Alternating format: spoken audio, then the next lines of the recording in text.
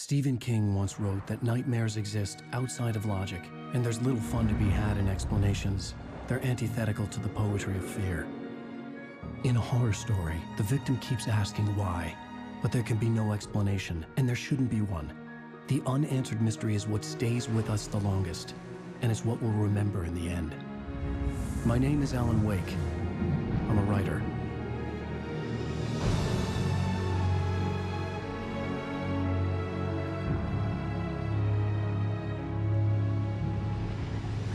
I've always had a vivid imagination, but this dream unsettled me. It was wild and dark and weird, even by my standards. So yes, it began with a dream. Following a typical nightmare pattern, I was late, desperately trying to reach my destination, a lighthouse. For some urgent reason, I couldn't remember. I'd been driving too fast down a coastal road to get there.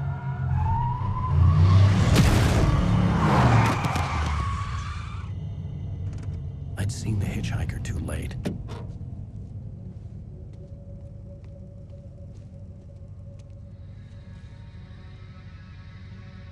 He was dead. I was convinced they'd put me in jail and I would never see Alice again.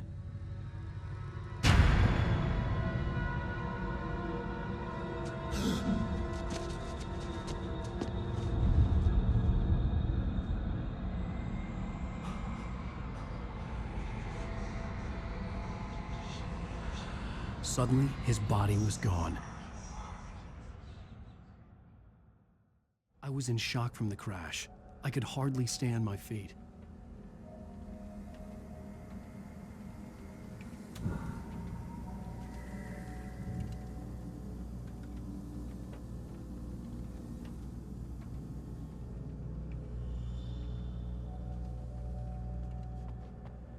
The radiator had broken when I hit the hitchhiker.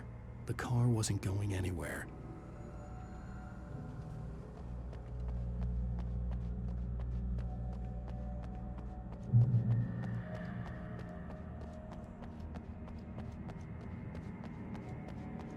I had to go to the lighthouse. I knew there was something important waiting for me there.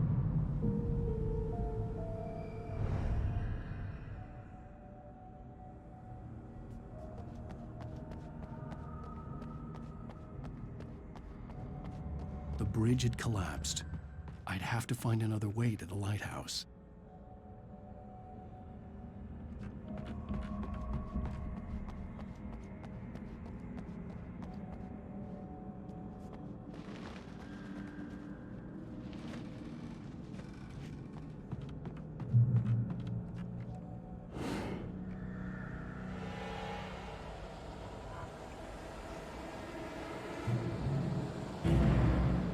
You don't even recognize me, do you, Ryder? You think you're God? You think you can just make up stuff? Play with people's lives and kill them? You think it adds to the drama? You're in this story now, and I'll make you suffer!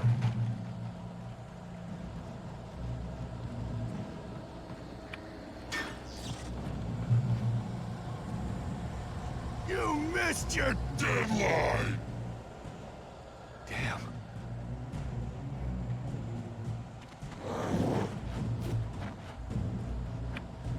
You can't stop me!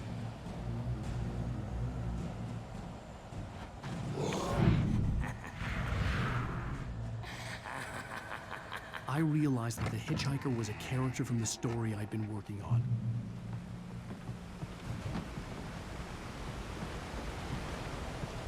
How does it feel to die by the hands of your own creation?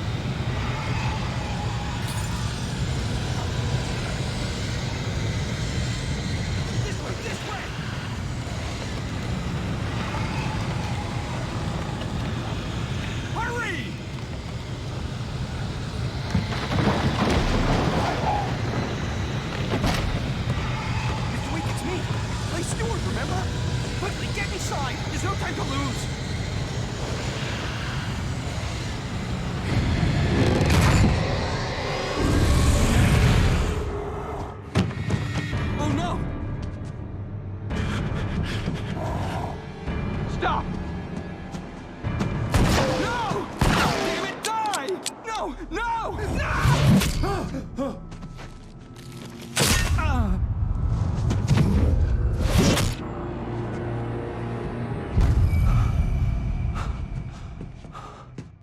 I was trapped. There was no way out.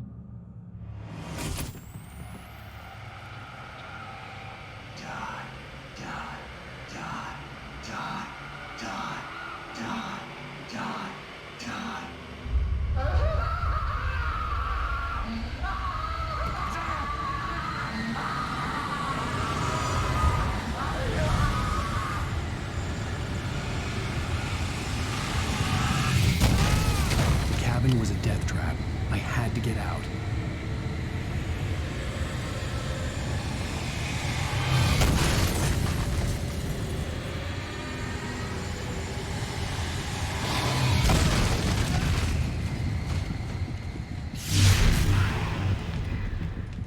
Follow the light.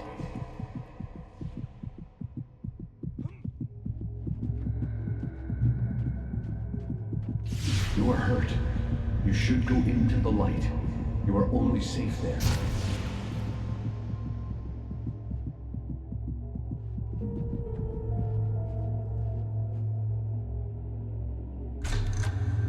Well done. I have something important to tell you. It goes like this. For he did not know that beyond the lake he called home lies a deeper, darker ocean green, where waves are both wilder and more serene. To its ports I've been. To its ports I've been. Do you understand? No. Follow my light.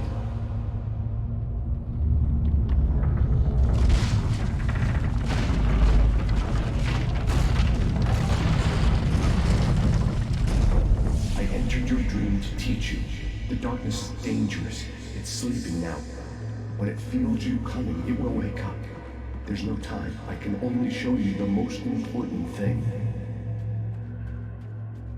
The hitchhiker has been taken over by the dark presence. You can't hurt him now. The darkness protects him from all harm. Only light can drive the darkness away and make him vulnerable again. Here, take the light.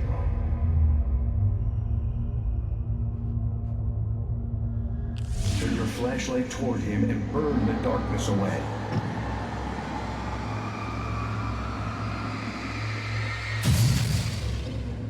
You did it. Now the darkness no longer protects him, but it's still inside, controlling him. He can't be saved. He's still a threat. He is still your enemy. Here, take the gun. Now you'll die.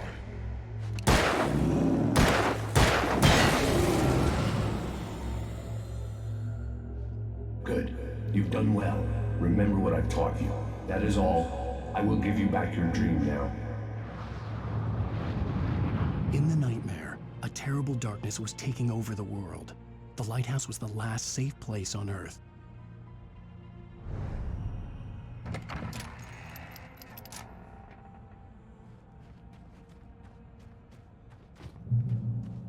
You made me this way, and now I'm gonna kill you.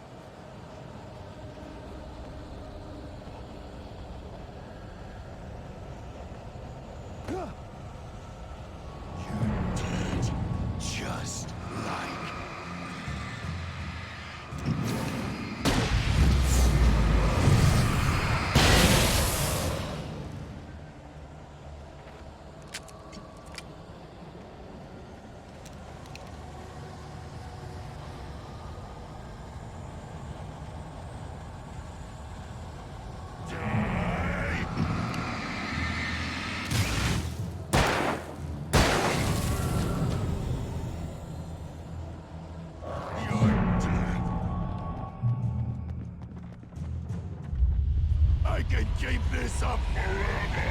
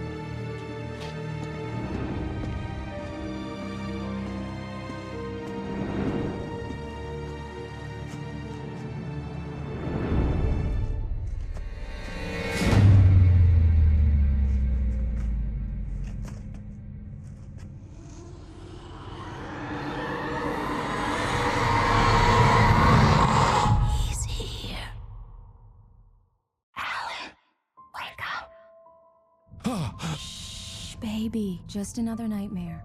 Everything's fine. You dozed off. Right. Anything more than dozed off would be news for everyone. Cheer up, handsome. We're here.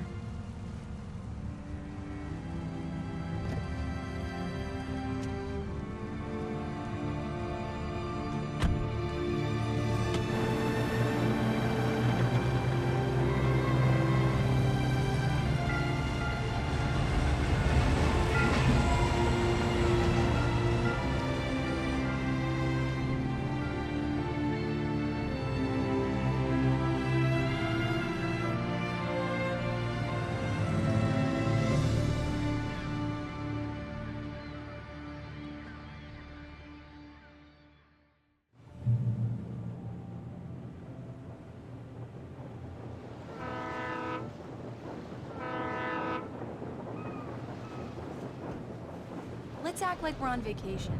Go stand next to that old gentleman there. I want a shot of you with the town in the background. Sure. I'll even give you a title for the shot. A city boy, moments before he got eaten by a bear. Hi. Hello there. You picked a good time to visit our town. Deerfest is just 2 weeks away. Deerfest, huh? Did you hear that, honey? You have a lovely wife, if you don't mind me saying. I'm Pat Maine, by the way. Nice to meet you. Yeah, I'm Alan Wake. I won't pretend I don't recognize a famous writer such as yourself, Mr. Wake. A pleasure. I'm an avid reader myself. I hope this isn't too presumptuous of me, but I'm the night host at the local radio station. Any chance I could get an interview? Look, Mr. Maine, I'm on vacation. In fact, I'd appreciate it if we could keep my being here just between the two of us. I'm sure you understand. Fair enough. You can trust me to be discreet. Not a hard man to track down if you change your mind, though. I hope you two have a lovely holiday. Very nice. I got a couple of really good ones. I see you made a friend. That's cute. Right.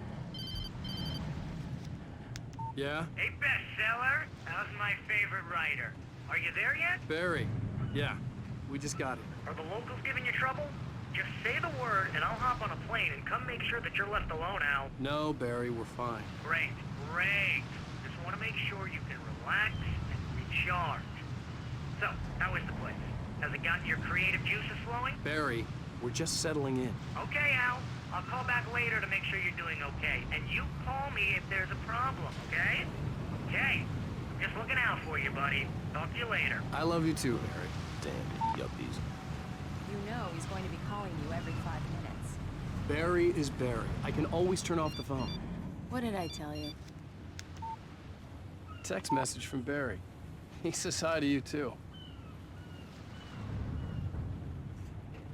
Alan, we're here. Come on, let's get back to the car.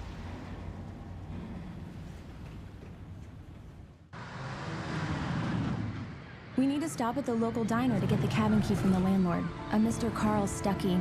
He's waiting for us. I'll go fill her up while you get the key. I'll pick you up here in, say, 15 minutes? Sure. Alan, thank you for coming here with me. I love you too. Go on. I'll promise to behave.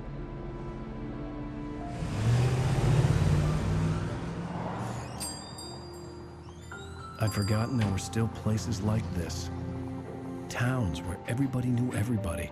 Welcome to the Oh Dear Diner. Hi, I was wondering if you could help me. I'm looking for... Mr. Wake. Alan Wake.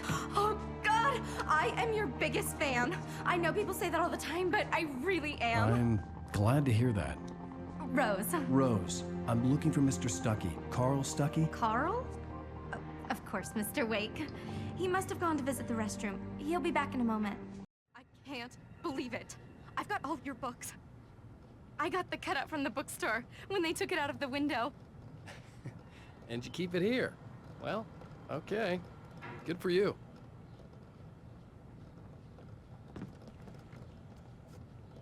Try the coffee. Just don't blame me when you fall in love, 'cause it'll break your heart when you have to leave. Rusty here is no longer human. Nothing but black coffee under a thin layer of skin. Yeah, that makes two of us. Right. So you much staying for long, Mr. quiet Wake? vacation. I can't believe it. I'm having a conversation with Alan Wake.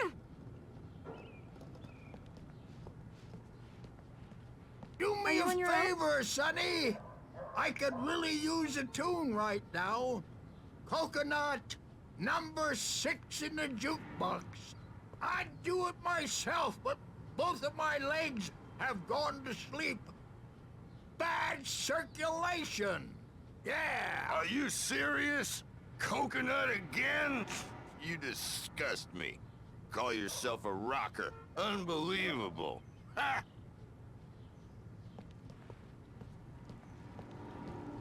You put the lime in the coconut. Drink them both up. Just because we're brothers, don't think I won't murder you in your sleep. Don't go in there, young man. You can hurt yourself in the dark. I think I can handle it, ma'am. I didn't want to wait.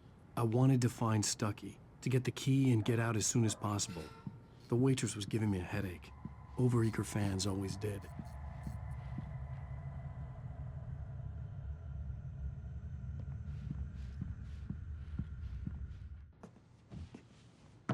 Hello?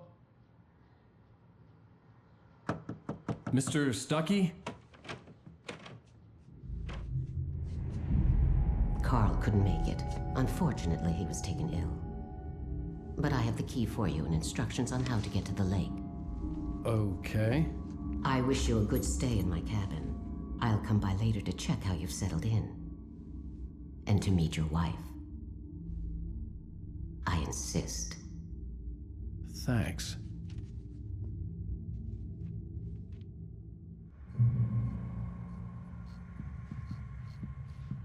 Cauldron Lake is a special place. Very inspiring.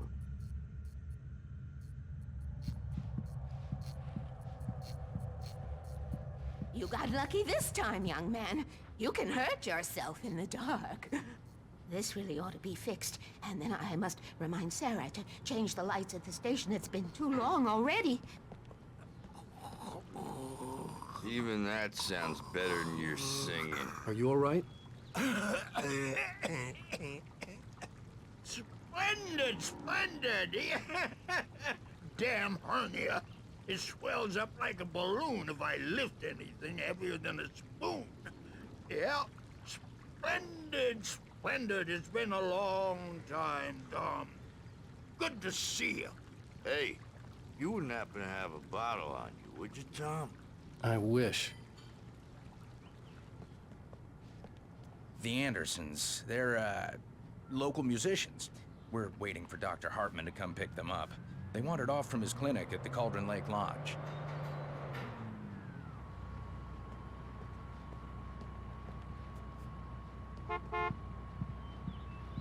Bye, Mr. Wake. Mission accomplished. The key and the directions. My hero. I got some flashlights, just in case. Hey, wait! Mrs. Wake! Your keys!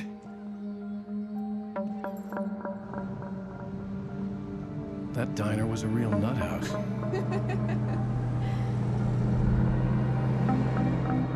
Can you believe this place?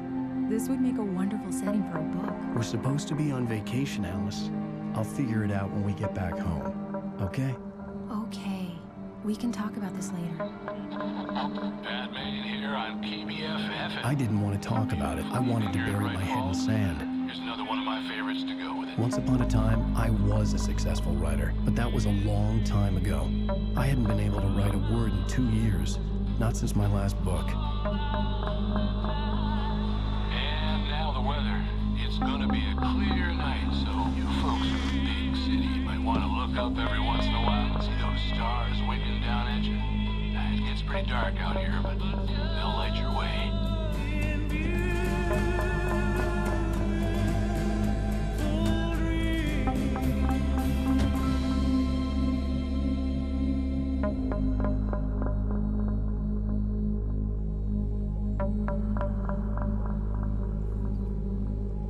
Wow. It's gorgeous, Alan. It's something, all right. Don't worry, honey. I'll get you inside safe and sound before it gets dark. And I've got the flashlight. I know. I'm okay. Alice had a phobia. The fear of darkness. I wanted to make sure we were inside with the lights on before sunset.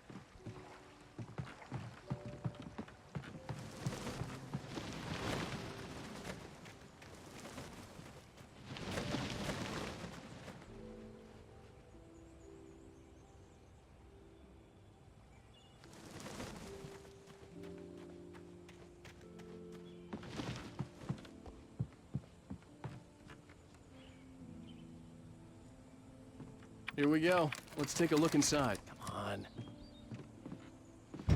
It's dark in there. We need lights. Can you figure out how to get the power on, honey?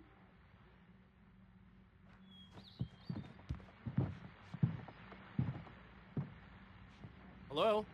Anyone here?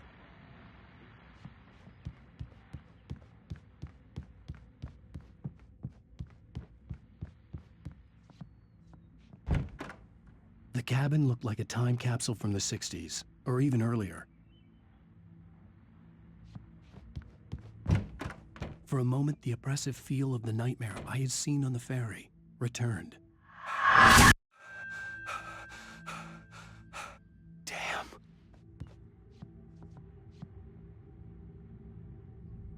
I needed to get the power running in the cabin. There had to be a fuse box or a generator somewhere on the island.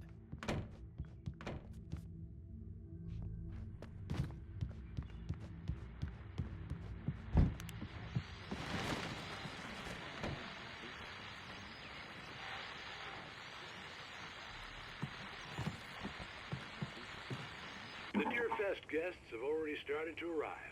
Just ran into one on the ferry. A famous artist, no less. We'll see if we can rope him into an interview later on. Now, let's go to the phones. Caller, you're on KBF-FM. Hi, Pat. It's Rose. Why, hello, Rose. What's on your mind? I know who that famous artist was. It was Alan Wake, wasn't it? He's my favorite writer. Well, Rose, I just saw him at the diner.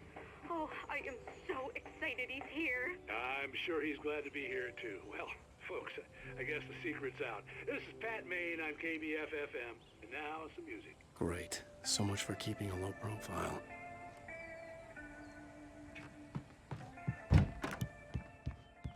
The power cable goes to that shed over there.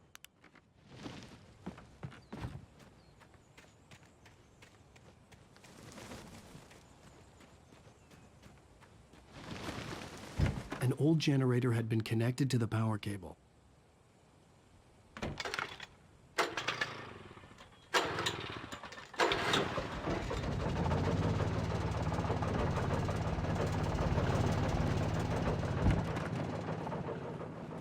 The lights are on! Good work, honey. I'll freshen up a bit and start settling in. Okay, I'll look around a bit. Sure thing. Have fun. The island had one. It was a beautiful place. I told myself I could rest here, sleep here, and forget about my work.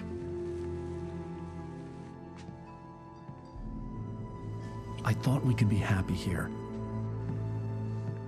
Story. Maybe it would be that again.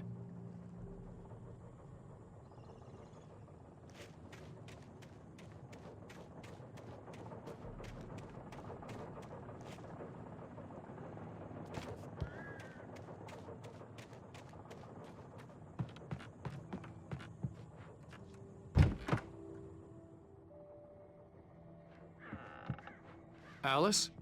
Honey? Alan, I'm upstairs. I have a surprise for you.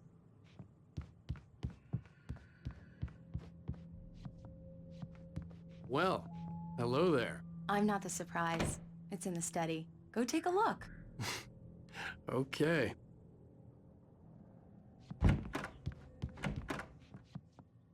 Surprise! Alice? What is this? I guess I have a small confession to make. I thought maybe you could write here that a change of scenery would get you past... Damn it, Alice, everyone Hey, just hear me out. There's a local doctor, Dr. Hartman. I read a book of his. He has a private clinic here. He specializes in helping artists. Maybe... So now you want to get me committed? No, it's not like that. That's not... Alan? Alan? Just don't! I don't want to hear it. God damn it, Alice! God damn it! I knew she wouldn't follow me in the dark. I needed some time alone to think things through.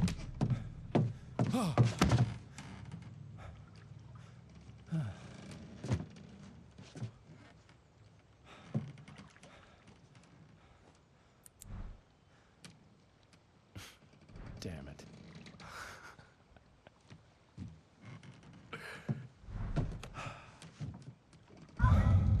Alice? Alice? Alice! The cabin had gone dark. All the lights were out.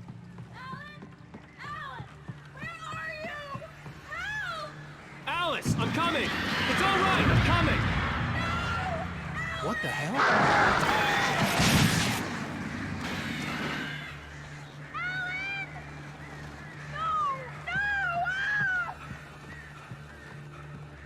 Alice? Alice?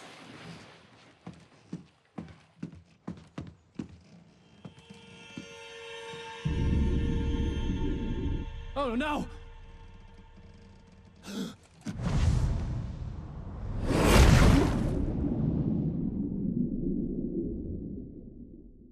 Keep going, Alan. Wake up. Alice?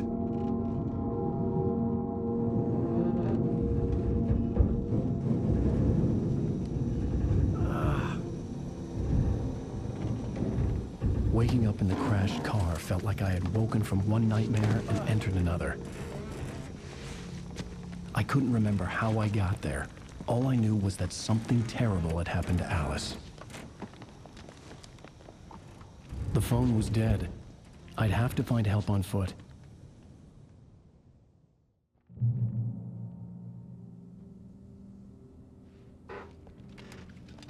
Among Alice's things was a book, The Creator's Dilemma, by a Dr. Emil Hartman. Seeing the book brought back my fight with Alice. I didn't like it, and I didn't like the guy's smug face on the cover either.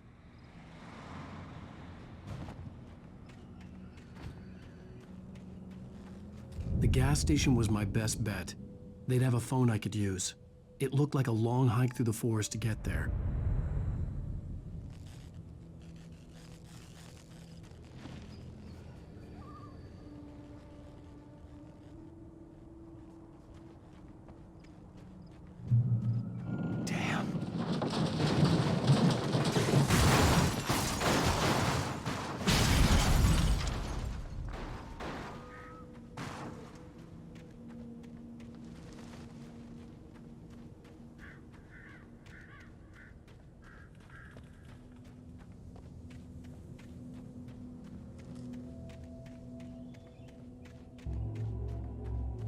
Hello?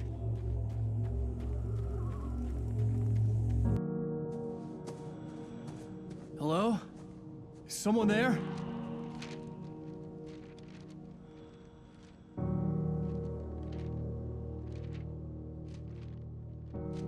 The loose sheets of paper were pages from a manuscript entitled Departure. That was the name I planned to use for the next novel I had never gotten started. I was named the author. I hadn't written it. I couldn't remember writing it. In the scene on the page, the hero was attacked by an axe murderer in the woods at night.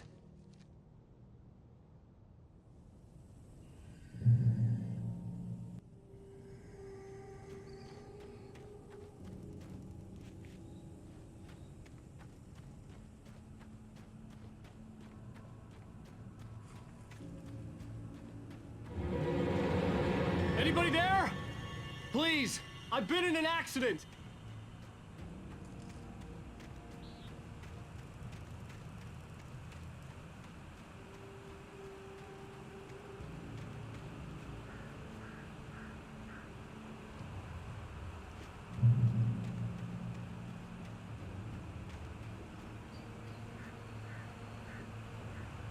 The lights up ahead were a good sign. Maybe I wouldn't have to hike all the way down to the gas station to find a phone.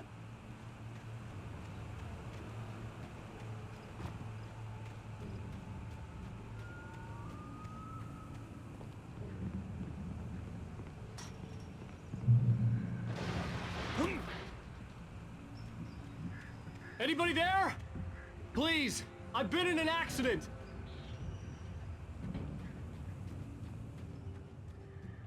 Hey! Hey, you! Phil! There's been an accident. I need help. Listen, I need to... Premium cabins for rent in... Nightfall!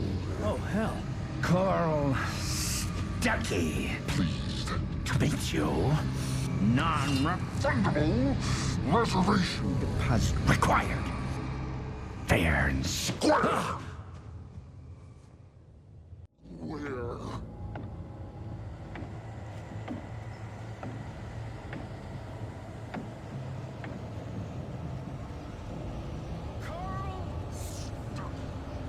Pleased to meet you. Premium cabins. Departure by Alan Wake. The man turned to face me. His face was covered in shadows. It was hard to make him out in the darkness of the forest that surrounded us, but the axe he lifted was plain to see. It glistened with the blood of his victim. He grinned madly. The shadows were alive, distorting his features. It was a scene from a nightmare, but I was awake.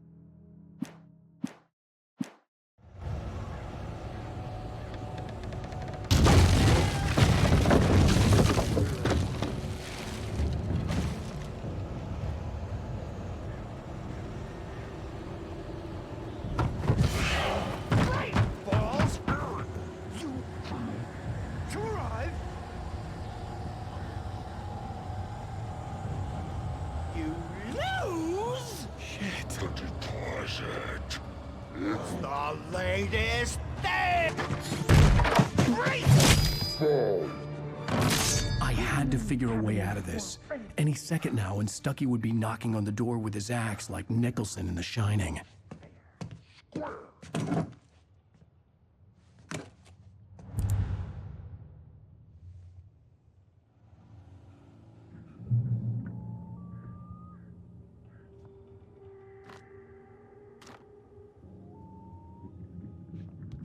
During your recommend trying Walking.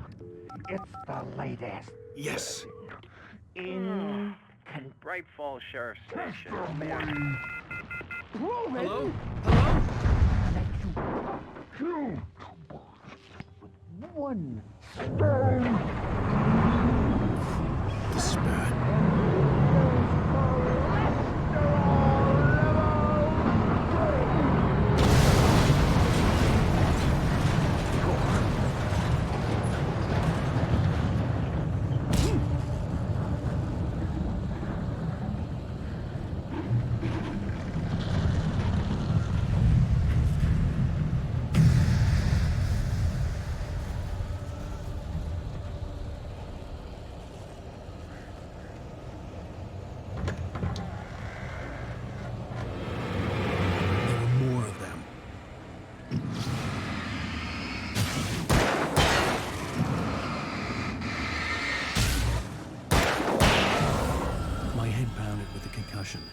I'd never fired a gun outside a shooting range, and now I just killed someone.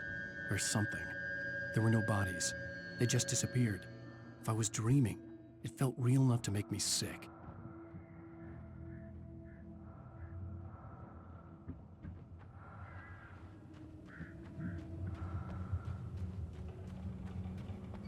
Eerie hand-painted graffiti was revealed by my flashlight. Someone had hidden a chest of supplies near it.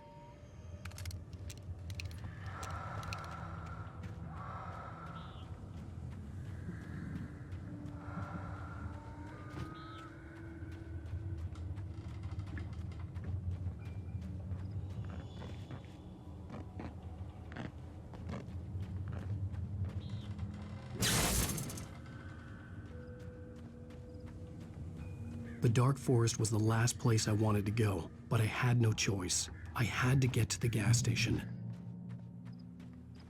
It's rabbit season!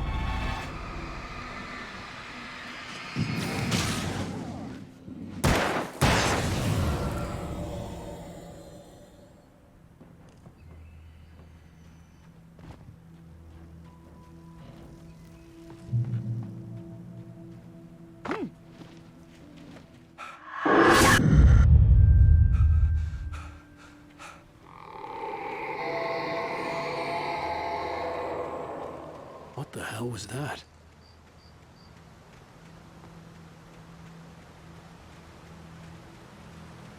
When I saw the river below, something uncoiled itself inside my head. I realized that I'd have to find a way across. I didn't even want to look at the water.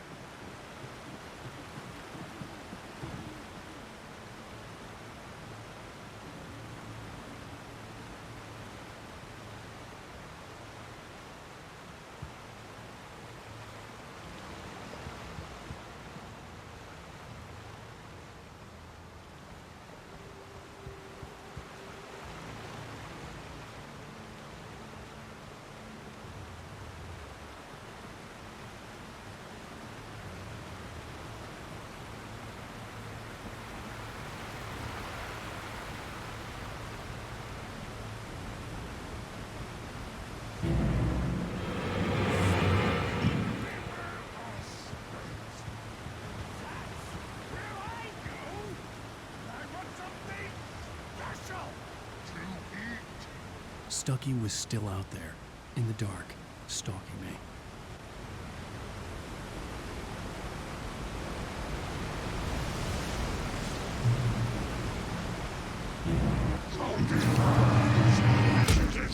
Occupation!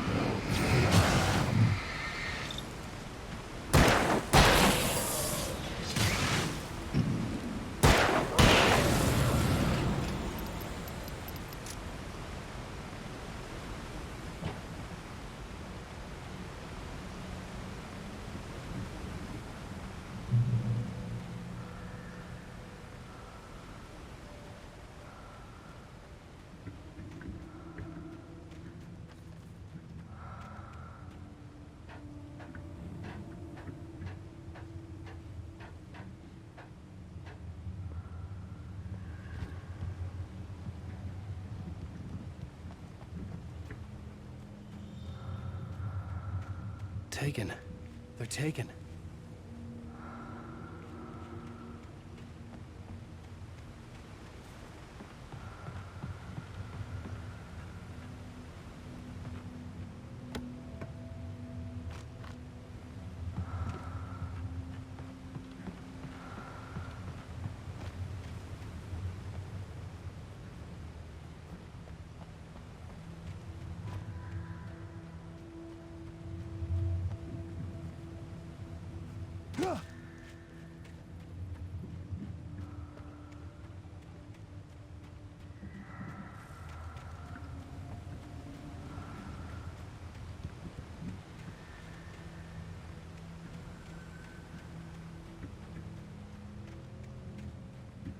The staircase was broken.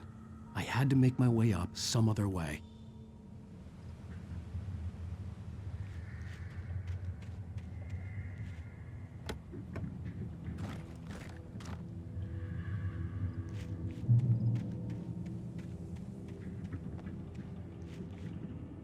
There was no power. There was bound to be a generator somewhere at the logging site.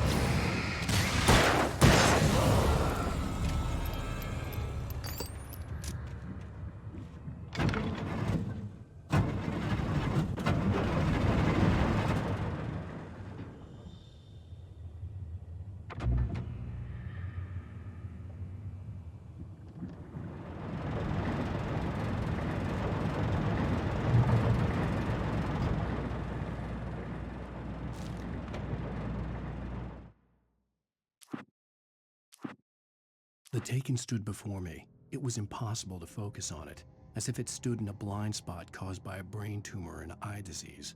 It was bleeding shadows like ink underwater, like a cloud of blood from a shark bite. I was terrified.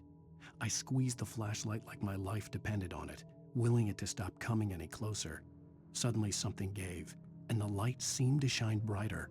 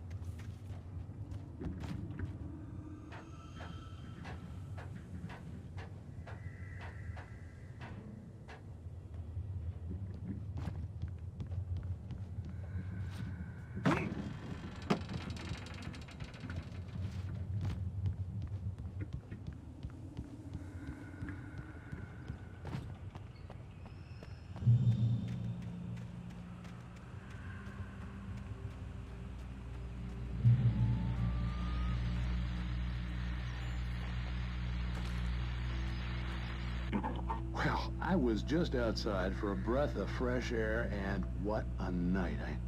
I know most of you are probably in your beds by now, but if you're still up and around, take a moment. Step outside for a spell and breathe in deep. The weather is absolutely still. The sky is crystal clear. It's like the forest is quietly breathing along with you. As you listeners know, I'm a night owl, and it's on nights like this I wish I wasn't cooped up in the studio. Makes an old man like me wish I could just roam wild. But here I am, and who'd keep you company all night long if I weren't? It looks like I'm not the only one staying up late. Caller, you're on the air. Hey, Pat, it's Maurice Horton. Hello, Maurice. What are you up to? Well, I was just taking Toby on his walkies. Oh, isn't it beautiful out there? Sure, but Pat, the reason I called is that Toby heard something rustling in the undergrowth and took off after it, and I couldn't find it. Probably a rabbit. Sure. Toby loves rabbits. Well, sure. Anyway, I figured that, if anyone runs into Toby, they could grab him. My number's on his collar. And Toby's a friendly dog? Oh, Toby loves people. Usually he comes back, but we were pretty far from home, and it sounds like he went pretty wild there. Great dog, but he's just too dumb for his own good. Well, Maurice, it's out there now. Hope Toby comes home soon. Yeah, thanks, Pat. You have a good night now.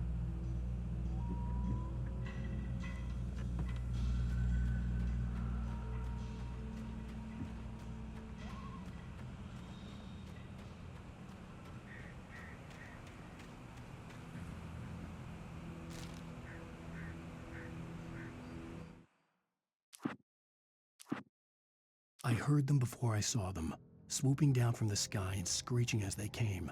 I spun around just as the cloud was upon me.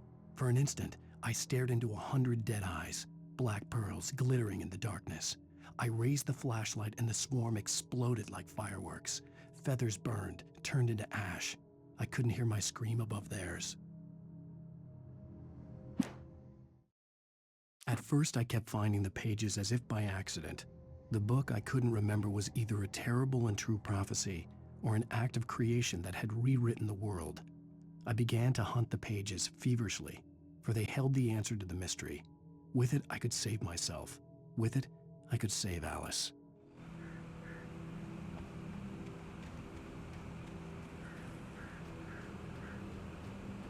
The gas station was closer now, its light welcoming in the darkness. Paul makes the best dogs in the state. Belly Burster is the best with no contest. Monster Dog is second best. The famous dog is...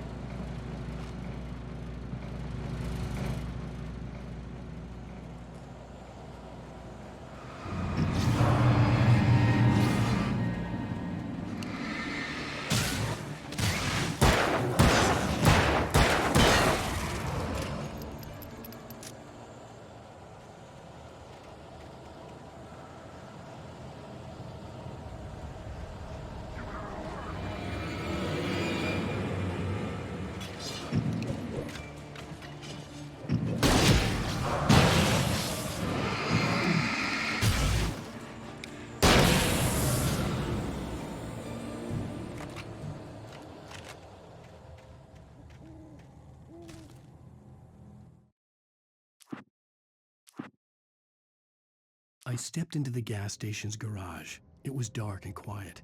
The place was a mess. It looked like someone trashed the place or that there'd been some kind of fight. Light spilled into the room through an open door at the back, and I made my way toward it. Without any warning, I was blinded by a bright light. An old portable TV on the shelf had come alive by itself. Impossibly, I could see myself on the screen, talking like a madman.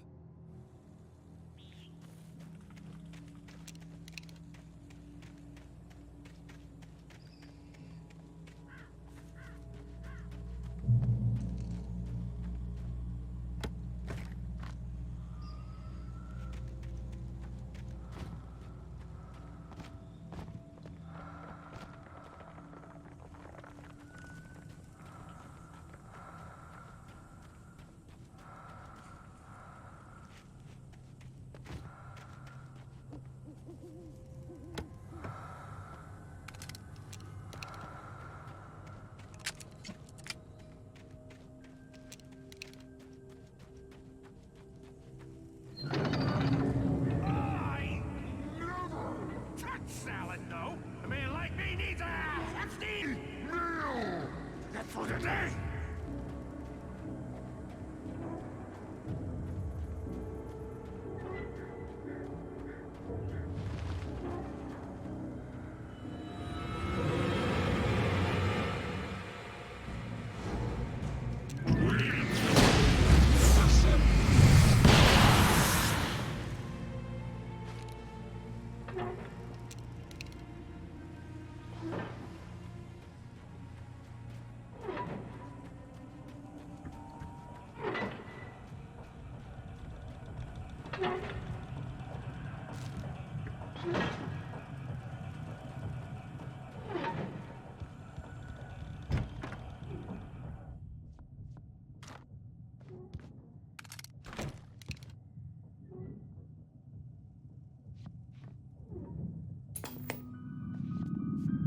Science. It bestows immortality on those who advance it to elevate all of mankind. Newton, Einstein, Sagan, princes among men. But the price for such a legacy is steep indeed. In night Night Springs. Tonight's episode, a quantum suicide. If our lives are already written, it would take a courageous man to change the script. Having called a press conference, Dr. Barclay Colvin is about to demonstrate that very courage. Ladies and gentlemen of the press, I am Dr. Barclay Colvin, and I'm glad so many of you could join me here at the Moorcock Institute. Tonight, I'm going to give a practical demonstration of the many worlds interpretation. As you can see, this is a loaded 9mm pistol. It shall be part of a thought experiment. And now, a real experiment, known as a quantum suicide. Did he say suicide? Is that a real gun? He's kidding, right? Please, stay calm. There is no risk. Observe what occurs when I place the weapon against my own forehead. Now, you might think this round is merely a dud. Not so. Observe the flower pot. And yet, I myself cannot be harmed with this gun. With each pull of the trigger, two new realities branch off. One in which the weapon didn't fire, and one where it did. With my machine here, I have ensured that this reality is always the former. I have bestowed upon myself quantum immortality. Under no circumstances can this gun kill me. So wait. What you're saying is that every time you pull the trigger, in another reality, you die? Yes, of course, but that's completely trivial. There's an infinite number of things that could happen at any moment, and they always do happen somewhere. The point is, this one thing did not happen here. You're insane, Colvin. Insane? Insane? Hey, was this thing supposed to be plugged in? I stumbled on it. You fools! Gaze upon quantum immortality.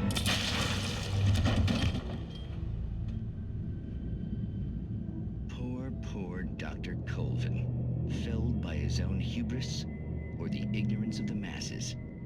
Perhaps he should have left the crate unopened, the decaying atom unobserved.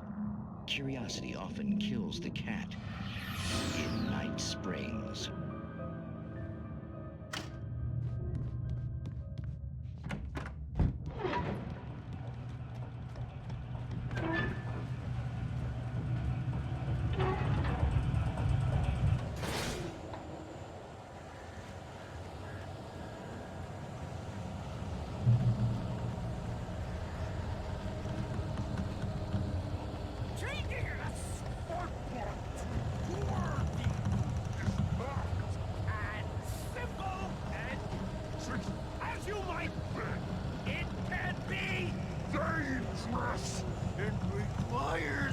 Patience! Oh no. Even with the engine takes coming cools. Bounce is an easy and count before misplaced tools has destroyed that red car! You should always leave the job. Professional!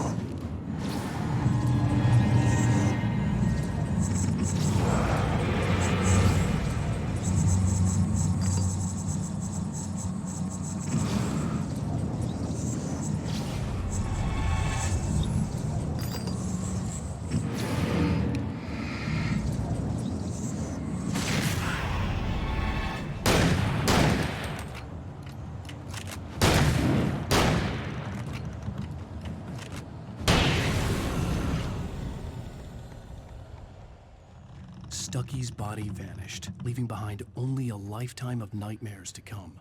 assuming I'd reach the lights of the gas station alive.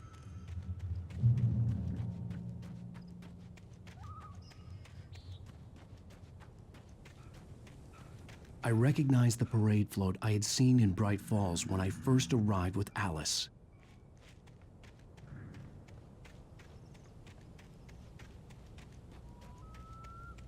After the insanity I had just experienced in the darkness, the lights of the gas station felt comforting. At least for a moment, the sane world reasserted itself.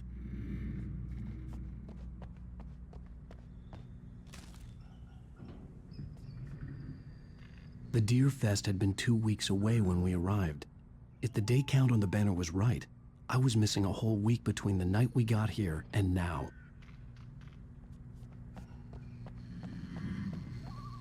The garage was a mess. It looked like someone had trashed the place, or that there'd been some kind of fight. I'll write. I'll keep writing. Outside, there's only darkness. Outside the cabin, outside the story, there's only darkness. I can feel her presence in the dark. Just now, I could smell her perfume in the room. I'll reach her, I'll fix it up. I'll bring her back. The story will come true. If I stop, she's lost.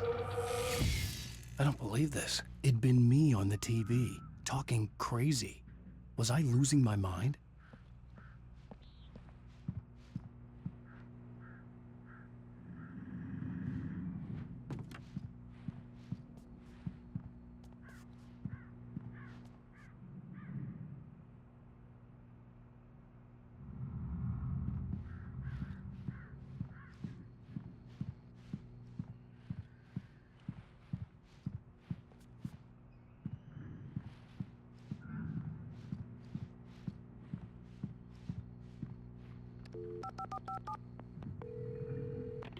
Bright Falls Sheriff Station.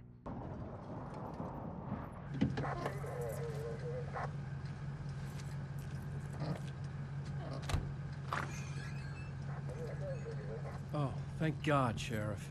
Sheriff Sarah Breaker, you are... I'm Alan Wake, but listen, I was in a car crash. My wife, Alice, she's missing. Calm down, Mr. Wake. We were staying in a cabin on the island, on Cauldron Lake. There's no island on Cauldron Lake, not since the big eruption in the 70s. Please, I can take you there, okay? You look like you've taken a pretty bad knock to the head. Are you okay? Listen. We'll figure this out. Please get in the car. We'll swing by the lake and then we'll go to the station, okay? Mr. Wake, have you seen Stucky, the guy who owns this place? I realized I couldn't tell her what had happened in the forest. She wouldn't have believed me. And then she wouldn't have helped me with Alice.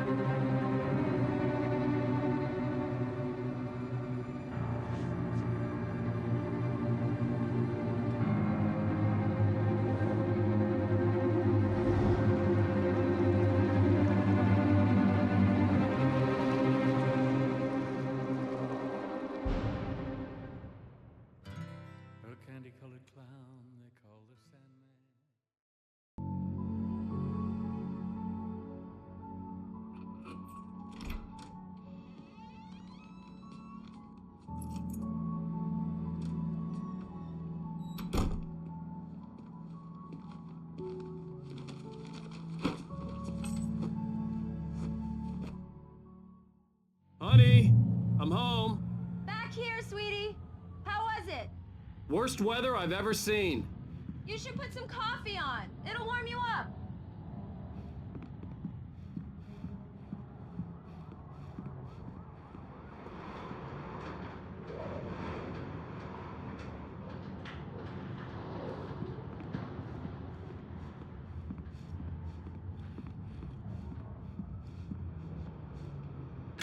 Coffee's on. Great, thanks. I'll need it if I'm gonna finish this by tomorrow.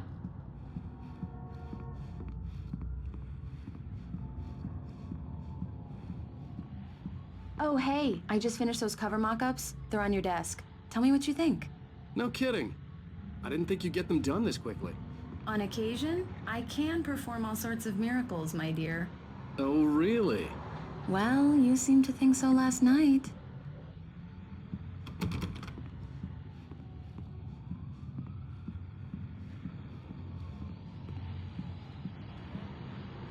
These look really good.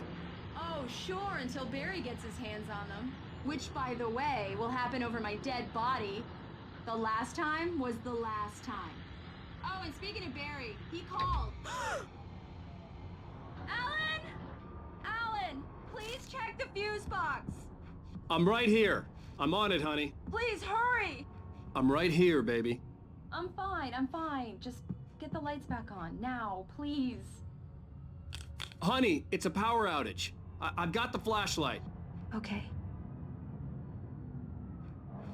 Hi. You okay? I'm sorry. It just really spooked me. Don't worry. We'll just break out the candles. I know it's stupid, but it's just... especially when I'm not prepared for it, you know? It gets to me.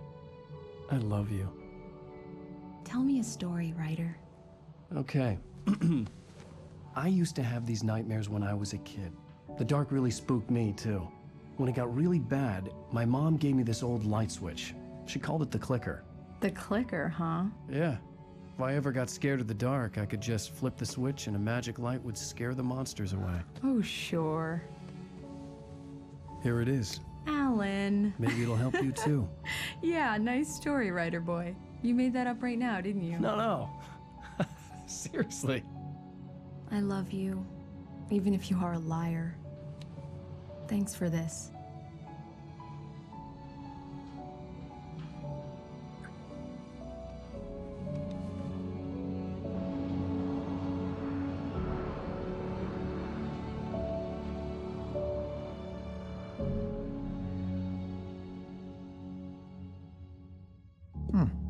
How do you feel, Mr. Wake?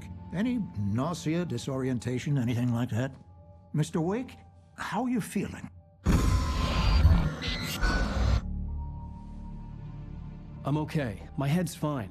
I had to lie about my headache and memory loss. He'd send me to a hospital for tests. I couldn't leave without Alice. Very well. I don't think you have a concussion, but you've obviously been through quite a shock. You should take it easy for a couple of days. Thanks. Well then, Mr. Wake, we're done here. If the pain gets any worse or you experience any other symptoms, you should come see me. I'll let you get on with it then. Sarah, Sheriff Breaker, is waiting for you. She's very good at her job. I'm sure she can locate your wife in no time. Doc Nelson was the image of a small-town doctor. Sheriff Breaker had called him to the station to take a look at the cut in my head.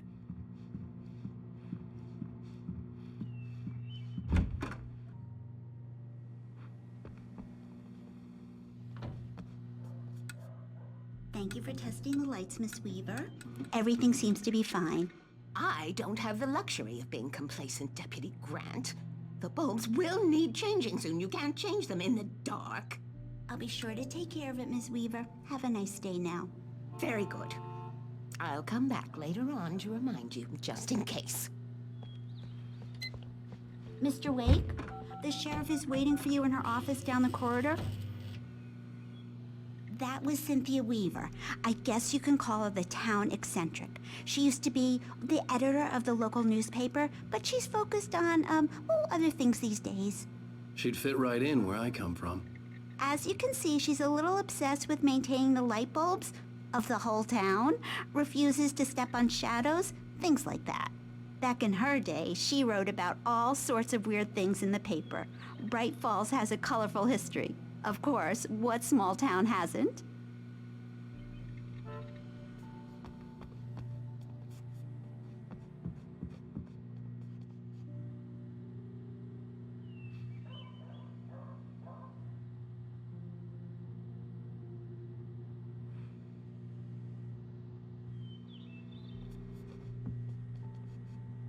Come in, Mr. Wake. Your phone's on the desk. The battery was dead. It's charged now. Have you started looking for my wife yet? My men are already on it. Now, can you tell me what happened? I'm not sure. I can't remember. We were arguing. I walked out of the cabin. The cabin on Cauldron Lake? How did you end up at Stucky's gas station? I wanted to tell her what had happened last night, but I couldn't. She'd lock me up. Excuse me, I need to take this. Hello? Alice, please help me. Alice? Stop talking to the law.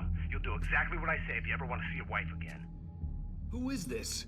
Go to the back lot. There's a hole in the fence on the left. Look inside the junker. I left a little something there to convince you we're all on the same page here. After you ditch the cops, you're gonna meet me in Elderwood National Park. There's a spot called Lover's Peak. Midnight.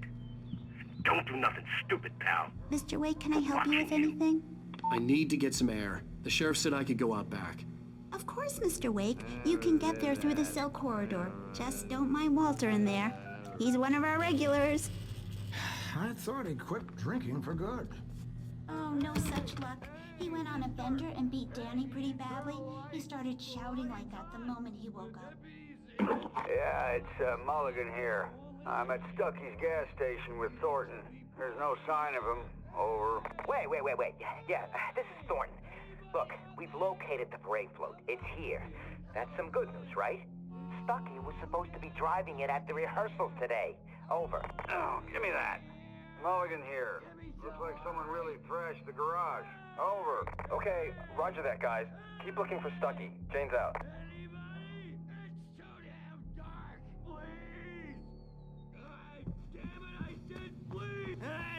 Hey, you! Can you help me? Can you turn the lights on?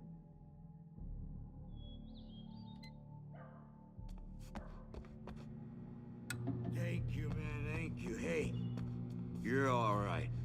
You're a good guy. Don't let anybody tell you different. You know, I shouldn't even be in here. The cops, they got it all wrong, see? Sure, I beat him up, but I wasn't drunk. I mean, I wasn't drunk at the time. I only got drunk afterward. Okay, listen, you gotta listen carefully now. Here's the kicker. That wasn't Danny. No, sir. It only looked like him. You wanna know who it really was? I'll tell you who it really was. It was a goddamn space alien!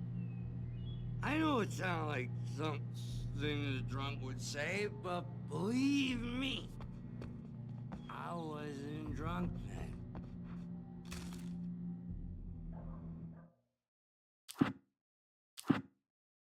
It's true what they say about the fall and the sudden stop at the end.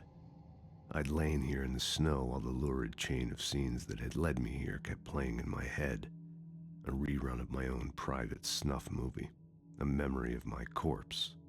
Alone at my own wake. Thinking in metaphors again. The femme fatale was gone. Only a sour taste remained of the kiss that killed me. This was a late goodbye. 13 years after I'd gotten my revenge, it had finally caught up with me. It had been a long time to bear the pain. My blood painted the snow red. A gruesome slushy dissolved all the scattered painkillers and leisurely dripped down to the sewer, mingling with the bile of the city, becoming one with it. I can see them now. My wife and my baby. Honey, I'm home.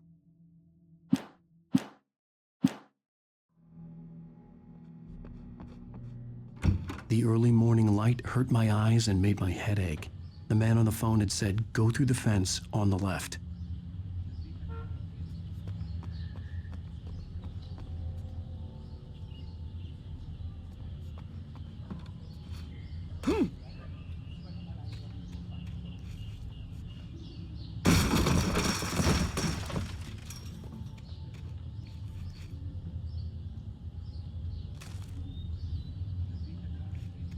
Alice's driver's license had been placed on the front seat. The caller meant business.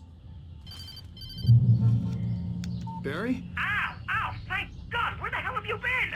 I've been trying to reach you for a week, you and Alice. Oh, I've been worried sick. I flew out yesterday. I'm here in Bright Falls. Barry, listen to me. I'm at the sheriff's station. Come and get me. I can't talk now. Al, what the hell is going on? I had to get the sheriff to let me go.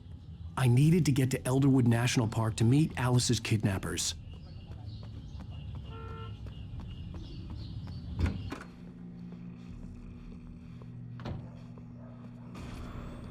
A writer is a light that reveals the world of his story from darkness, shapes it from nothingness. The way a sculptor carves a statue from a block of granite. If I stop, the world I'm making dies. Darkness will reclaim it. It's a long, hard journey into the dark. Alice's life is at stake, but I can't think about that, or I'll lose it. The dread lingers at the edge of perception. I'll push on. Anything is possible here. I'll write the story. I'll save her. Marvelous, Sarah. I just wanted to settle all the damage the Anderson brothers might have inadvertently caused on their recent and regrettable little outing. They are not accountable for their actions, of course. I can assure you that my staff has been reprimanded. Tor and Odin never caused any trouble to anyone when they were still living at their farm. Indeed.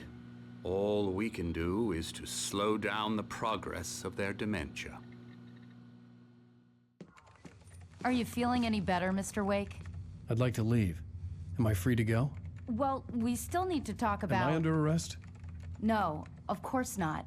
But I need to know where you'll be staying so I can get in touch with you. I'd avoid the motel. The Majestic is known for its roaches. The cabins at Elderwood are pretty nice, though. That sounds perfect. I'm Dr. Emil Hartman. I'd like to invite you to stay at Cauldron Lake Lodge. Did you talk to my wife? I had the pleasure of discussing your situation with her on several occasions. Did you set something up with her? I invited her here. My clinic is a place where... Oh! Hey! Oh, my! Take it easy. Hey, nobody move! Get your hands off of my client! Who are you? I'm Barry Wheeler, his agent. If you have business with Mr. Wake, you talk to me. You yokels won't know what hit you once I sick my lawyers on your asses. No harm done, Sarah. I'm all right. I don't want to press charges. Mr. Wake, my offer still stands. Get me out of here. What the hell was that about, Al? We don't need a replay of that thing with the paparazzi. I thought they were gonna lock you up. I had to talk to someone. I told Barry everything. He thought I was certifiable, but when he heard about the manuscript, I had him. The fact that I'd written something, even if I couldn't remember it, was enough for him. He smelled money. And he believed that Alice had been kidnapped. Anything beyond that was another story. I had a midnight appointment with the kidnapper in a place called Lover's Peak, somewhere in Elderwood National Park. The plan was to rent a cabin. I don't like it, Al. I don't like any of it. It's not good. In fact, it's the absolute opposite of good. Mr. Wake! Barry, you found him. Hi, Rose. Oh, wow. I was just thinking about you, too. Great. I was just bringing Rusty some coffee. He's on the balcony, looking after Max. Poor thing. I really need to go. Great to see you again, Mr. Wake. Later! Who's Max? What an airhead. Jeez, Mr. Takes a swing at everybody. This is not her fault. She's a very nice girl and, more importantly, a fan. She even has a fan site dedicated to you. And she was very helpful when I was looking for you. Seriously, Al, what you were saying in the car, just listen to yourself. What, you shot a guy and his body just disappeared? When was the last time you slept? What, are you high? Have you been drinking? No! Look, Barry, I'm missing a week, and someone's got Alice. Do and you everything's understand what it sounds like when you say stuff like that? Don't get me wrong, it's a good story, could be a bestseller. But when you start confusing fiction with reality, you're buying yourself a ticket to the funny farm. Wait here.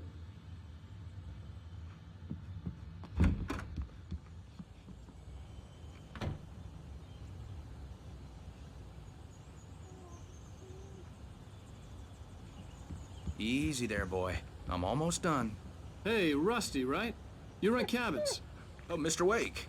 I'd shake your hand, but mine are kind of full here. Actually, I'm sorry about this. Would you mind grabbing the registration form from the desk? It's just across from Bucktooth Charlie. Okay, sure. What happened? Crazy poachers. Max here got his foot caught in a trap. They're illegal to use here. Hell, you're not supposed to hunt within the park at all. But that doesn't stop some lowlifes. Hell, at least Max is gonna be okay. He got lucky. Max is still groggy from the shot I gave him, and I'd rather not leave him alone just yet. The form's on the desk across from the mammoth skeleton. Seriously, Al, you can't just go and meet a kidnapper. Those situations always end up in disaster. You gotta talk to the cops. She's my wife, and it's my call. Can we talk about this later? No. This whole thing... Listen, you hit your head. I mean, geez, Al, come on. You gotta understand how crazy all this sounds. If you're trying to pull a joke on me, freak me out, it's working. Ha ha, let's have a laugh on Barry. Well, you had me going there real funny, Al. You can quit it now.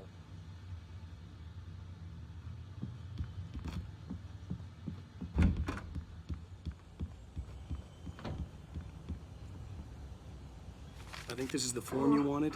And here are the keys. Okay, you're all set, Mr. Wake. Glad to have you staying here. Thanks. Can you tell me how to get to Lover's Peak? Oh, sure. It's at the end of the nature trail. Just follow the paths, you'll get to it eventually. It's an easy walk. Nice spot, too. If you have any trouble finding it, just keep your eyes on the radio mast. It's right below that. Look, Al, you're asking me to believe that you shot a dude who went poof into thin air, a guy who was bulletproof until you pointed a flashlight at him. You hear that from people who end up spending time in padded rooms, strapped to their beds, wearing white shirts with too long tangled up sleeves, and eating a healthy diet of pills. Al, you make cruel jokes about people who believe that kind of stuff. You're the skeptic. You gave me an hour-long lecture on homeopathy last month. What was it? If there's no proof, it's pure bullshit. Period.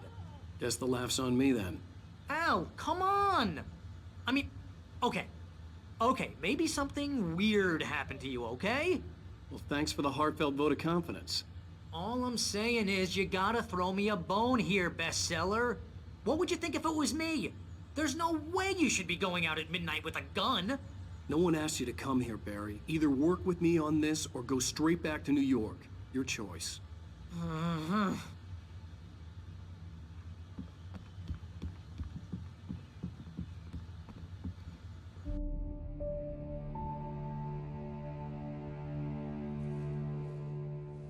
That's just crazy talk, Al. Al? Al? We should go to the sheriff or call the FBI. Damn it, Barry, they'll kill her! This is not a goddamn debate, Barry. I'm going to Lover's Peak. He said to come alone. Okay then. I understand. You're my best friend, and I'm worried that you're not right in the head. Tell me what to do to help, and I'll do it. You stay here, and if I'm not back by morning, call the cavalry. Achoo! Achoo! Just be careful with the natives, Al. These yokels are dangerous. Everybody hates a tourist, or it'll be Deliverance all over again.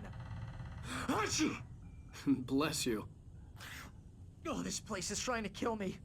I'll bet there's mold in here, spores, poison ivy, God knows what. This is so not worth a 15% commission.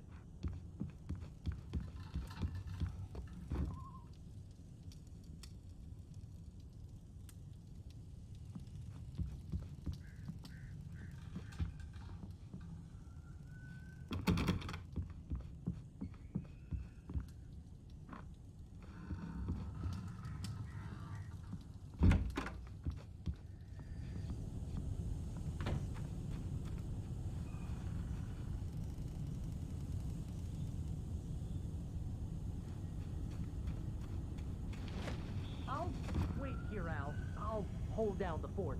I'll be with you in spirit every step of the way, Al. Watch the door now.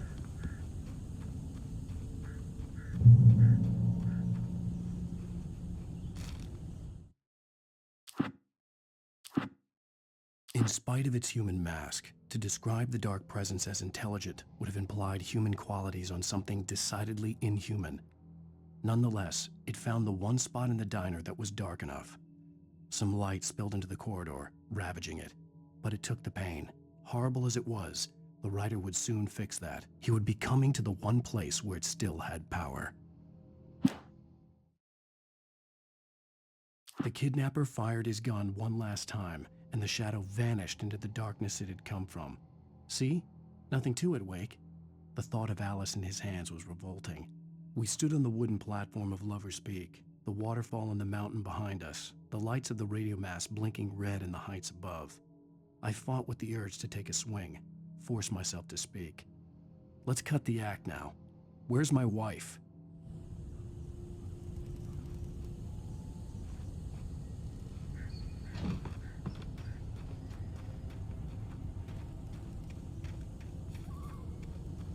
I knew I should have gone to the cops.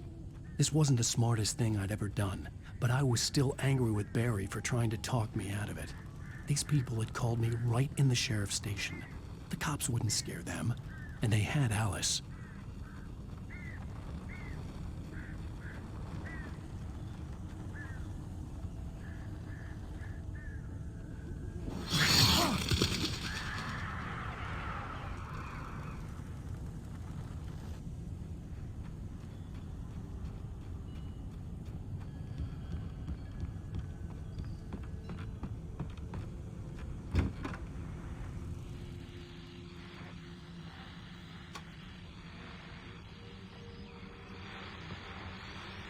Welcome back to the show, folks. As promised, our very own Dr. Nelson has just parked his rear end in the studio. Doc, what's your Deerfest plan like? My plan? You make it sound a lot more organized than I ever seem to manage.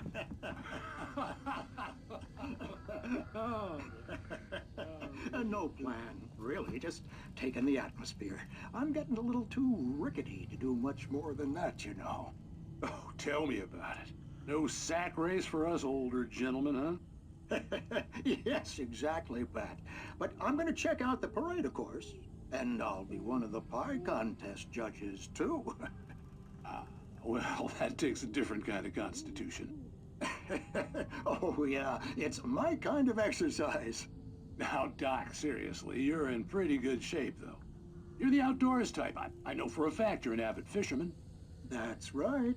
Matter of fact, just caught a heck of a largemouth bass early this morning. But you're not taking part in the fishing contest? No, not this year. See, Pat, I'm just not that competitive anymore.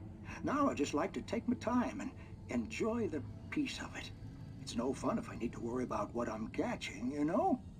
Well, considering your track record, the participants are probably pretty happy you feel that way. Well, Pat, that's kind of you to say.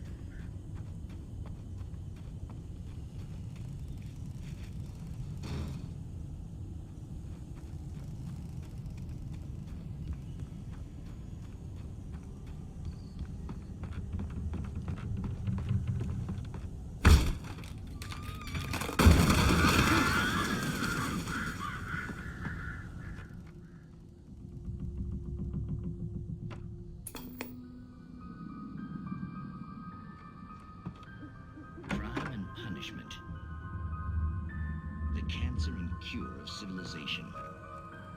But some crimes are impossible to punish, especially in Night Springs.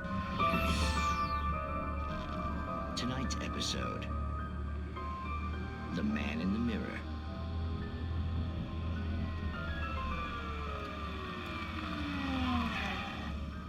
He's inside, Agent. He's a weird one. So, you're confessing to killing that guy, huh? Why? Had it coming? Yeah, but why would you do that? I mean, you're a nice guy. Normal. Took a kid to a soccer game. So how come at the game, you pick a guy and, quoting from the arresting officer's report here, assault the victim's head area repeatedly with the weapon of choice being a pair of bare fists? Wow, that sentence really flows, huh? Maybe you're not the literary type. Okay, so you mess him up. But why? Who was that guy? We couldn't ID him. Why would a guy like you do him like that? I didn't like his face? Well, you must have hated it, because you really went to town there.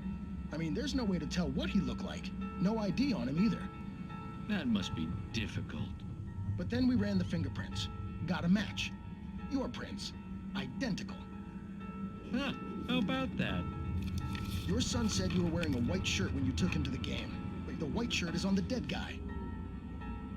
It's plenty red now. You won't get away with this. Do you really think that's in any way relevant to me?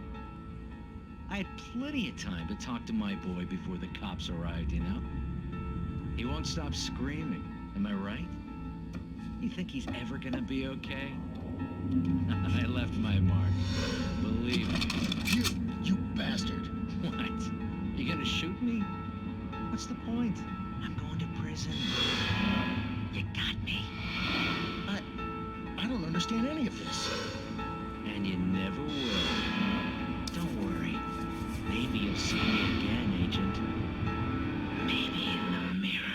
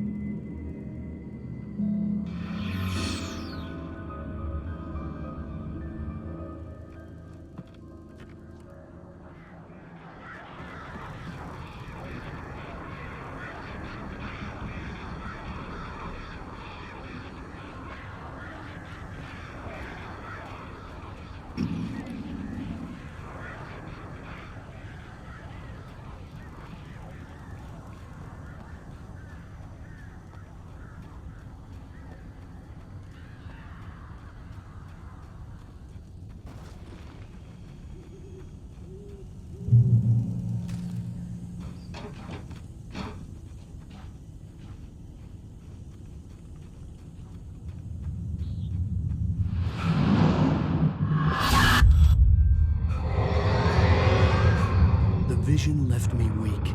This was no head injury. Damn. Busty, hang on! I'm coming! Please, help me! Anybody? Help me! Help me! Can you hear me? Anyone? Please Hello? help! Back here. I'm back here. Hey, please help me. Mr. Wake? Oh, hell.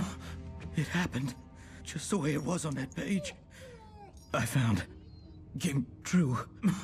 It knew. So dark. It'll come back for me. You must... The lights. In the office. I have the key. Okay, Rusty. Hang on. I'll be right back. Whatever did this couldn't be far. Rusty had found a page from the manuscript. It would help me understand what had happened.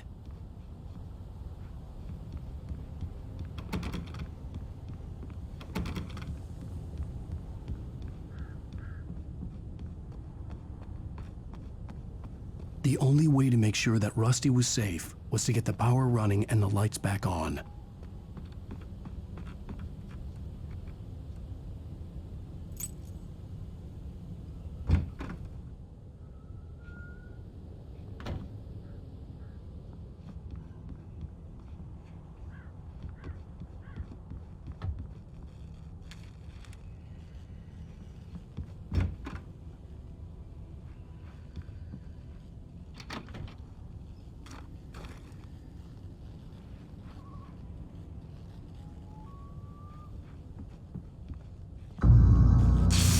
too late.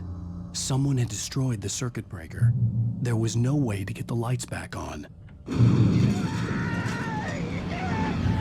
Rusty! Rusty!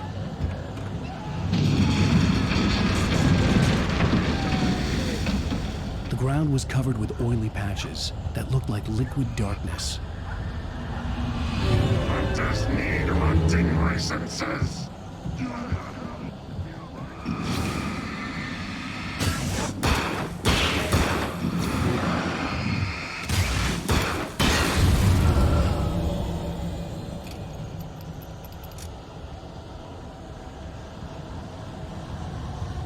Something had torn a mammoth-sized hole in the wall. Please don't feed the animals. Fishing! Is only permitted for those prisoners. The bridges of park. Fishing. License, obey! The park ranger's instructions. At all times. Rusty? Rusty, no! Never! You approach closer than 100 yards. To bears and wolves, never approach any other.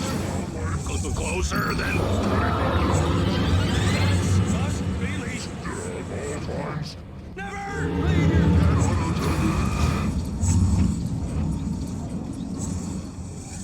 It is against the law to remove any natural objects or historical artifacts from the park.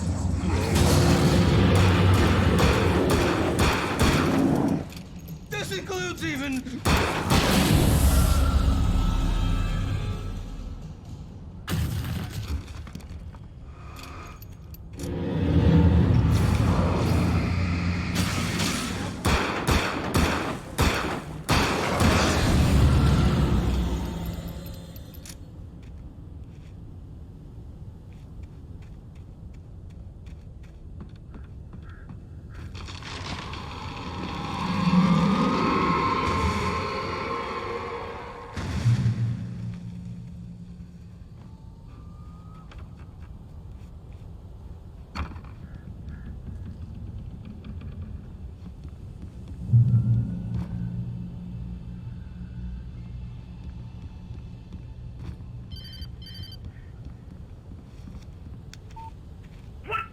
What the hell was that? I saw it from the window. I saw something. Forget about it, Barry. It's just me going crazy. Oh, jeez. Oh, jeez. You're not crazy. I wish you were crazy, but you're not crazy. Ow, be careful. Stay in the cabin. Don't open the door for anyone. I mean it.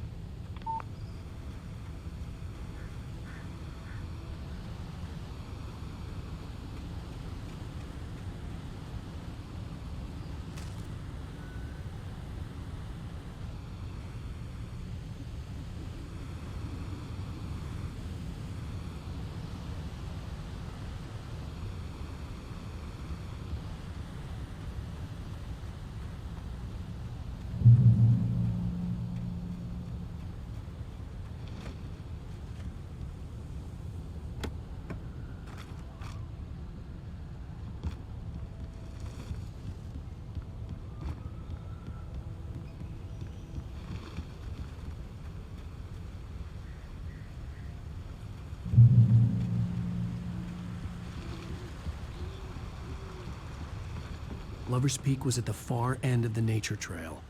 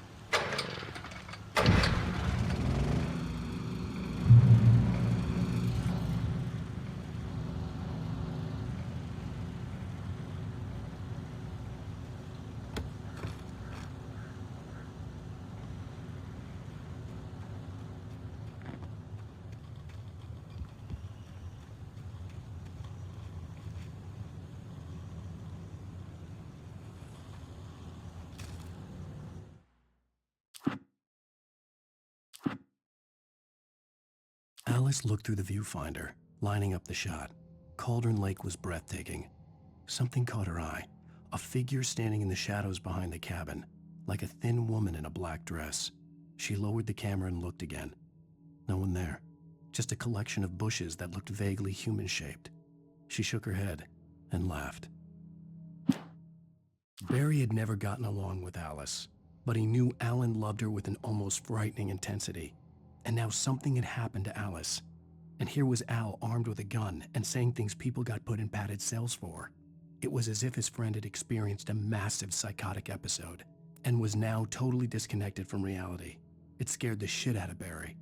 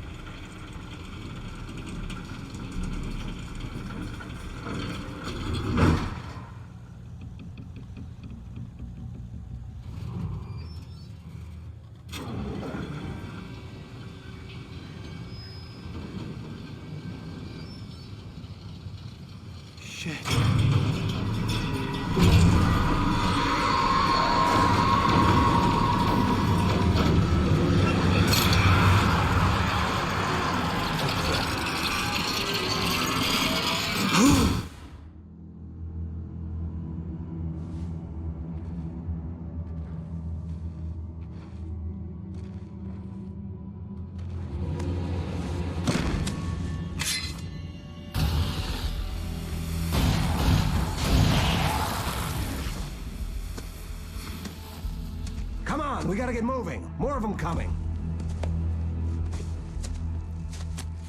That flashlight's kid stuff. The flares will keep the bastards away.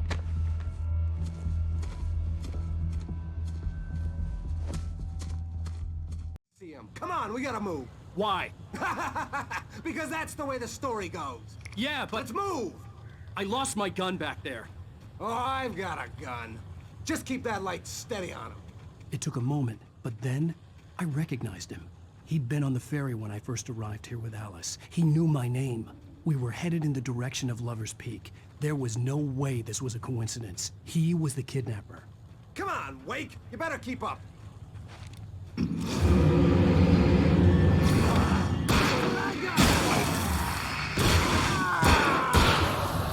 monster!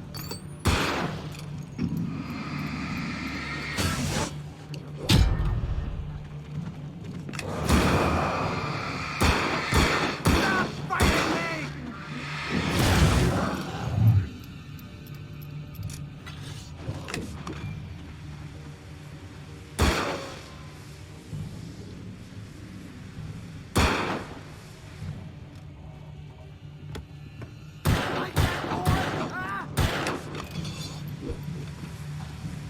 Come! Bring it! That's right!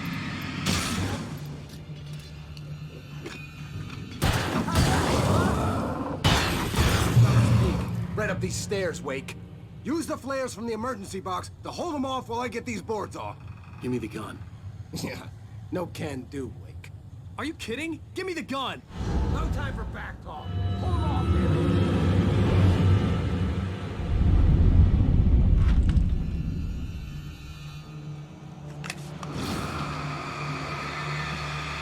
A little longer. Scare 'em off.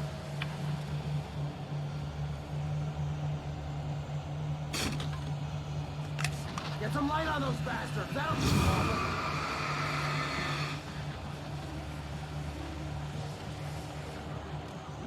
Just a little longer. I almost got it. Okay, it's over. Move it or lose it.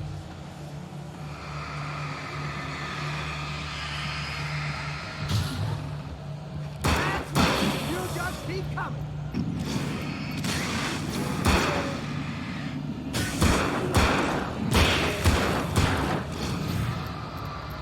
Oh, you're feeling better now, Wake. All cozy and safe.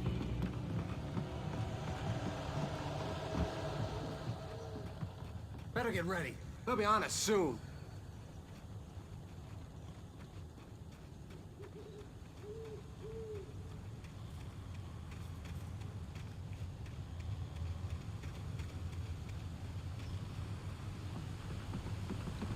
This is it, Wake. The last stand. There's more flares here. Get ready. We fight them as long as they keep coming. Give me the goddamn gun! They're coming! That's not how this goes. Get with the program, Wake.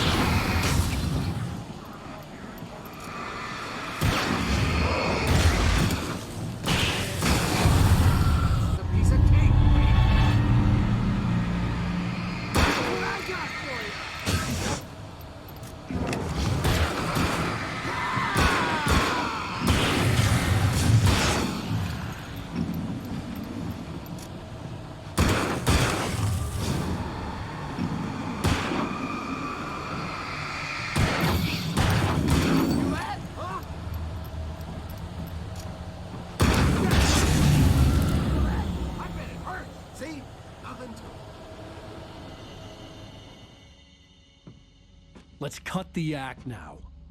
Where's my wife? I knew you were gonna say that. I read it all before. You're a hell of a writer. Congratulations. You're gonna bring about something glorious and terrible once we get you some proper editorial control. What the hell are you talking about? Where's Alice? I want the entire manuscript, or she's gonna suffer bad. You touch her and I'll...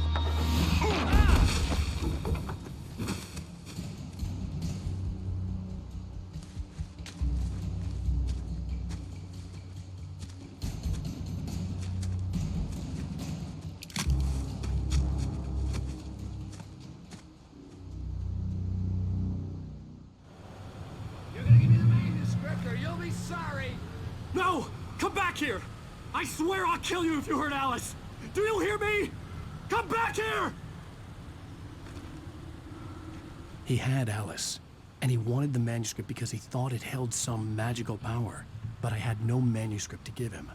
I had to get back to Barry and figure out my next move.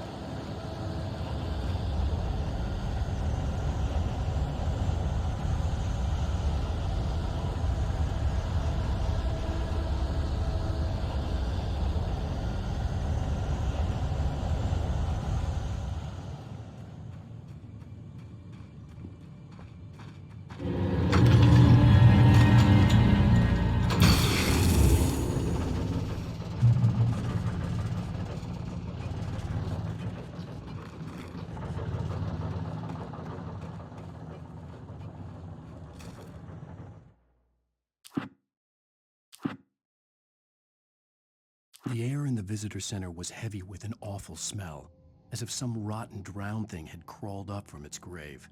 Rusty kept coughing blood. My eyes were drawn to the twisted shape of his broken leg. The attack had been vicious. Max whined in his cage. Rusty's eyes were wild with fear and terror. He gasped. "Mr. Wake, it happened just the way it was on that page." The visitor center was sturdy, but the impact turned the front of the building into splinters. Rusty was thrown across the lobby like a rag doll and hit the far wall hard. It didn't hurt until he tried to move and saw his leg bend the wrong way, felt the broken ribs stabbing him on the inside. Rusty howled in pain and fear, suddenly afraid to die alone.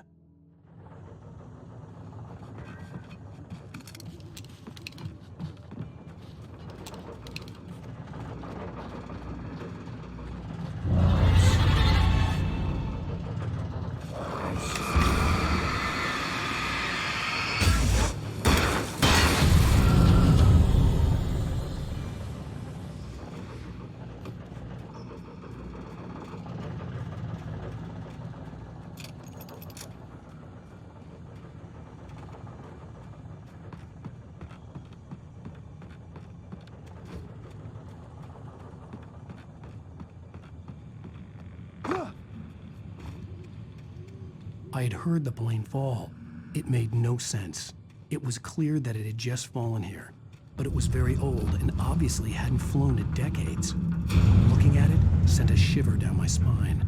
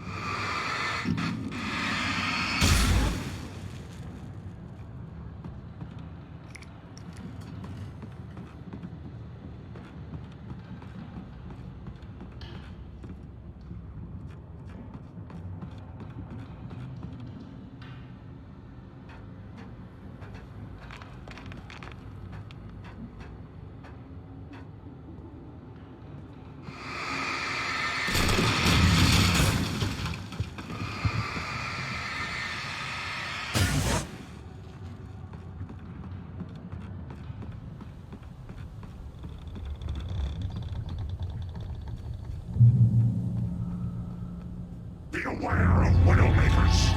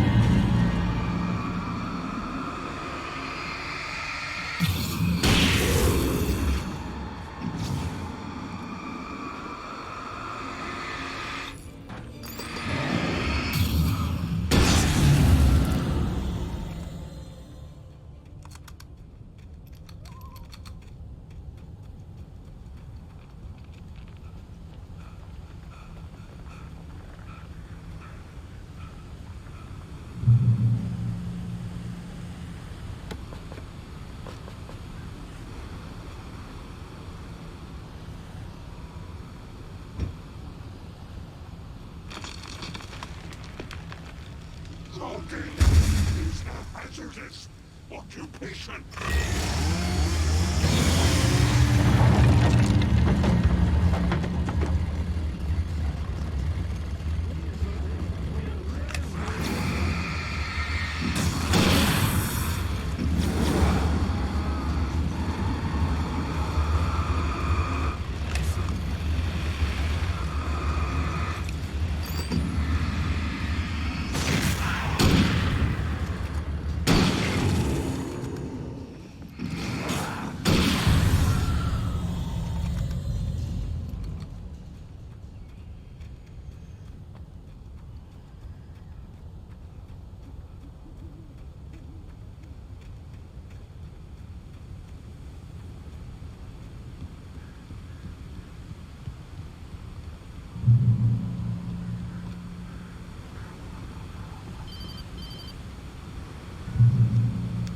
Barry?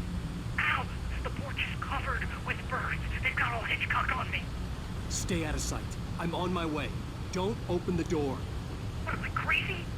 Stay hidden. I'll be there soon. Just make sure you keep the lights on.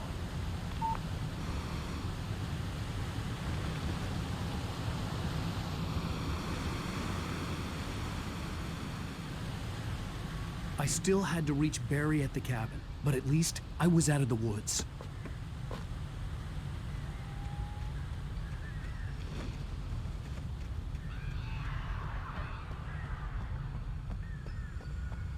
I'd have to get the car from the locked garage. It would get me back to Barry faster, and the headlights were a welcome bonus.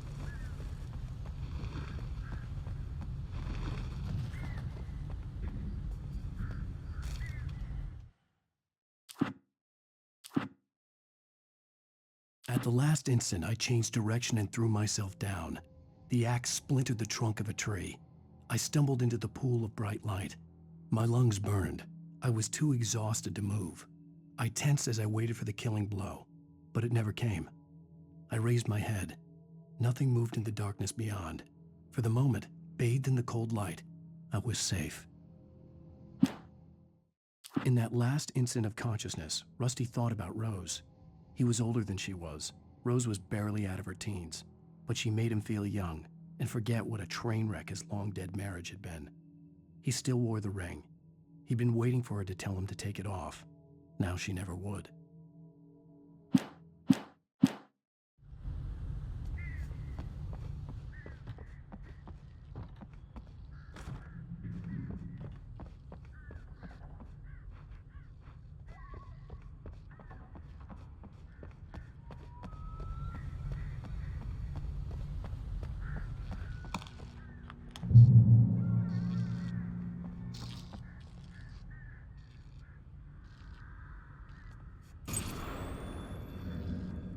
A story is not a machine that does what you tell it. A story is a beast with a life of its own. You can create it, shape it, but as the story grows, it starts wanting things of its own. Change one thing and you set off a chain reaction of events that spreads through the whole thing. The characters have to be true to themselves. The events need to follow a logic that fits the story. A single flaw and the magic is gone. The story dies. Alice dies. You can override nature and yourself.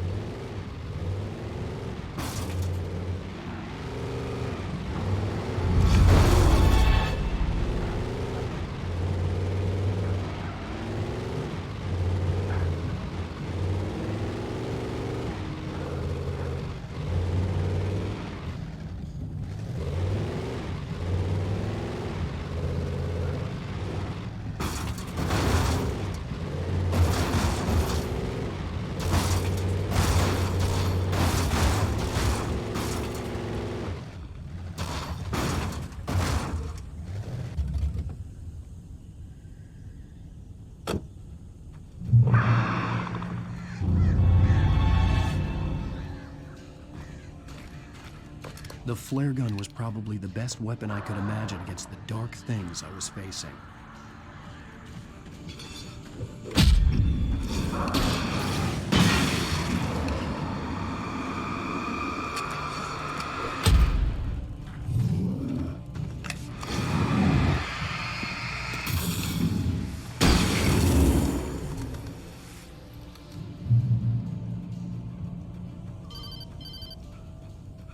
It was the kidnapper.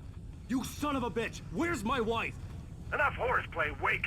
You deliver the manuscript, and you can have your woman back. Simple as that. I don't... Listen. I'm gonna need time to finish it. I still need to write the ending. I need a week. It's not done? I need a week. 2 days. The old Bright Falls coal mine is nearby. You can find it easy, city boy. The main building, there at noon. You bring the manuscript, you'll get your wife. If not, well, get me? Yes, I get you.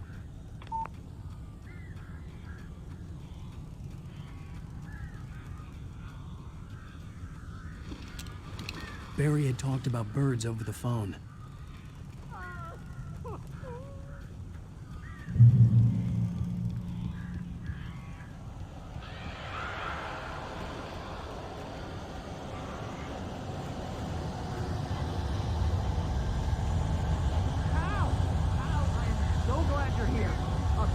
Got in here before it lost the ship. This isn't normal. These birds are weird.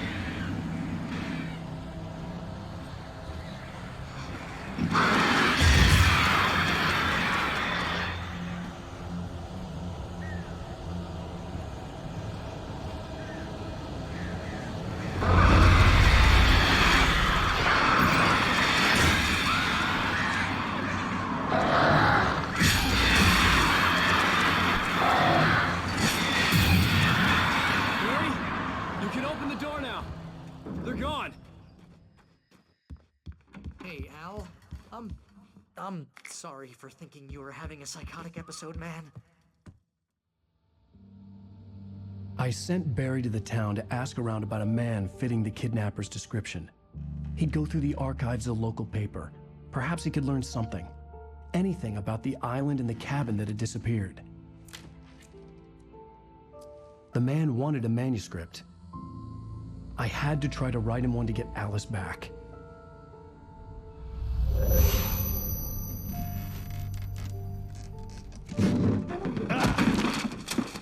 For me, the supernatural had always been nothing but a metaphor for the human psyche, a tool to use in writing fiction. Now, it was happening for real, and I couldn't put a single word on paper.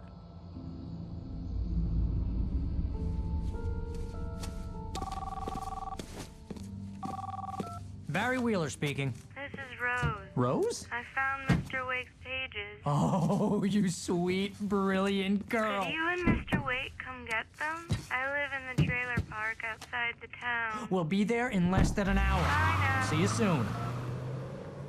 Have a great day. Hope you come back soon. Welcome to the Oh Dear Diner. Good girl.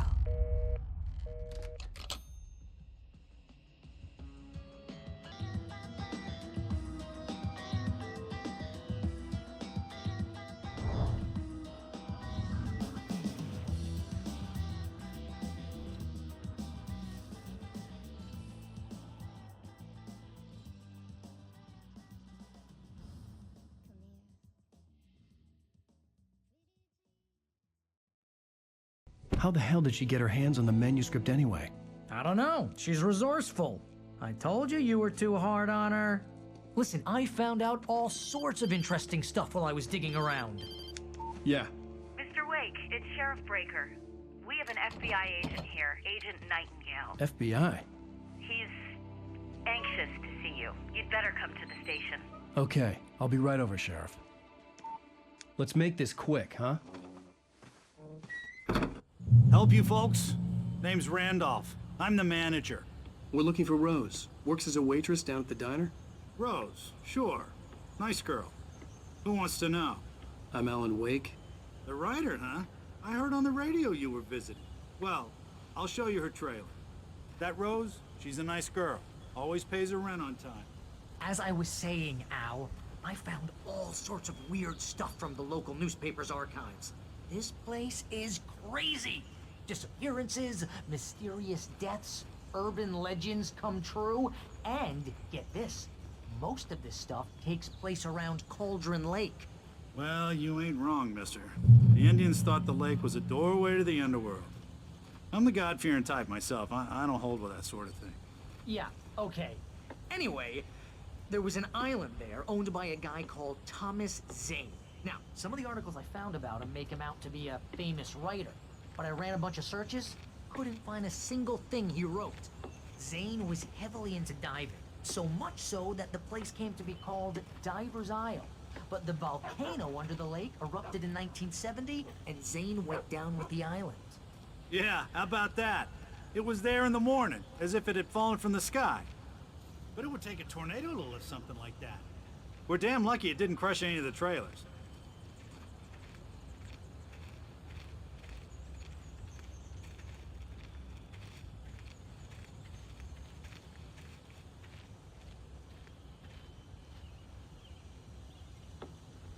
It gets better. A local girl, Barbara Jagger, drowned in Cauldron Lake just a week earlier. They were lovers. Sure, Jagger's a local spook story. The Scratching Hag comes for you in the dark. Childish stuff like that. Anyway, Al, I'm just getting to the best part. All of the articles about this stuff were written by Cynthia Weaver. I asked around, and she's that crazy bag lady you met. What, the lamp lady? She can be a little loopy, but she's not homeless or anything. Yeah, anyway, she knew both Jagger and Zane before they both died, and she had some kind of a breakdown.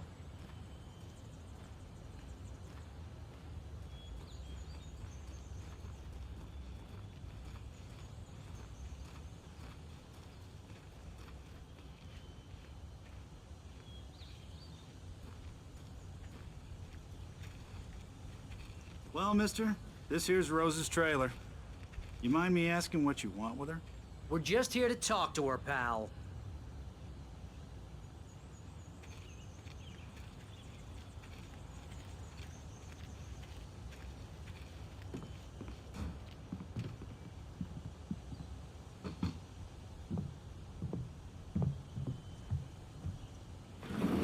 Welcome to...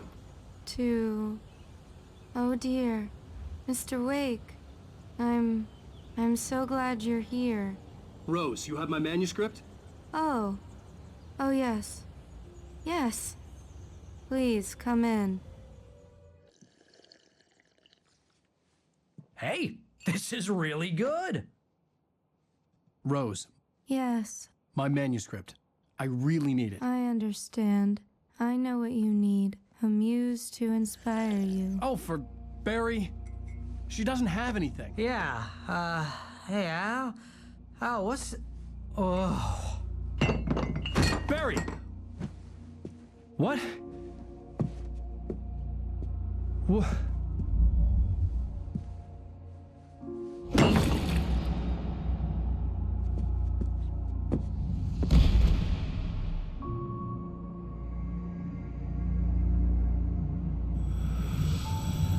It's coming for you, hiding in my barber's skin. I'm too weak to stop it. You must turn the lights on. I promised I'd come visit you and your lovely wife. You must finish what you started. I insist. You must turn the lights on. Turn the light on. Back to work, boy.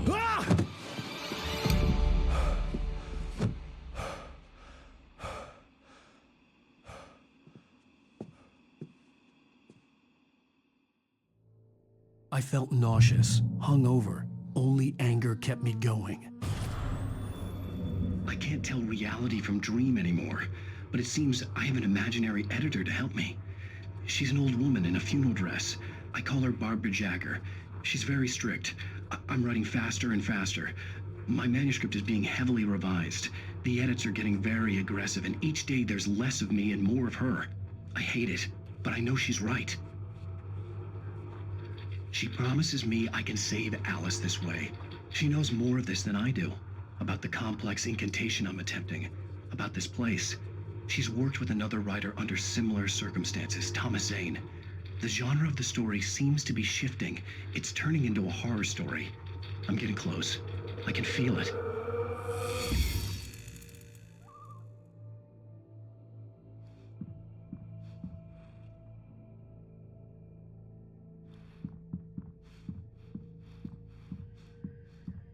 Rose took a day from me. I had less than 12 hours left to meet the kidnapper. All I could do was get Barry into the car, work something out once I got on the road. Welcome to the Oh Dear Diner. What can I get you today? Coffee? I couldn't work up much hate for Rose. Something had used her to get to me and left its mark. First refill is free. Milk and sugar. My gun and flashlight were gone. I'd have to find a way to get Barry into the car as quickly as possible. There was no time to waste.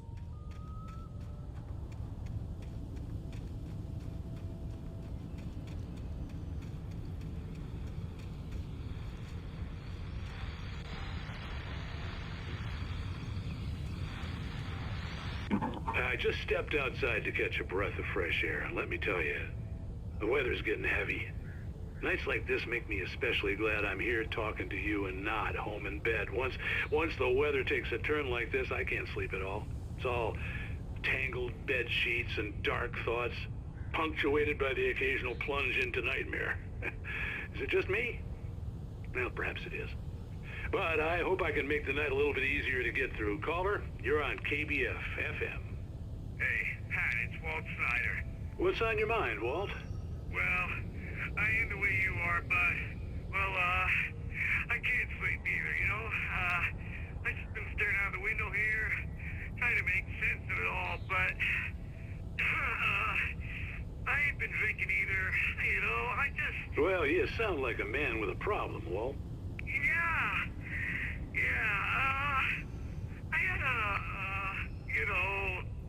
argument with Danny. You know Danny, and then I got in trouble with the law. And I'm just, well... I heard something like that, Walt.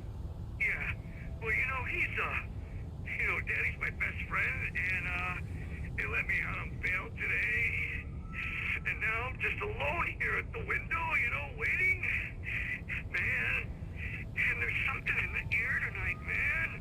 I was just outside looking up at the sky above our broadcast tower thinking the same thing. What are you waiting for, Walt? I don't know. Something's gonna happen. I think I better go. Well, Walt, maybe... No, thanks, Pat. Well, good luck to you, Walt. Hang in there. Let's take a little break, folks. This weather's really something else, huh?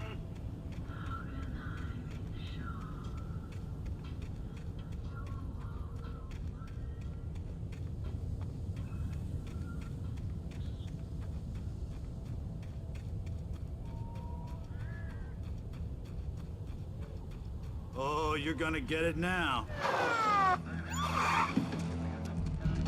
God knows what you've done to that poor girl. This is Agent Nightingale, FBI! Get him up, Hemingway! You're under arrest! You move a muscle, I'll unload right in your goddamn face! Stay right where you are, Zane!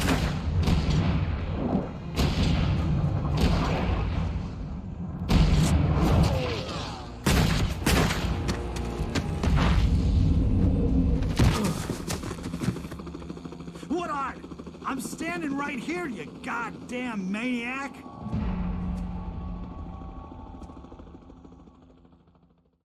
I hated to leave Barry behind, but there was no way I'd miss my appointment with the kidnapper. Give it up, Mr. Blake. Come on. Take it easy on him. Don't let him get away.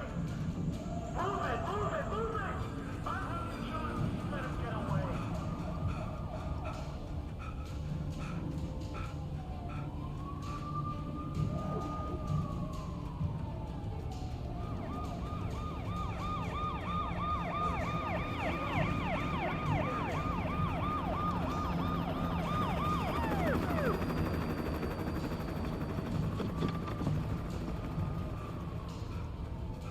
Stop running! Freeze!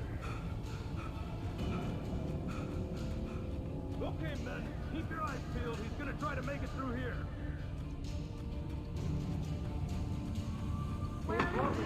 Oh, damn. Man out! Whoa! Stop! Oh, damn it! Keep an eye out! God damn it! Where'd he go? He slipped away! Keep an eye out!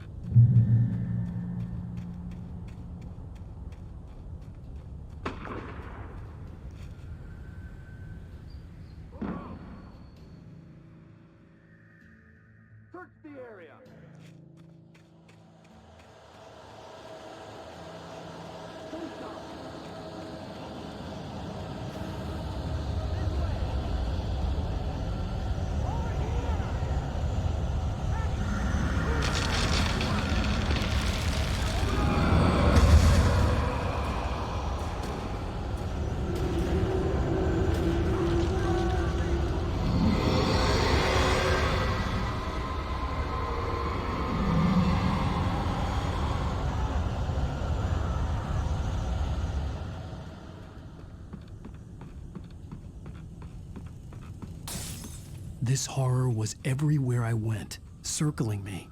The cops didn't stand a chance. They were after a writer, not a monster.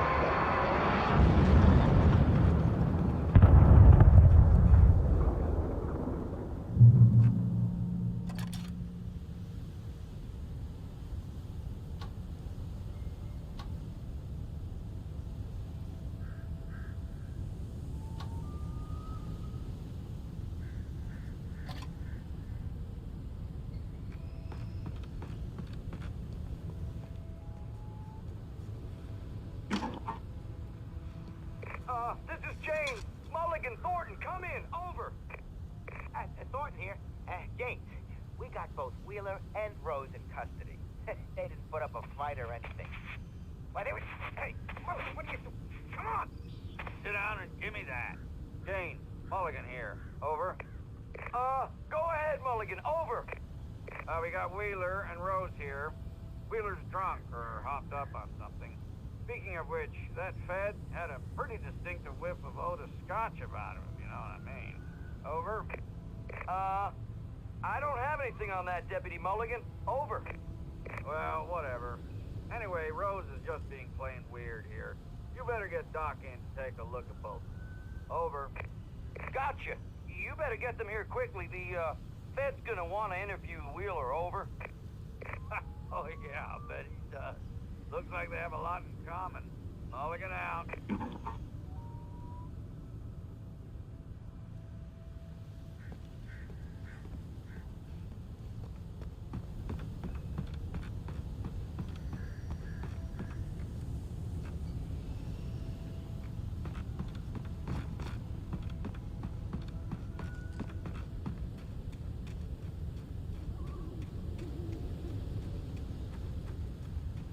I imagined that the broadcast tower in the distance was part of the local radio station.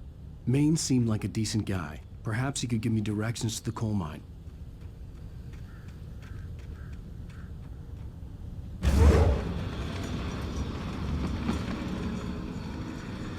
Unnatural shadows clung to the gate. The darkness that was after me was trying to stop me. I wouldn't get through without a light.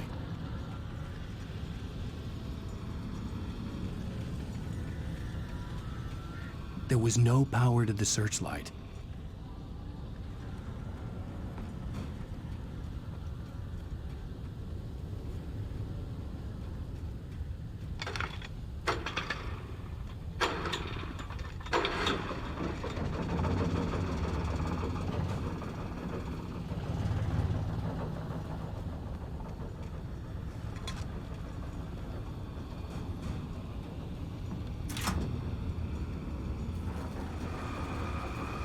The old generator conked out. I'd have to see if I could fix it and try again.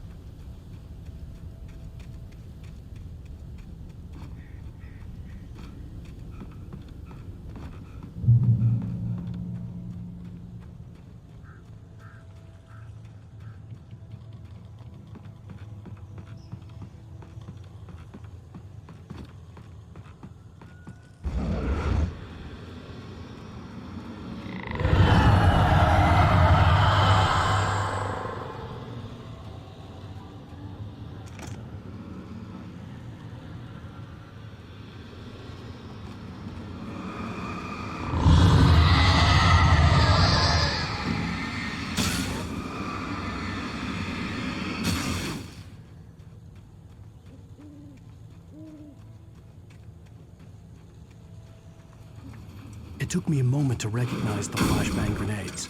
They were an ideal weapon for my situation. Team 1, come in. Over.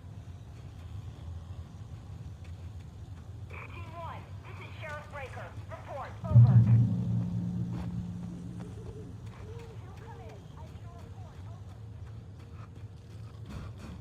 You have the right to remain silent.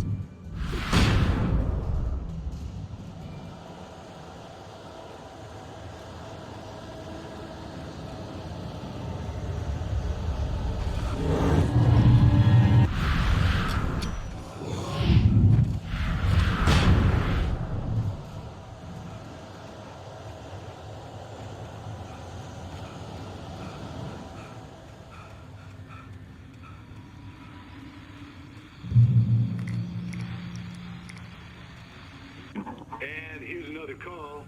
You're on KBF-FM with Pat Maine. It's Milt Peabody, Pat. What's on your mind, Milt? Well, I live near the trailer park, Pat, and there's a big ruckus going on over there. Well, that's just up the road from me, too. What's going on, do you know? I don't know, but there's a bunch of police cars there, lots of sirens, a helicopter buzzing around, and I think I heard some gunshots.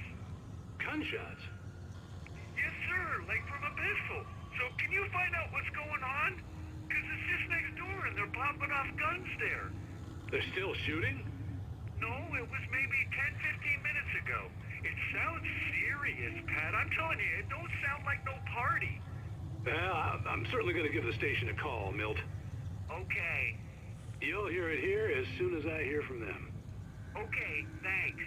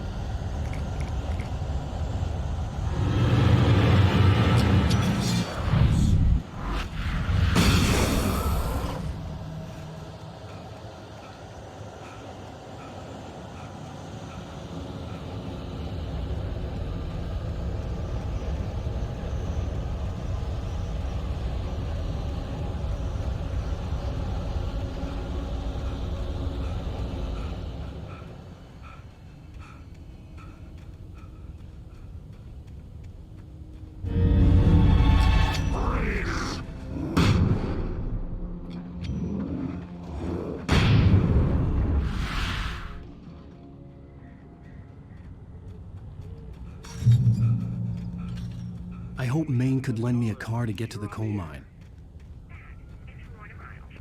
Oh, hello, Lorna. What do you have for us? Well, I just don't see why it's not about it. Of course you're going to have trouble in a place like that. I mean, what do you expect? The sheriff should be helping us normal citizens instead of wasting resources on those people. Well... Let the try to sort themselves out. I'm sorry, but my granddaddy settled in Bright Falls in 1911. Well, thank you very much for that compassionate viewpoint, Lorna. Oh, here's a little surprise. The famous writer Alan Wake just walked in. Folks, I'm going to see if I can talk him into an interview. Come on in, Mr. Wake. Ah, I'm so glad you could find the time to do this, Mr. Wake. Nowhere to run now, Dan Brown. You back away from me.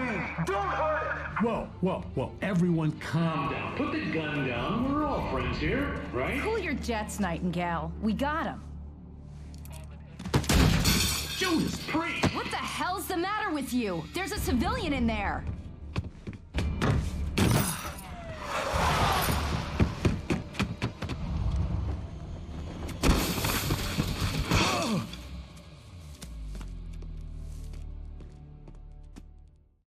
I'll get you yet, even if it kills me. You hear me? You hear me, H.P. Lovecraft? I had fallen off so many cliffs it was ridiculous. That's what you get for naming a book The Sudden Stop. It was probably good I hadn't had the chance to tell Maine where I was going.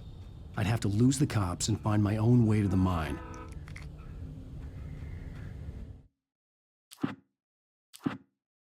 Mr. Randolph liked Rose. That little smile she had. How she was still sweet when life had tried so hard to make her bitter. It wasn't any of his business what she did in her trailer. But those strangers, the writer and his smart-ass sidekick, looked like trouble. And they'd been in there for hours, way past her normal bedtime. He reached for the phone and called the sheriff's station. For decades, the darkness that wore Barbara Jagger's skin slept fitfully in the dark place that was its home and prison. It was hungry and in pain. It dreamed of its nights of glory when the poet's writing had called it from the depths and given it a brief, terrible taste of power and freedom. The rock stars had stirred it from the deep sleep the poet had sunk it back to in the end. When it sensed the writer on the ferry, it opened its eyes.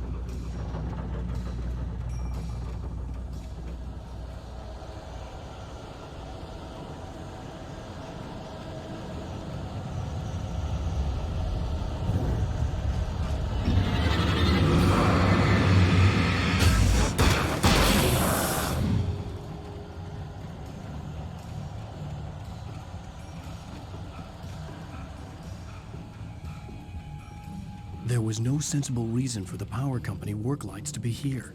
It was almost as if they'd been left for someone like me to use.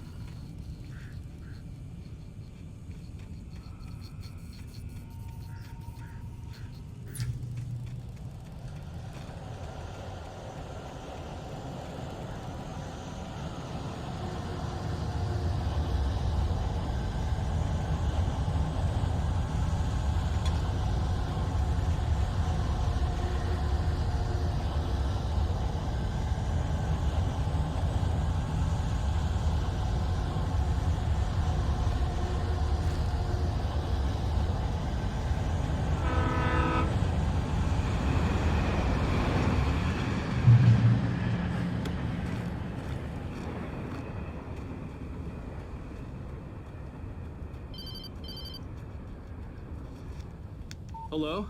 The most stubborn man I've ever met. Alice? Alice? Alan. Alan. I'm so afraid. He keeps me in the dark. Please help me. I look at you, Alan, and it's not you. It's something else. Looking out from behind your eyes. Alice, I'm here.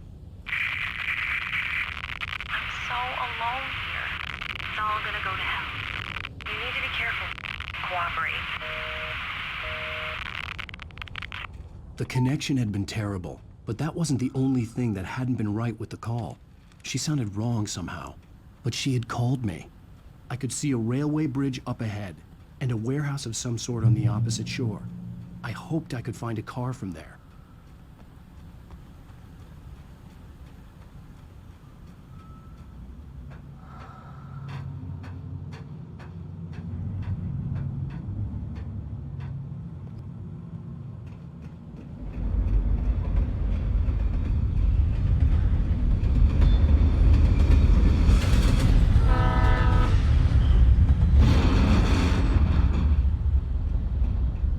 The darkness that was pursuing me was growing stronger, and it was taking over everything in its path.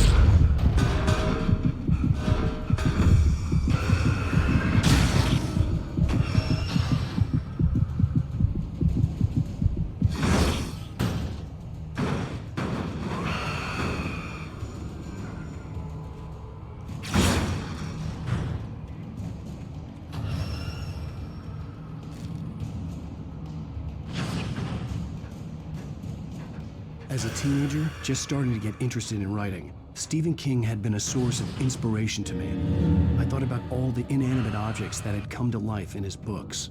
No one is safe in a good horror story, certainly not the protagonist. That's what makes them fun. This was anything but. The darkness could possess anything, and it was getting closer.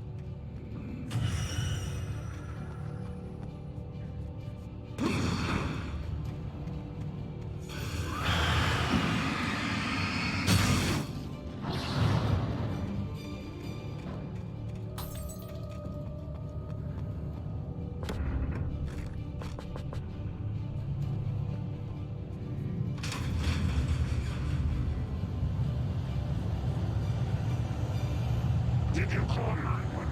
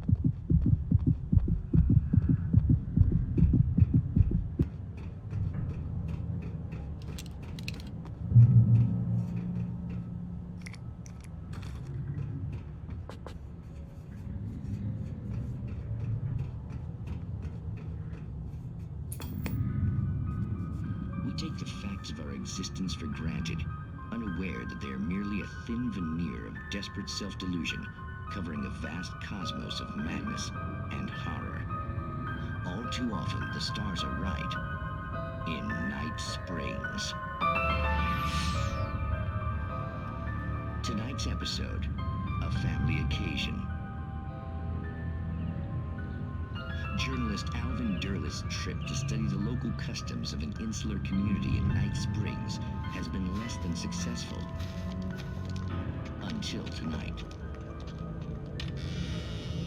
Well, I'm glad you changed your minds about this. Ancient customs, local mythology. My editor loves this kind of stuff. Well, Mr. Derleth, we don't want to feel like we're on exhibition.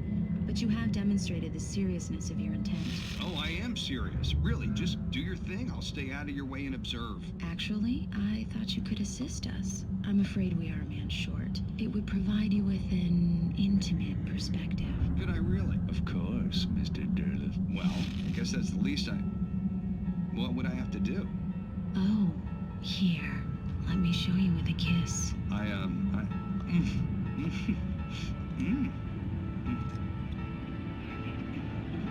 What did you...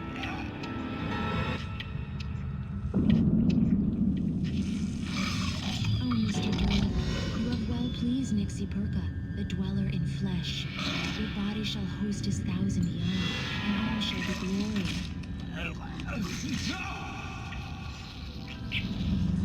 Shh, darling, be calm. Shh. Alvin Derleth learned a harsh lesson. If you go looking for mythology, it may come looking for you. And such quests always bear fruit. In Night Springs.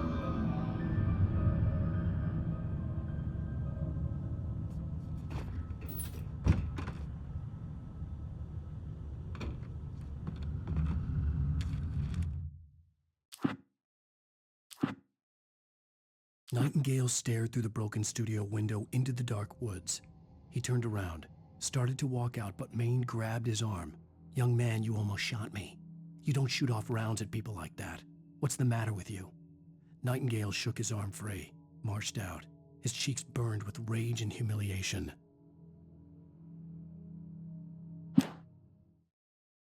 Sarah trusted her gut, and her gut said Agent Nightingale was an asshole. He felt wrong, and it wasn't just the smell of stale booze. It was in the way he flashed his badge, pulled rank, the look in his eyes when he wanted answers. Where was Alan Wake? What was this about an accident? Where was his wife? And most importantly, why did she let Wake go? He wouldn't answer her questions. Federal business was all he'd say.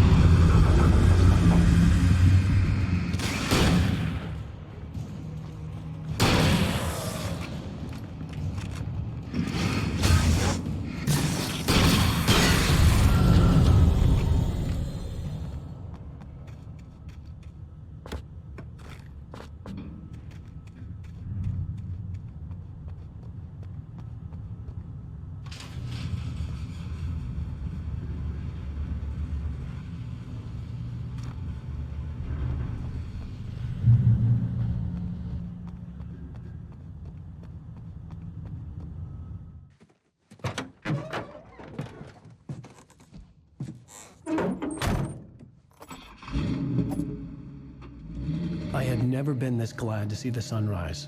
I had a couple of hours to get to the coal mine.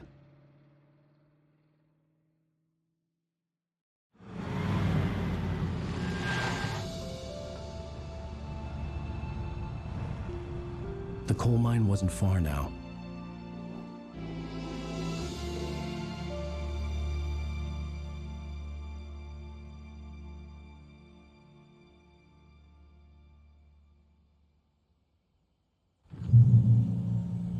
Today, I would meet the kidnapper, and he would give me Alice. I wouldn't give him any other choice. A drowning man will clutch at a straw.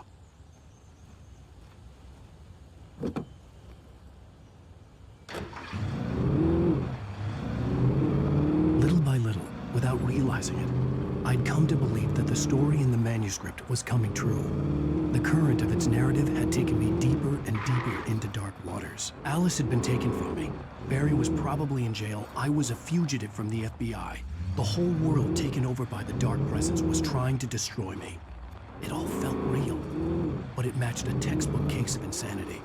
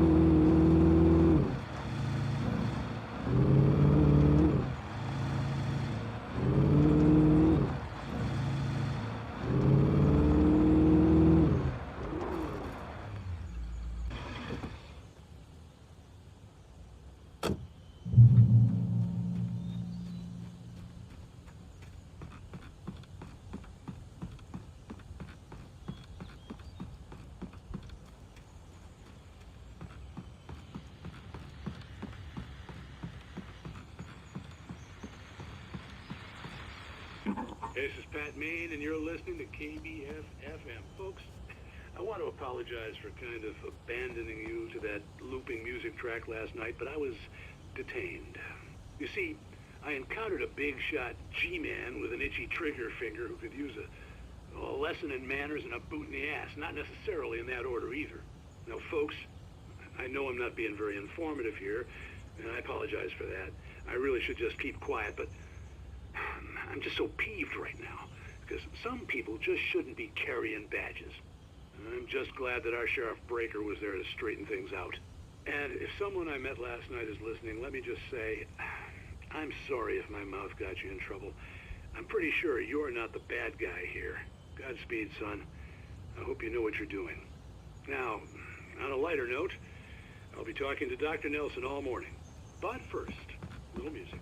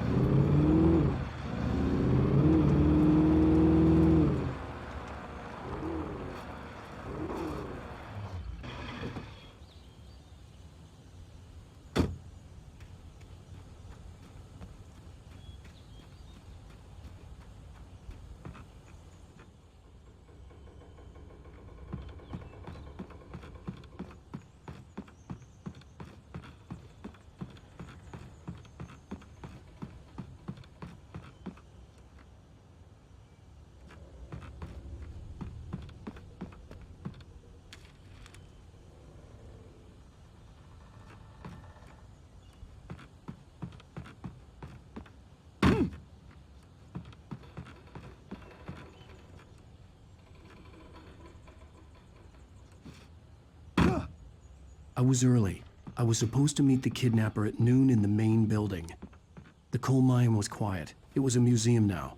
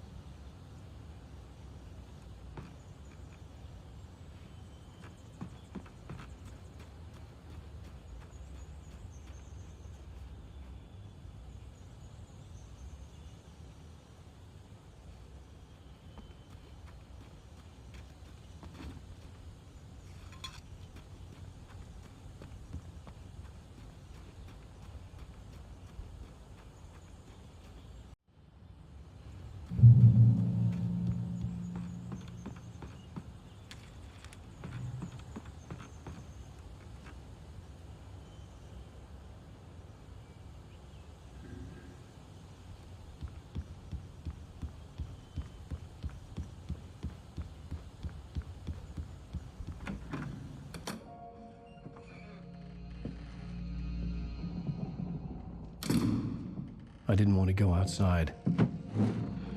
Cops had to be looking for me. The noon sun turned the place into a sauna. The day dragged on. Different scenarios ran through my mind. Ways of how I'd torture the kidnapper to get Alice back. Or the different horrible things he could have done to her. I imagined her dead. I had no way of knowing she was still alive. It was killing me. I was running on blind hope. It was all a waste of time. The bastard never showed up.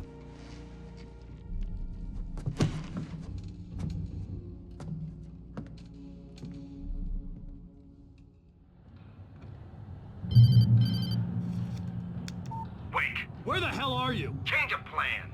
You know where Mirror Peak is? It's a big mountain north of where you are. You follow the path from the mine, you can't miss it. There's a lookout point there. I'll be waiting. I'm through being jerked around by you. You want to see your wife alive? Because if you do, you better watch what you say to me. Do we understand each other? I want to talk to Alice. Yeah, and I want the manuscript. Don't keep me waiting, Wake. Hello? Hello! Ah!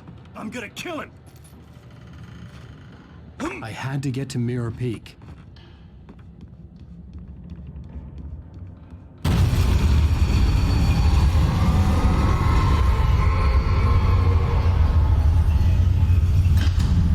It was close, maybe closer than ever before.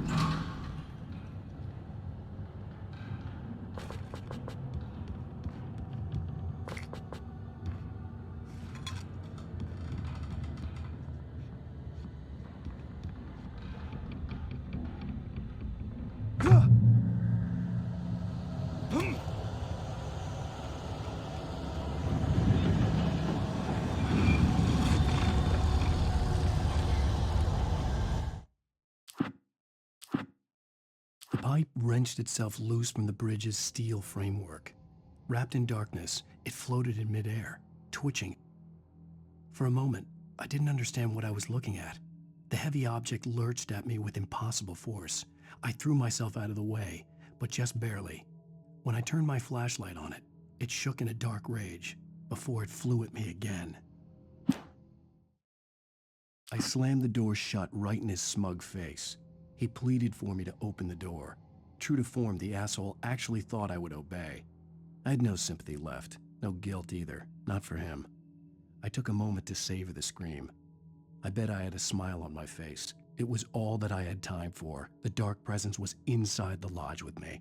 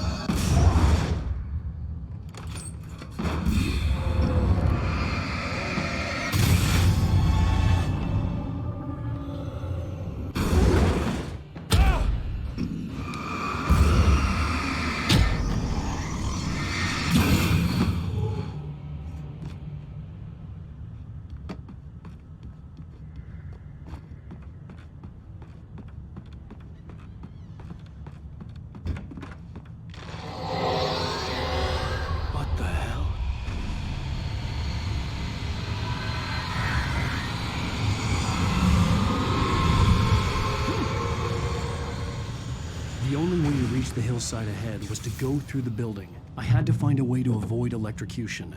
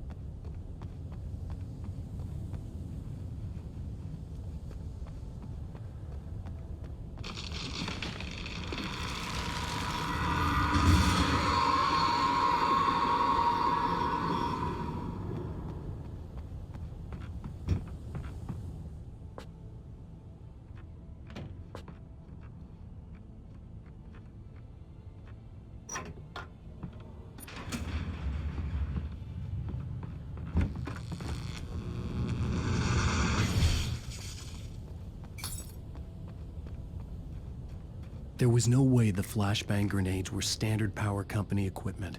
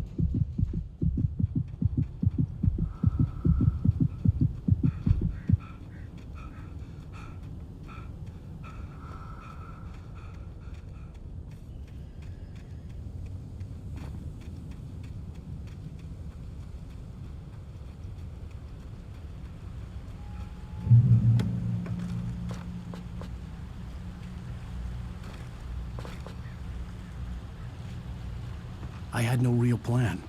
I was going to give the kidnapper all the manuscript pages I had for Alice. If that wasn't enough, I'd hold him at gunpoint and make him talk.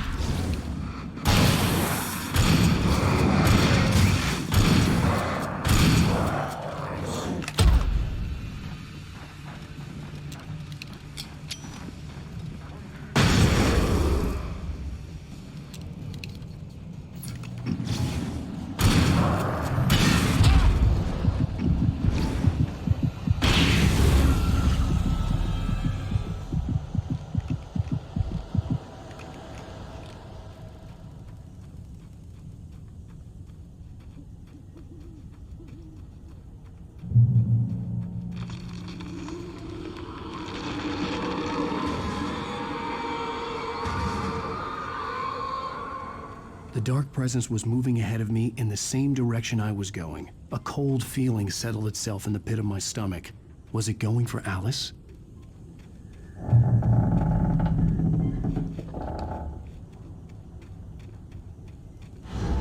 The graveyard shift may cause cancer.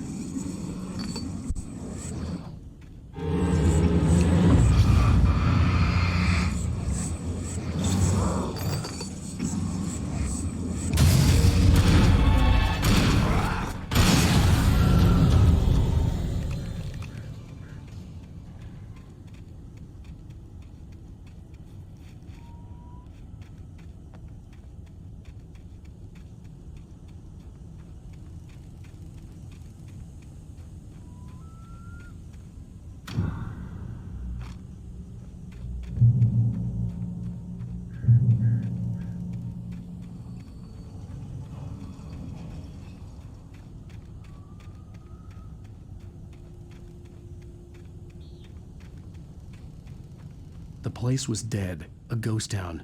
Had been for decades, maybe a century.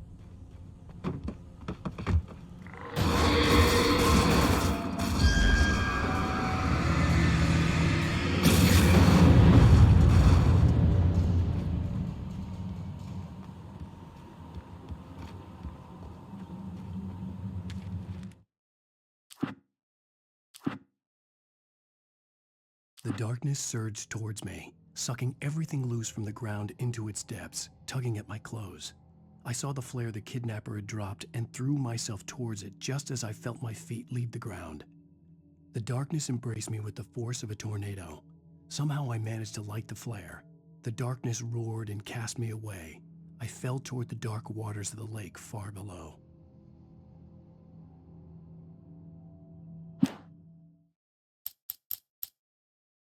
With Nightingale gone and the night wind blowing in through the broken studio window, Maine stared at Sarah. The sheriff looked away. Maine's voice shook with barely controlled anger. That boy's doing more drinking than thinking. I hope you know what you're doing, Sarah. He's got a sickness in his eyes. You take my word for it. He wants Wake for a reason, and it's not for anything good.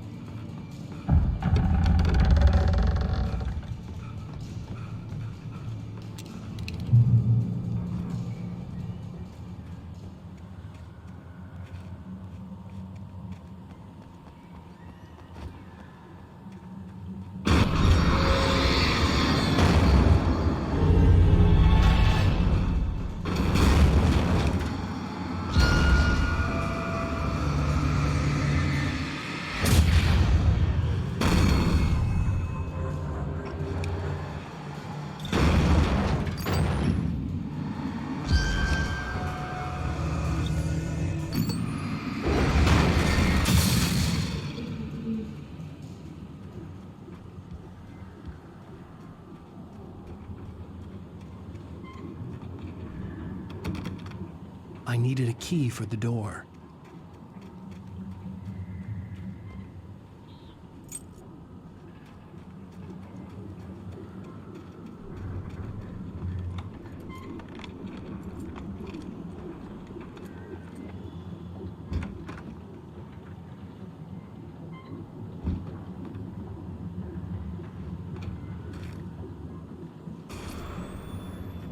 Anything outside of writing is a struggle.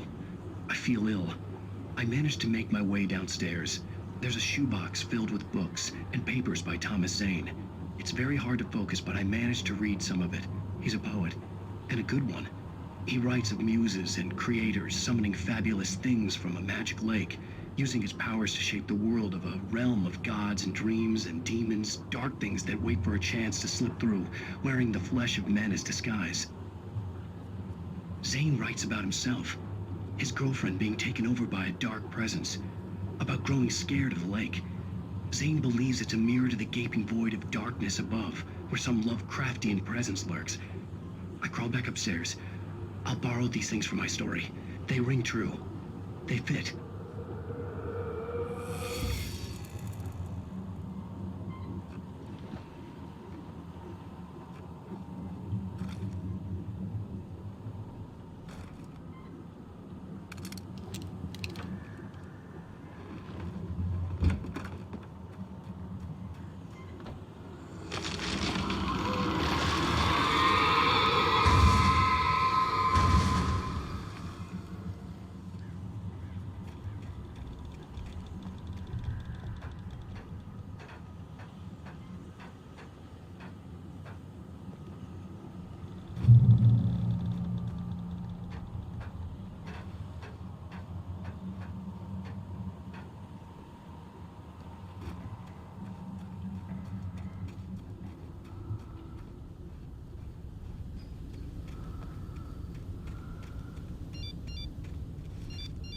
The kidnapper had sent me a text.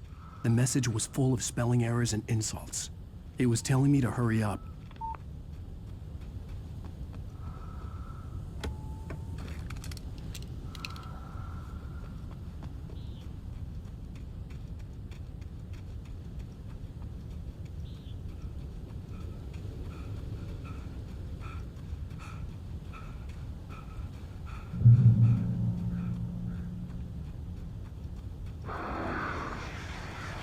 Birds.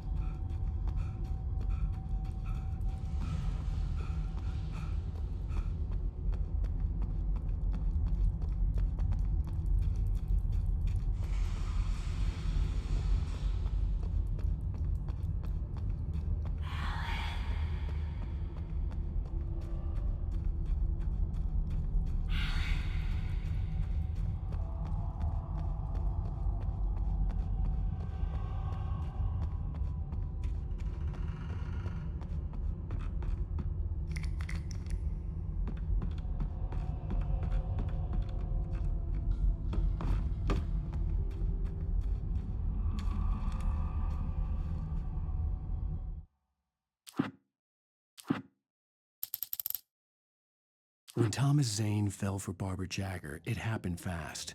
She was young, vibrant, and beautiful, full of life. He had never been a very happy man, and without any seeming effort, she had changed all that.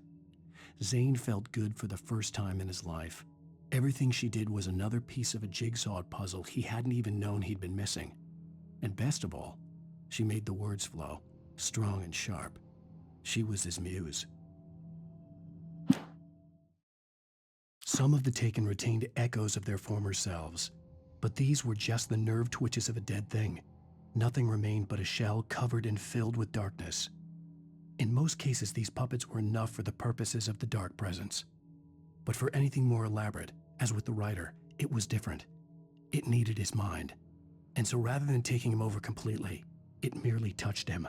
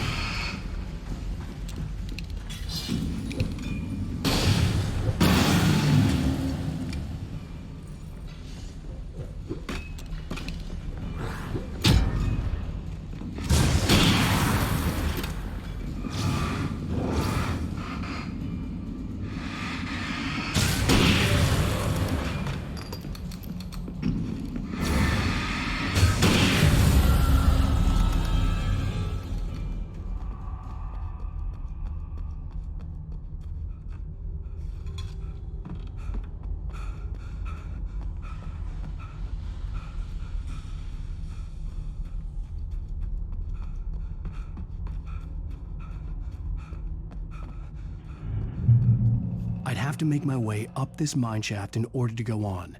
Maybe the machinery could help me with that.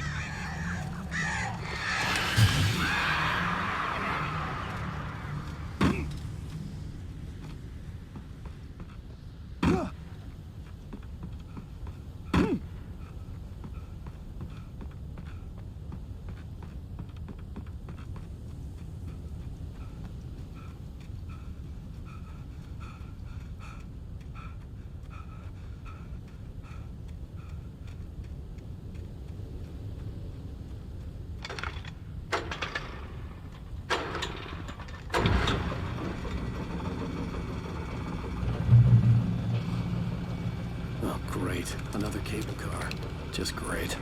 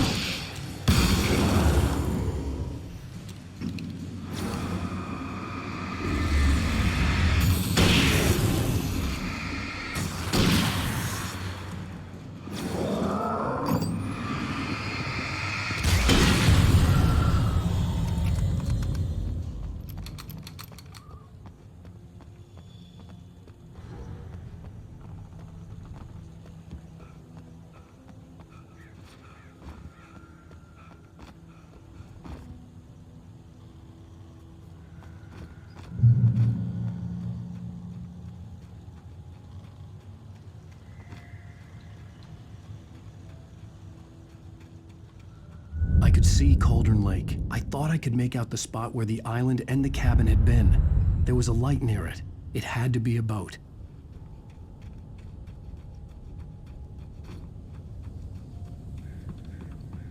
I was close now.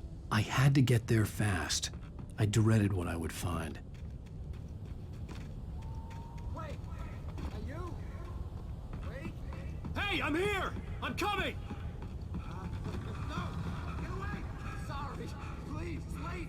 The boss didn't know who he was messing with. I didn't know. I swear, I didn't know. We don't have his wife. We don't know where she is. She's probably drowned.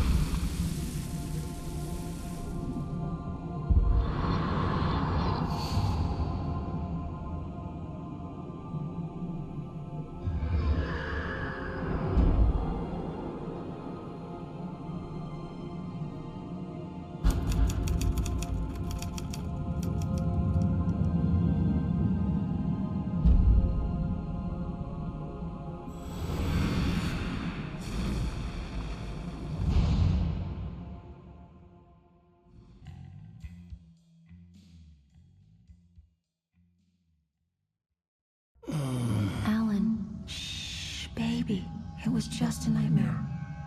Alice. There you go, Alan. Hartman. I fell. I had to give you a sedative. Don't fight it. You went through another rough period. What? Right now, it's very important that you stay calm. We don't want you to have another episode. You're a patient at my clinic. Have been for a while now. The shock of your wife's death triggered a mental illness. No, you're lying. You're suffering from various symptoms of undifferentiated schizophrenia. Bastard. It's okay, Alan. Just let go.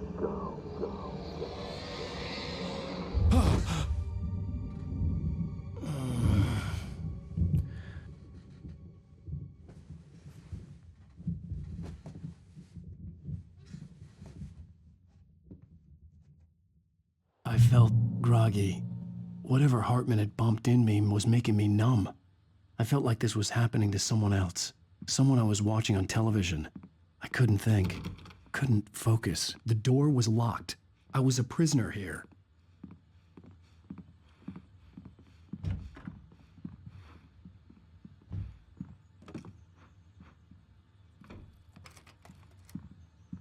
Good evening, Alan. Are we feeling better now? Feeling calm? Yeah. I see you brought your pet gorilla with you. So sure, I'm calm. I get the message. Loud and clear. Quite right. That's the spirit. You're being very brave, Alan. I understand you're confused. I would be more concerned if you weren't suspicious of me. I don't blame you for it. Big of you. Now, why don't you come with me? We'll reacquaint you with my clinic and go over everything you might have forgotten. Little walk and some fresh air? Yes, it will do you good. This corridor is for patients. Most of them aren't here right now. Jack took them out for a fishing trip, except for the ones who are particularly vulnerable, of course. I encourage creativity as a part of the recovery process here at Cauldron Lake Lodge. I specialize in treating artists. I bet you do. Splendid, Alan. I honestly believe we can get this thing under control if we work together. This way, Alan.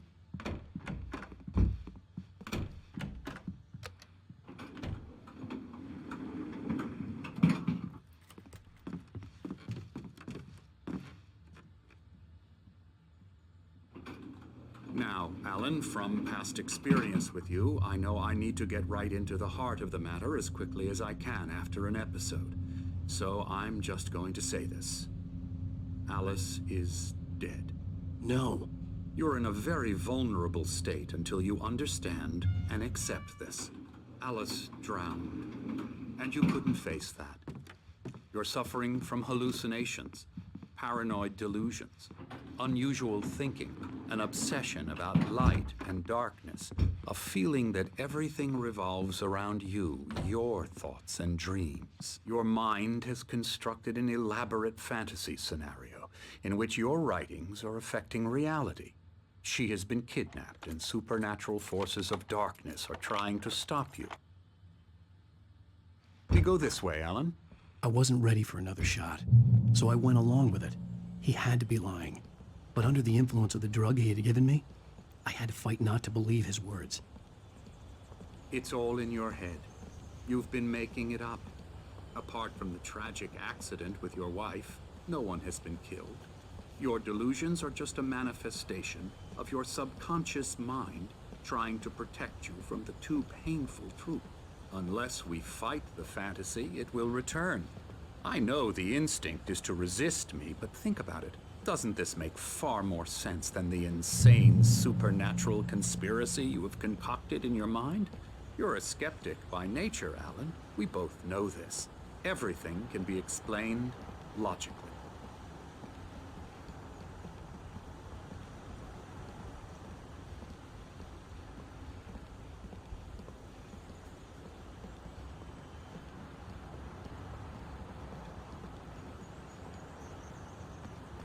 I never get tired of this view.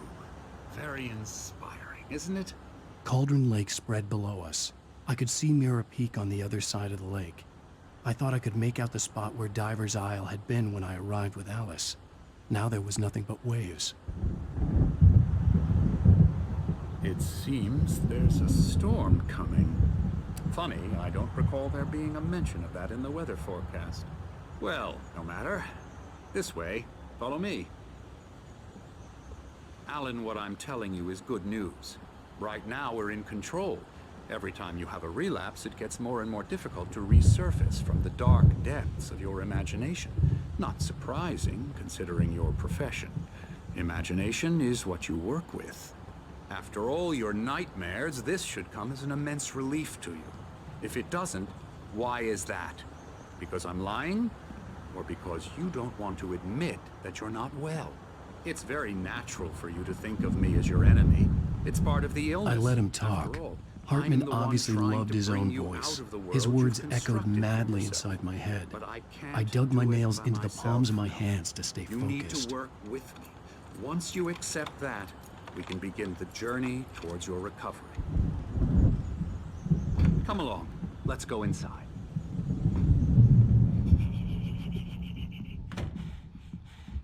Here's the entrance to the office wing. That's for staff only. You were impressed by my trophies when you first arrived here. I do love to hunt. The great outdoors, man versus nature. It's wonderful stuff. Pretty damn wonderful, yeah.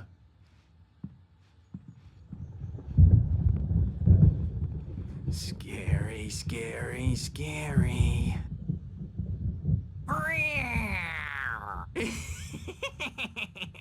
Emerson.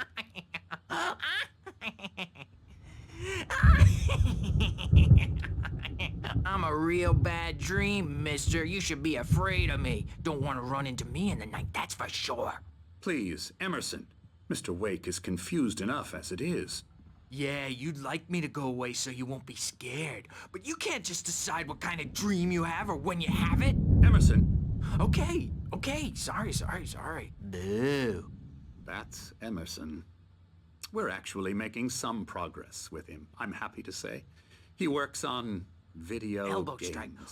It's trash, of course, but it does involve some small creative effort, which makes him receptive to my therapeutic methods. No kidding.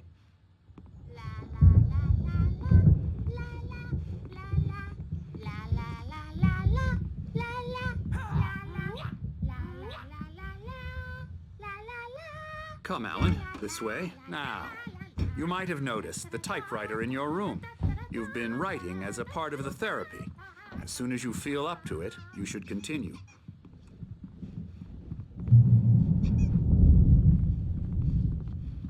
My rheumatism's killing me. There's a storm coming. Oh, what a storm. I hope it wipes this place off the face of the earth. And these two are the Anderson brothers, Odin and Thor. They had how should I put this? A heavy metal band in the 70s and 80s called Old Gods of Asgard. They even adopted new first names to complete the image of Viking gods. After the band broke up, they lived on a farm nearby. They are, well, in advanced stages of dementia. They're well cared for, TLC and all that. There's nothing more that can be done. I'm afraid that the rock and roll lifestyle has left its mark. Oh, that won't do. I'm so sorry to cut this short for now, Alan. The power has been acting up. I'd better go check on it. We'll continue this soon. Meanwhile, when you feel up to it, return to your room and try to write. It really is for the best. Don't you think? I'd like to bash his head in with a hammer. Oh, he'd love to fish out our secrets, but he has no clue. He's not crazy enough. Not crazy like us, Sonny. Yeah! Being crazy's a requirement, Sonny. Who else could understand the world when it's like this? It takes crazy to know crazy. That's the sanest thing I've heard in a while. Zane! You're all right, Tom. Hey, we like him, don't we, bro? He's got to go to the farm. The Anderson farm. Valhalla! We wrote it all down, lest we'd forget. A crash course. All you need to know to get your head right. You need to find the message. Here, Sonny, here's something for you. Gave me a rash, but I kept it safe from these bastards. My head was clearing up. Zane could feel the poems, taking form, shaping things. As he experimented, he imagined he could almost feel the power surging through the keys of the typewriter. It exhilarated him. But there was fear, too. If not for his young assistant, Emil, he would have given it up. But Emil convinced him otherwise. He, too, had a way with words. Or according to Hartman, I was sinking back into the fantasy. I was convinced he was lying to me about everything. Crazy or not, the Andersons made more sense.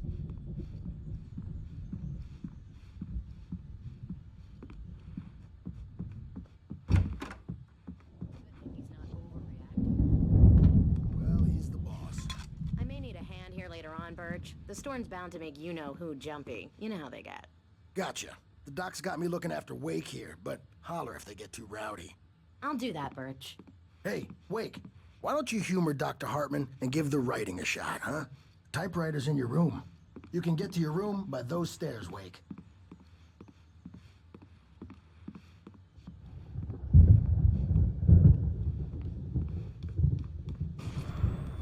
Something's wrong.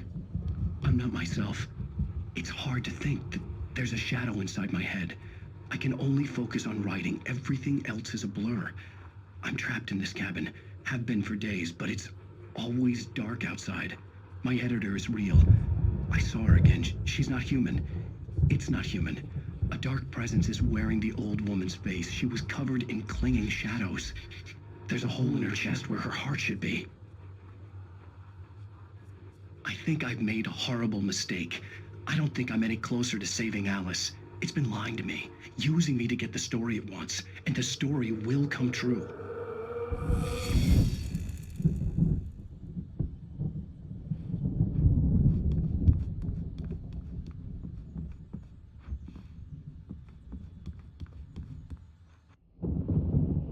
The white glare of the blank page in front of me hurt my eyes. My hands began to shake uncontrollably.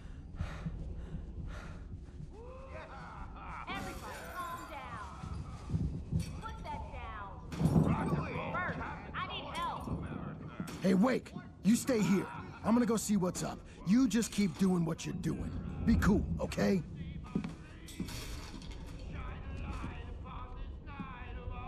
I didn't know what the chaos was all about, but it could be my only chance of getting out of here. Where the hell did he get a damn hammer? I don't know. Here's a friendly poke from Mjolnir, wench. Oh, afraid of the crazy brothers, are ya? Not so weak now, are we? Well, things are unraveling fast, aren't they? Ha ha!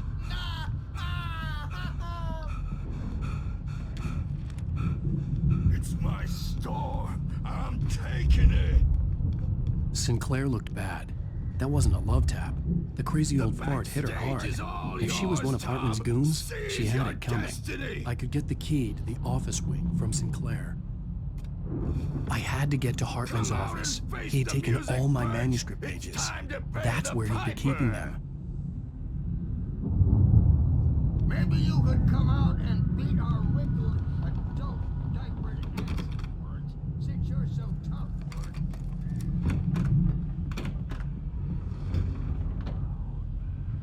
The markings on the tape said they were recordings Hartman had made at the sessions with his patients. I saw Alice's name on one of them. For a moment, I couldn't breathe right. Now, Mrs. Wake, can you tell me about Alan's problems? He's more and more out of control all the time. The parties, he's so angry all the time. He's getting violent. Do you mean with you? No, not with me. No, never. Sometimes I almost wish Alan would take a swing at me, because at least that'd lead to a conversation he couldn't just march out of. But no. Alan doesn't really sleep.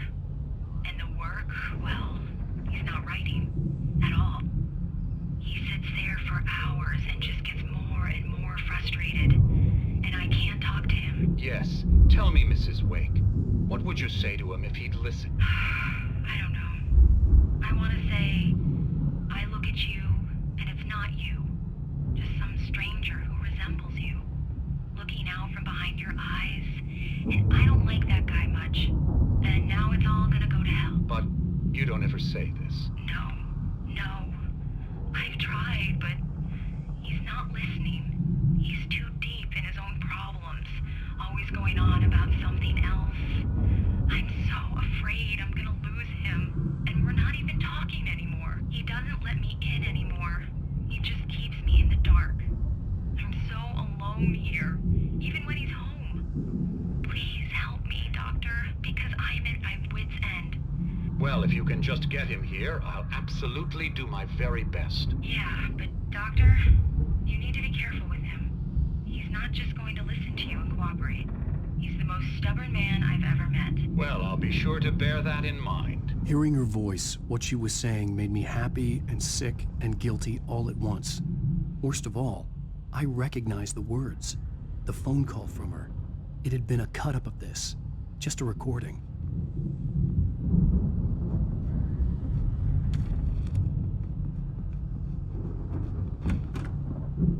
The photo on the wall caught my attention. In it, the clinic staff was standing outside the lodge. I knew the man next to Hartman. He was the kidnapper. Hartman had been playing me all along. I'm famous. I represent a celebrity. They'll be looking for me. Oh, that's how you want to play it? Ow! About time! Barry, man, am I glad to see you. We need to get to Hartman's office. It's right next door. You okay? Yeah. I mean, no! The cops found me at Rose's trailer, but they didn't hassle me too much. I'm obviously a victim in this, and I demanded to be treated as such. Or else I'd sue their asses. Speaking of asses, that Fed gave me a real hard time, but I had no clue where you were. That guy's crazy, Al. But he let me go, and then I get a call from Hartman, that son of a bitch, who tells me you're here and I should come pick you up, but when I got here, 2 goons clobbered me and stuck me in there. What's with the cutout? I stole it from the diner to piss off Rose after what she did to us. That'll teach her. Yeah, that's a harsh punishment. Come on, pal, we gotta get going.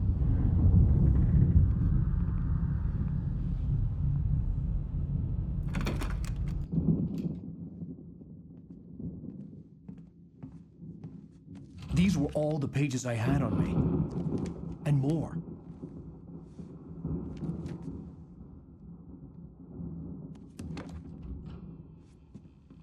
Alan, please. You're sliding back into the... Tell me one more lie and I'll shoot you in the face. Ah, well, it was worth a shot. Really, Wake, come on. Let's work together on this. You have no idea... Hartman, shut up! Barry, get out of here. I'll catch up with you. Get a car. Oh, Al, let's just... Go! Wake, listen to me. This is a mistake. Don't you see? Together we can create something absolutely wonderful. With your ability and my...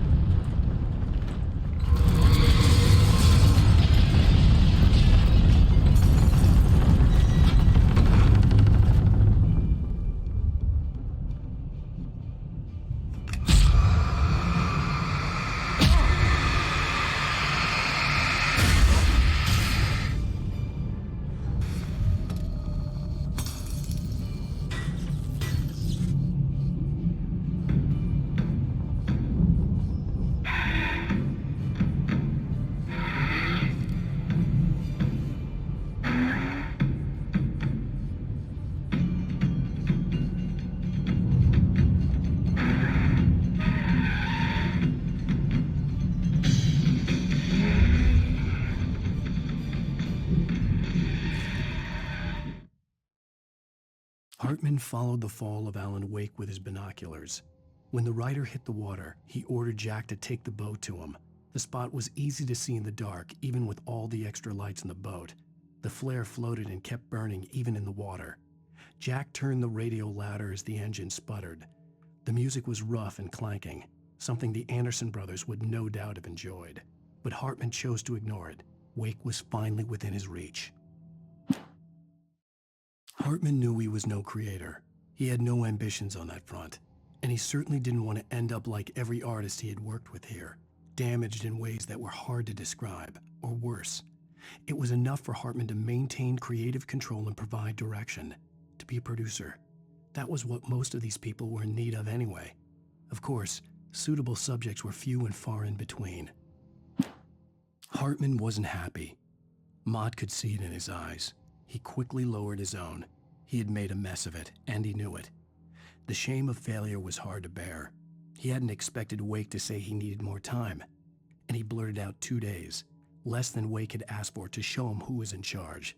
But that wasn't part of Hartman's plan.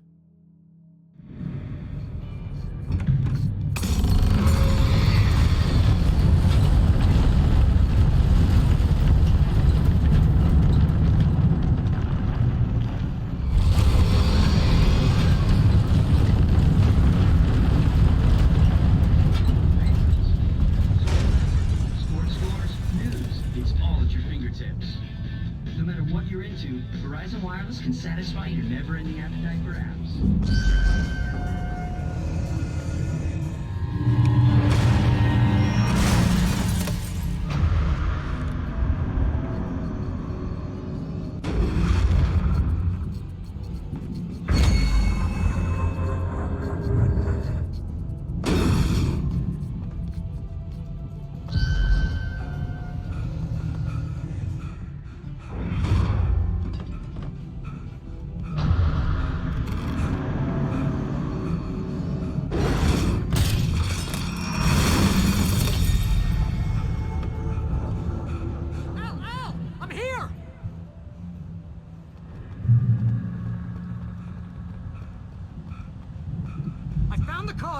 gate's locked. You're gonna have to go through the hedge maze over there. Barry, I don't have a light.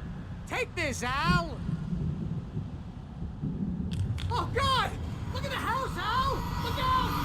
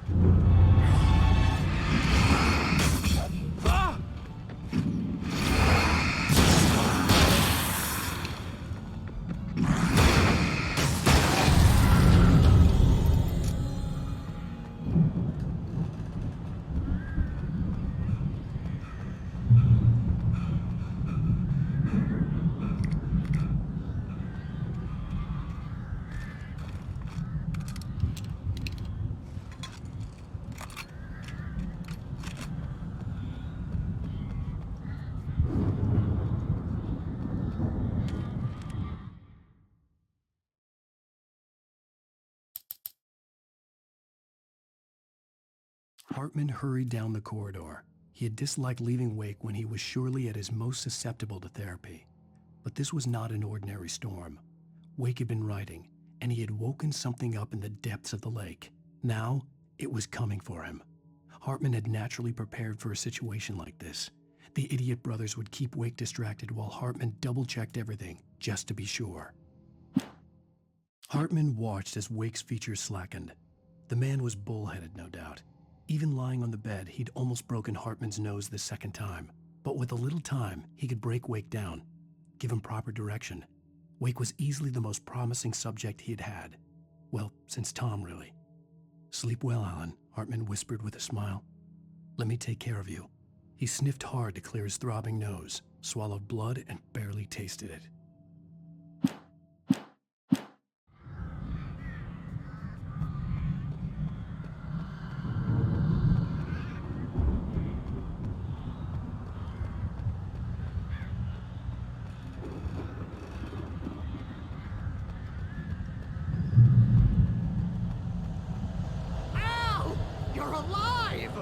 Let's get out of here. Can you open this gate? Maybe. Barry. Well, I slammed it shut when the nasty showed up, and the key fits kind of loose in the lock, so, Barry! I'll find it. Don't worry about it.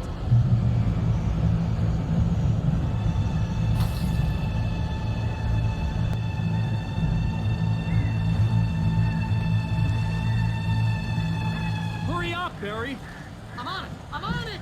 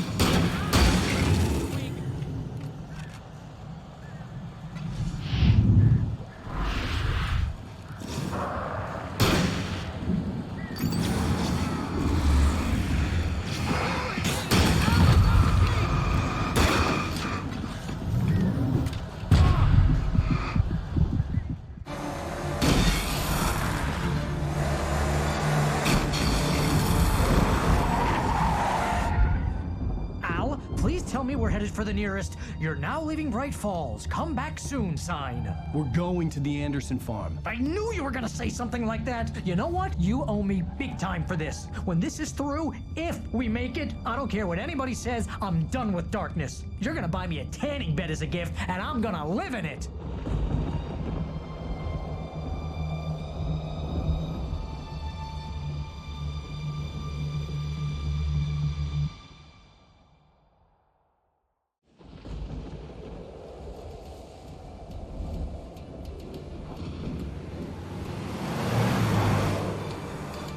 I'm crazy, but that's fine, Barry. Oh, you got that right, Al. You're barking mad. You are by far the craziest— But maybe that's inevitable when you deal with crazy stuff like this. It helps. This is happening, Barry. Alice, they never had Alice. She's trapped in the darkness at the bottom of the lake, but she's not dead. Al, how can you know that? I know, Barry. I can— Al, No, listen. I can bring her back. I can find her. There's something special about this place. The lake, it does something to the works of art created here. It makes them come true.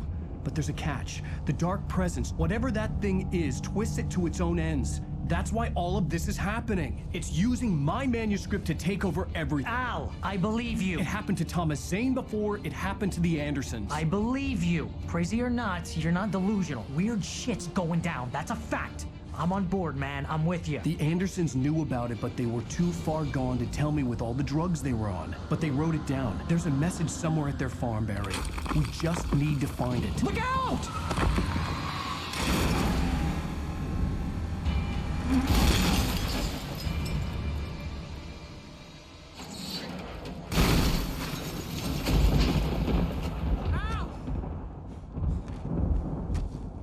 God damn it, Al, talk to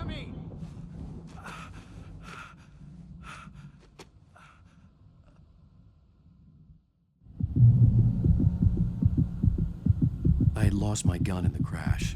Barry was nowhere to be seen.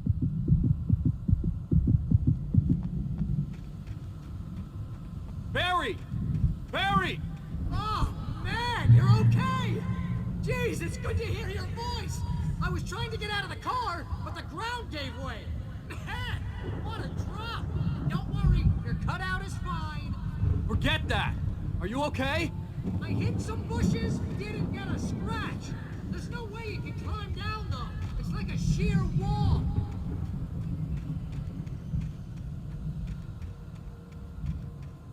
Ah! Al! There's something moving down here! Barry, it's a taken! Use a flare, Barry! Oh! Yeah! Barry, are you alright? I'm good, Al! I'm great! Guess you never messed with anyone from New York City before, huh?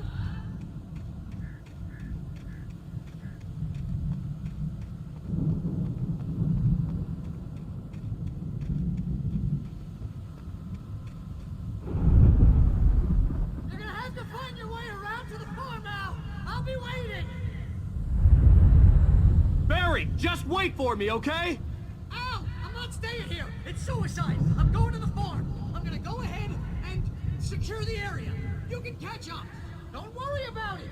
I'm on the case. Now he's Rambo. This would turn into a disaster if I didn't catch up with Barry.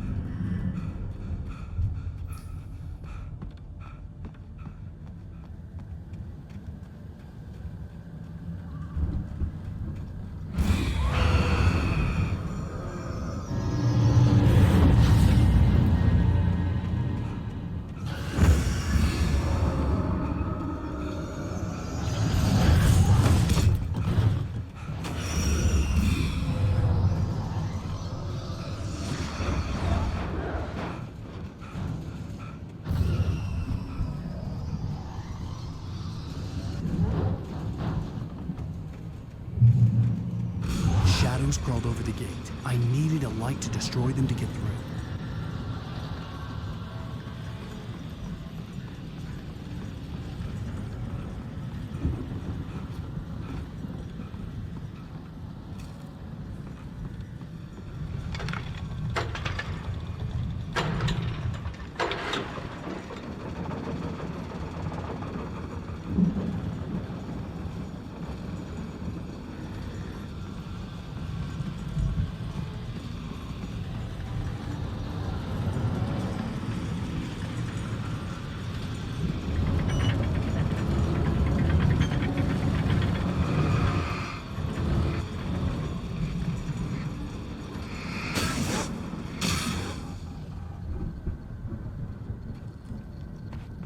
I could sense the movement in the woods ahead. Facing the enemy without a weapon was dangerous, but I had no choice.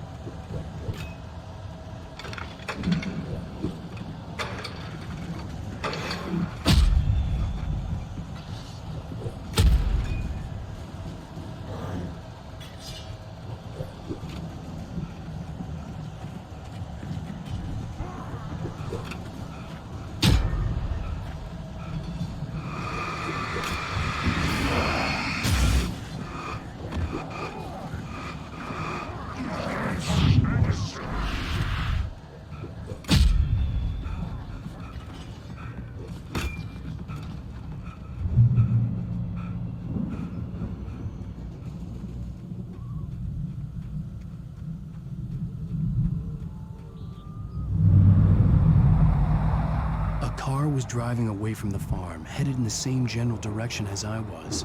For all I knew, it was Barry, caught in the consequences of leaping before looking.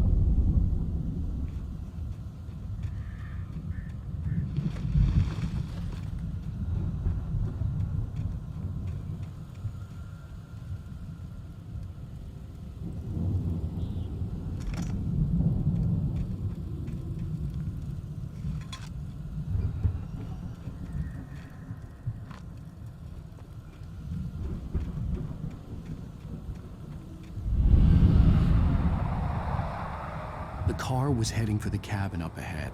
It wasn't far. If it was Barry, I would see the damage soon.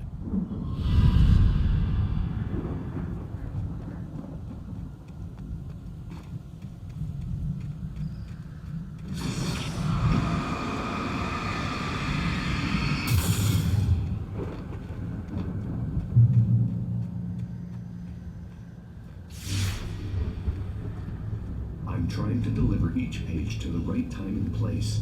I'm trying to show you how the story goes. I had seen glimpses of the light before. I had seen it in my dream. It was a strange spaceman or a diver in a bulky suit. He was the one who'd been placing the pages on my path.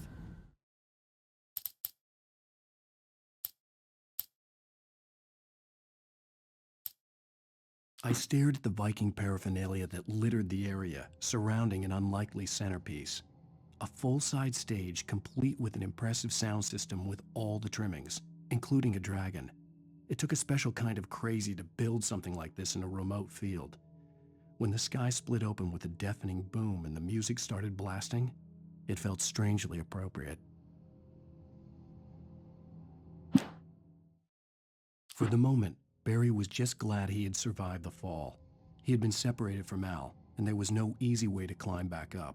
He told himself he'd be okay in the gloomy forest at night. He would just have to wait for a while for Al to find his way down.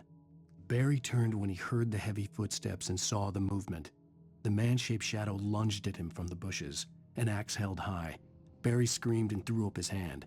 The world exploded.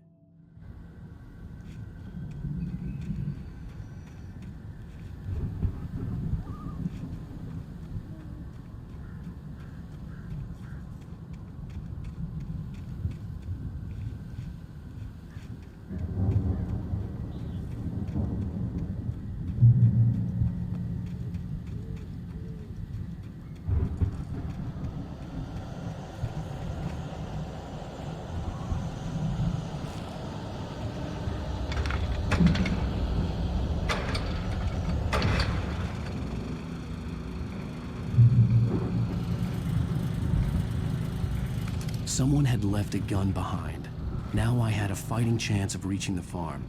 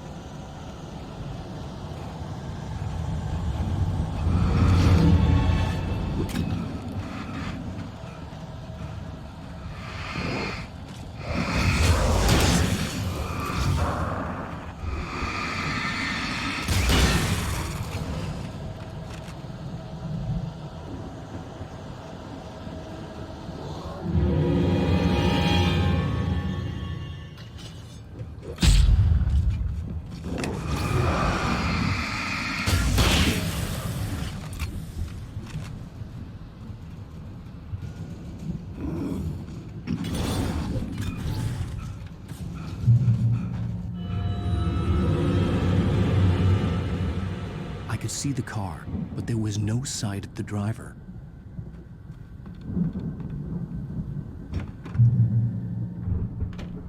Hello?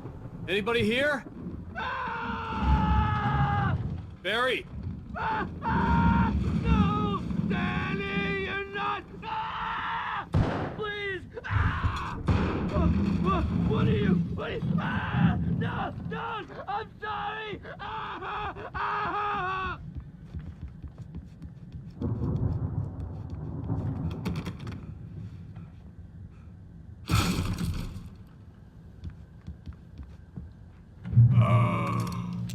I know you. You were in jail the other day. I went to the farm again for the moonshine, you know? It makes you see. They're not gonna miss it. They're in the loony bin. But my buddy, Danny, I lost him.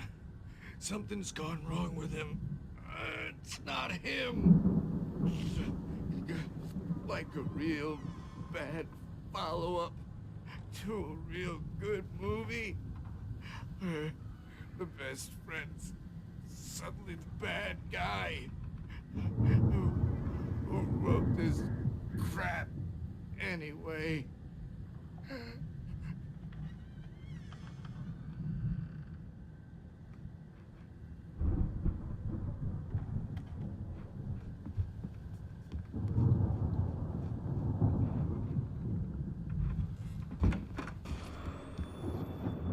I've run through every possible course in my head. If I continue like the Dark Presence wants me to, the story I'm writing won't save Alice. It's a horror story, and it's going to kill her, and me, and everybody in this town. No one will survive. Darkness will consume everything. This is what it's wanted all along. It will be free, unstoppable. It used Alice to get to me, dangled her in front of me to keep me going. It was never going to release her. I'm going to change this. I'll escape.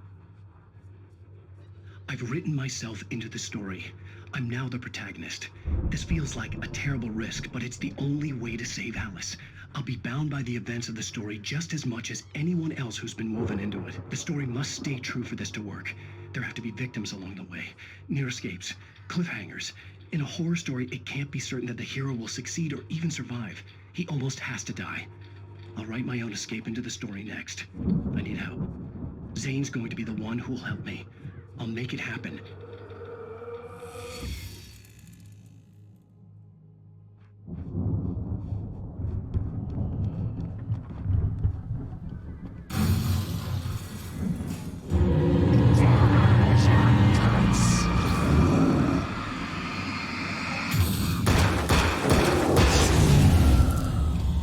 Let me guess. Danny, huh?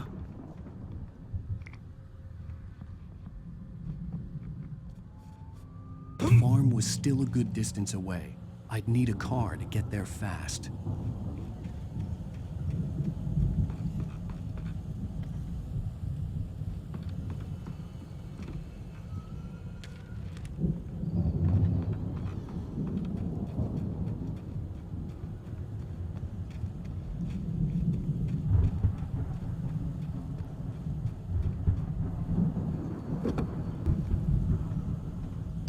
Barry wasn't up here, he was probably in trouble down at the farm. For a moment, I felt bad for doubting him. After all, I'd made it this far myself. But Barry was Barry.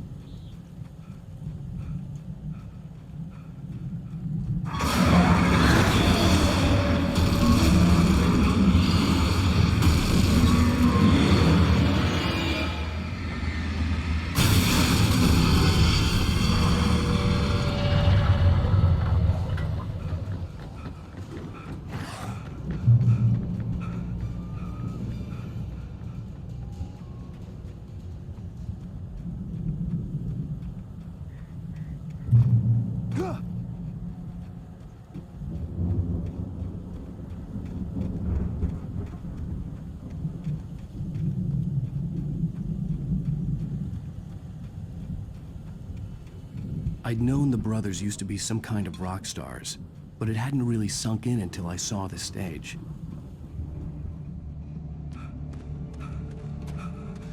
Al! Run! Incoming!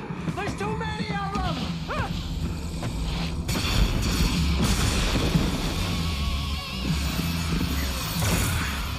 God damn!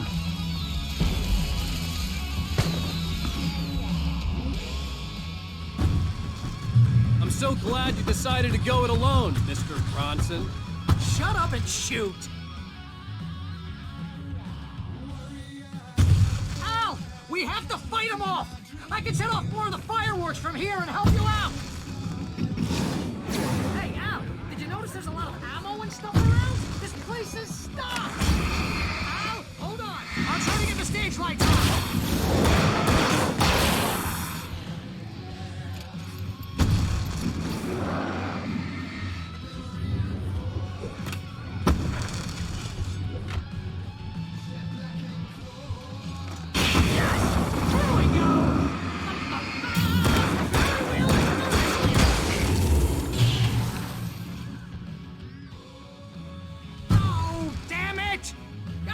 Turn of the century wiring!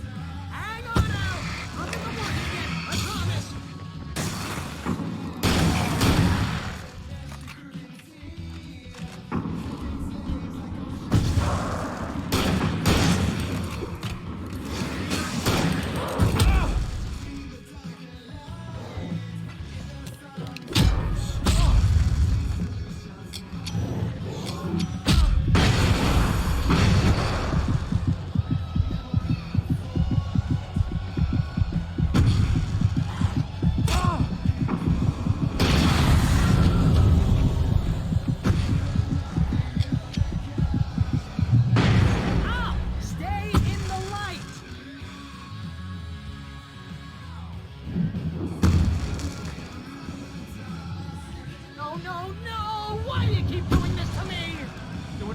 Please, please, please!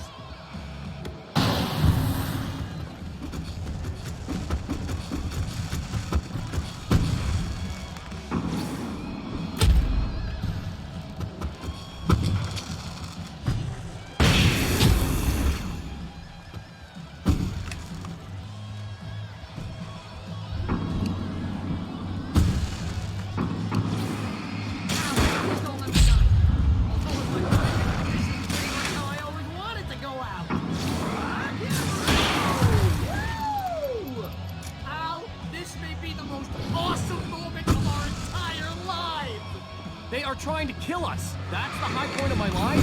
Really?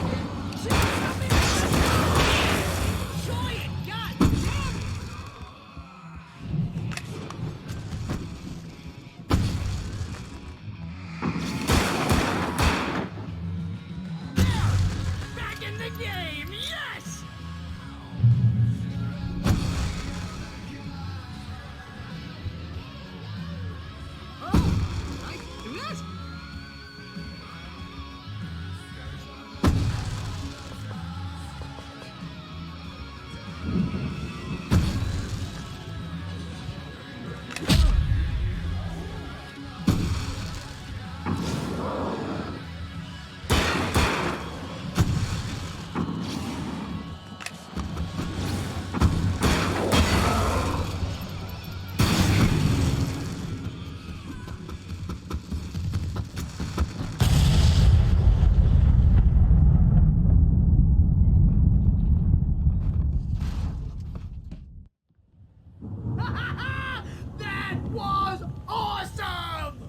Bright Falls, rock and roll capital of America. Hey, Al! This way to the farm!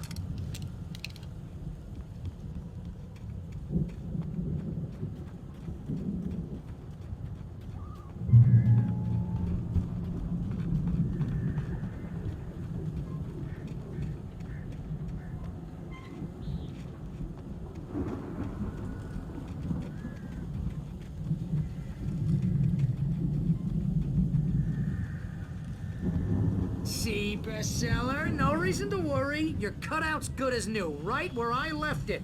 I'll come back for it once we have the place secured. Yeah, that's been my biggest worry all this time. We need to get this thing moved out of the way. This is as far as I got before they ambushed me.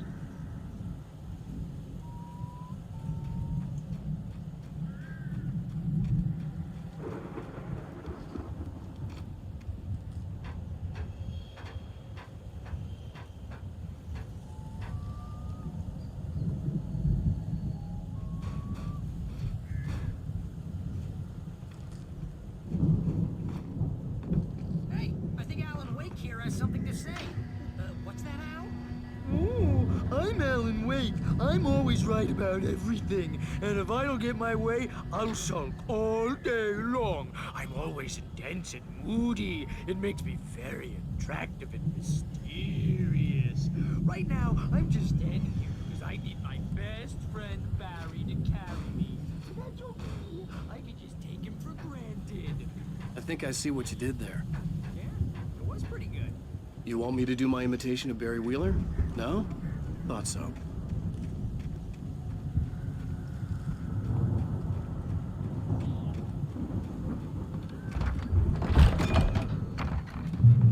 Wow!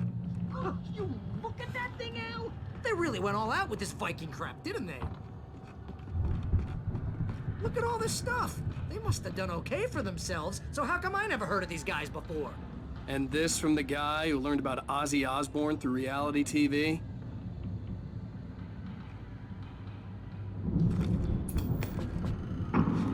Sleep. We all spend a third of our dreams in its soft embrace, somewhere between fantasy and Hey, oblivion. remember when I got you that gig? But Your dreams first have a way real of writing forcing job. What got themselves you into started? waking life, Was this one of your or vice episodes? versa. In Night Springs. Tonight's episode, The Dream of Dreams. That's by someone else. We join Mr. Jones as he explores the endless dreamscape, only to be brought to a sudden stop by a decidedly mundane situation. A long line of people. Hey, Jones, right?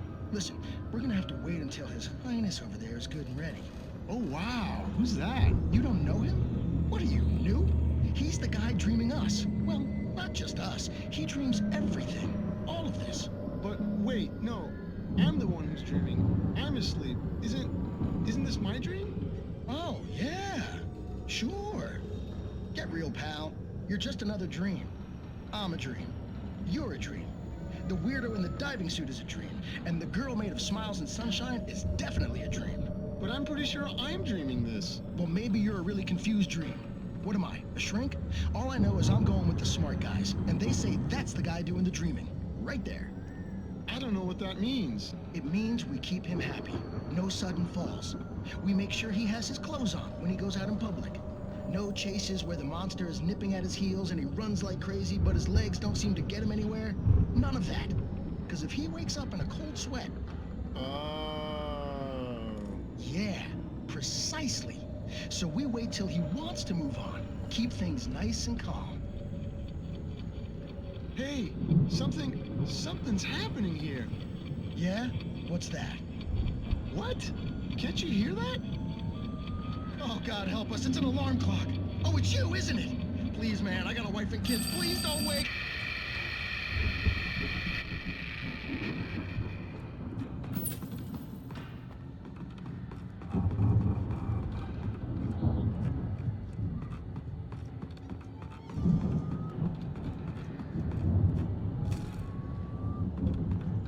The Viking boat looked imposing, almost like a battering ram.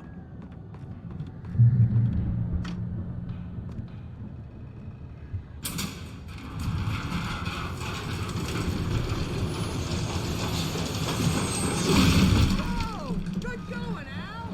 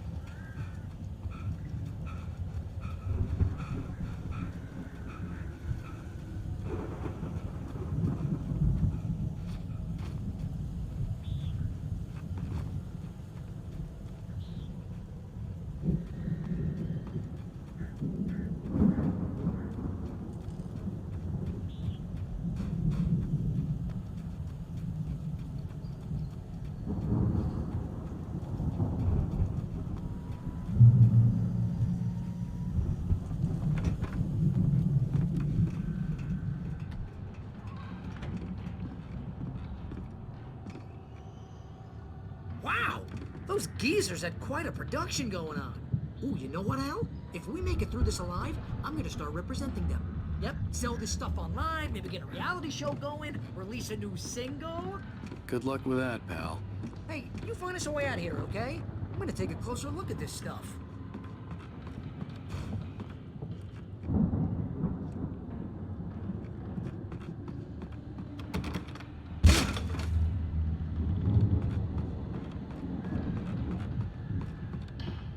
Be careful, Al!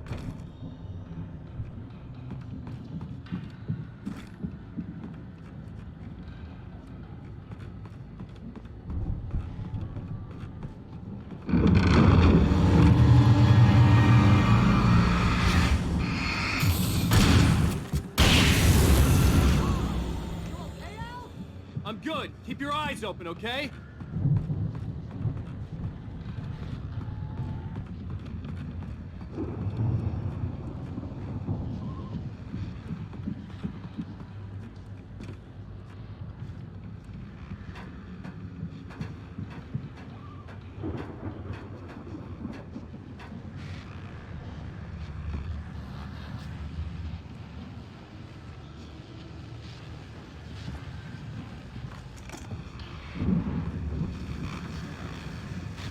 As you regular listeners know, I tend to work through the night, but I'm not the only one. Deputies Mulligan and Thornton are taking a couple of moments off their busy schedule to join me here in the studio. Boys, how busy are you now? Deerfest is almost here, isn't it? I bet that keeps you in business. Pretty busy, yeah. Actually, Pat, we've been real busy with other stuff, which concerns an ongoing investigation. We can't talk about that, Thornton. I wasn't gonna say anything. I was just saying we got, other irons to fry. And how would you compare your workload to last year's? Things have seemed relatively peaceful to me, but people do tend to get a little wild this time of year. Oh, it's wild, Pat. It's pretty wild. There's been all sorts of trouble this year. Vandalism, fighting, public disturbances. A lot of people gone missing, too. Yeah, it's pretty much the usual stuff, Pat. Just, a lot more of it. Now, is it just me, or does Deerfest get wilder every year? People seem to be more drunk, at least, or they start earlier and younger. Oh, it's definitely not just you, Pat, but... Definitely, Pat. Hey, I'm talking here, Thornton. Oh, shoot, I lost my train of thought. Not just me. Oh, yeah, it's wilder, Pat, but actually most of the trouble seems to be coming from grown men. People who ought to know better, Kids are doing fine this year. Well, that's nice to hear at least. Boys, I want to thank you for stopping by. I'll let you get back to your patrol. Sure thing, Pat. Yeah, sure thing, Pat.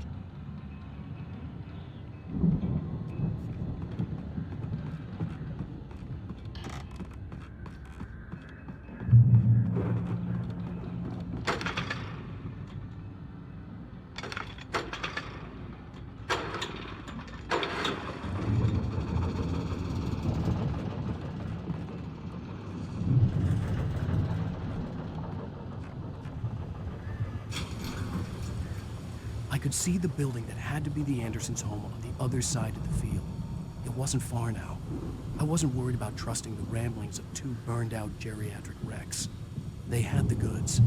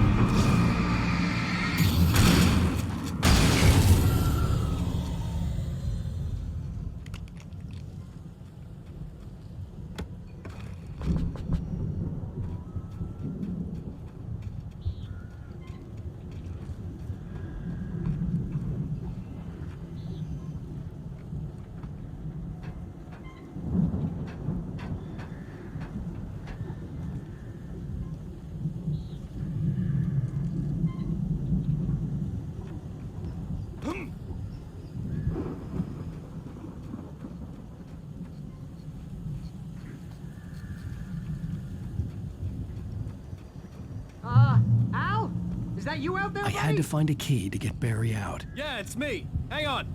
I'll try to find a key to get the door open.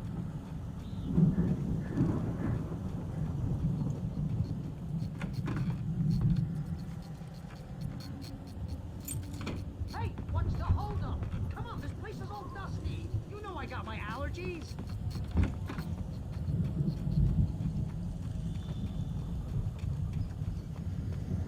Come on, Al, open the door already. Hey, let's go, man.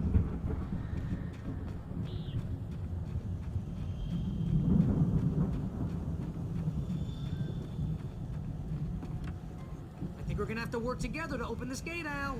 Looks pretty heavy. Ah!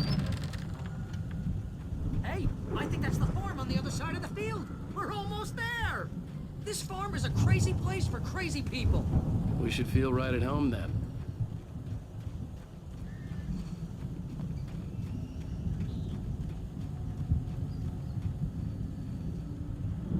Come on, one more gate. Let's do this.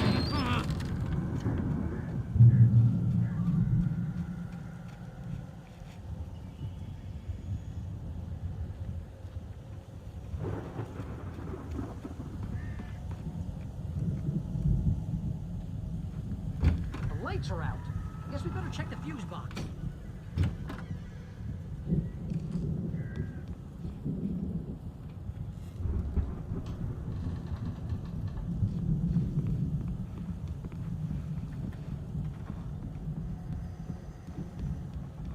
You know, this place looks kind of lived in.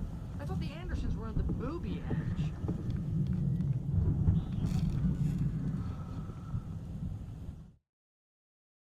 Agent Nightingale stared at the passed-out rider.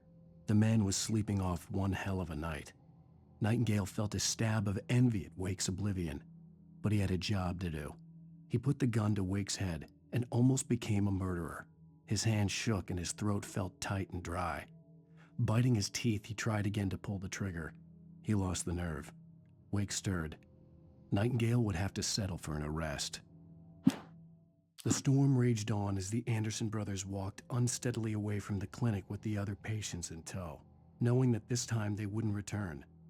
The darkness around them seethed with horrors, but Tor and Odin were unafraid.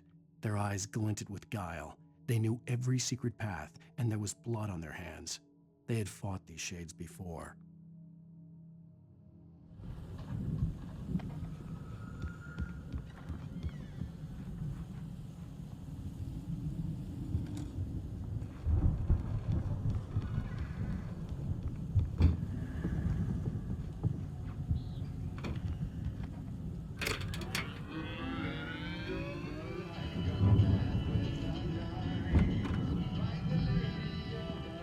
Can you hear that, Al? Music? Of course. We need to find where it's coming from. That's the message the Andersons talked about. That's the whole reason we're here. Lady of the Light? Oh, that's gotta be what's-her-face, the crazy lamp lady from the town. Cynthia Weaver. Right.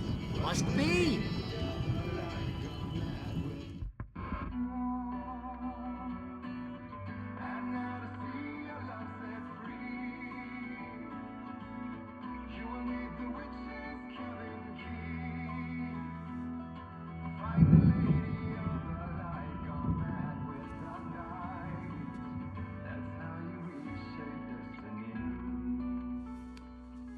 Okay. We need to find Cynthia Weaver. We'll stay here for the night and head back to town as soon as it gets light. Hey, Al. Lots of hours before dawn. Might as well get some rest. And by rest, I mean drunk. Come on, Barry, this is... Yeah, what the hell?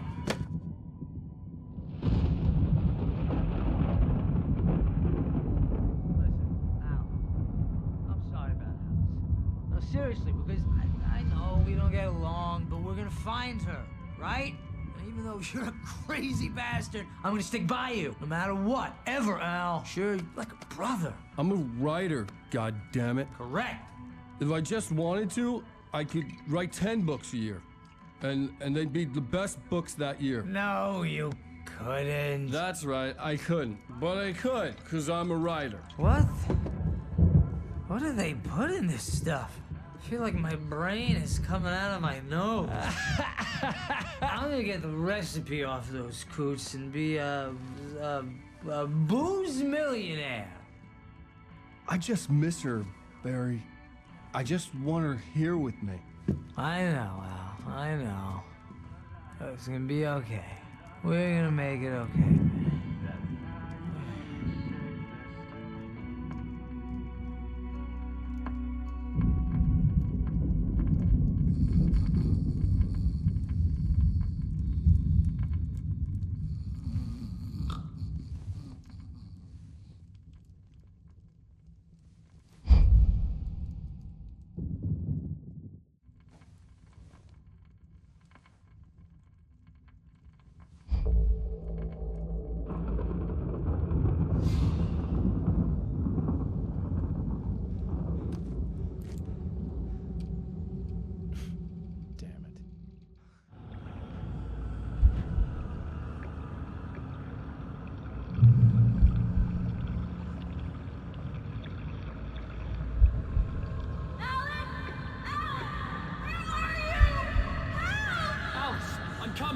It's all right!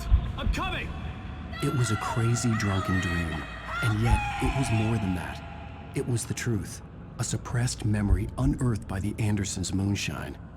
I was there, an out-of-body observer. This was the night Alice and I had arrived at Bright Falls, the night Alice had disappeared. I had a chance to find out what had happened. I remembered being surprised to see the cabin dark. Alice would have never turned the lights off.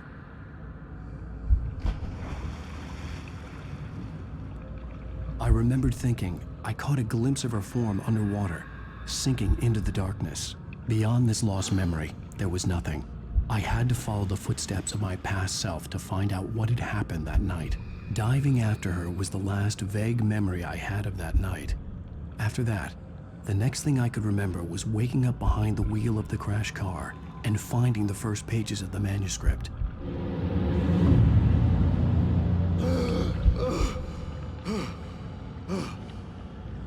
I couldn't find her in all that blackness. I must have thought she drowned.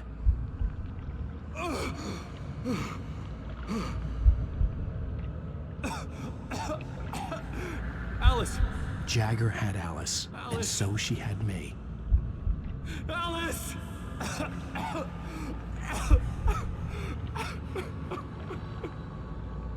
I'd been easy prey. Look at the cabin. Is there someone in the window? Alice? Maybe she didn't drown after all. Maybe she's inside. Alice! Yes.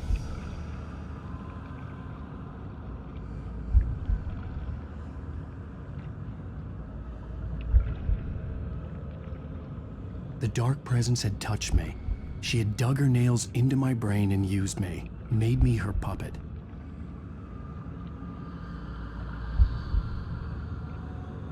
She must be here somewhere. Maybe upstairs in the study. Alice! Yes, that's where she is. You can apologize. Alice! You laugh at the whole thing together and put it behind you. Alice? She's not here. You were foolish to think so. No, she's dead. She drowned. No, no, no! It's your fault your wife is dead. You are guilty. All she wanted was to help you right. You killed her. Ah! Oh, hush. There's still hope. Cauldron Lake is a special place. Here, you have the power to change things. She wanted you to write. I will tell you what to do.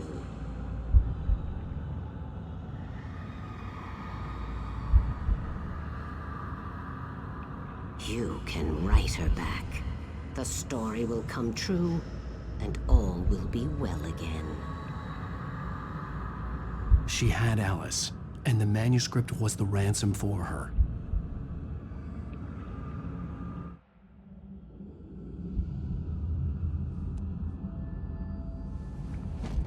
Yes. I'll write. I'll fix it. I'll bring her back.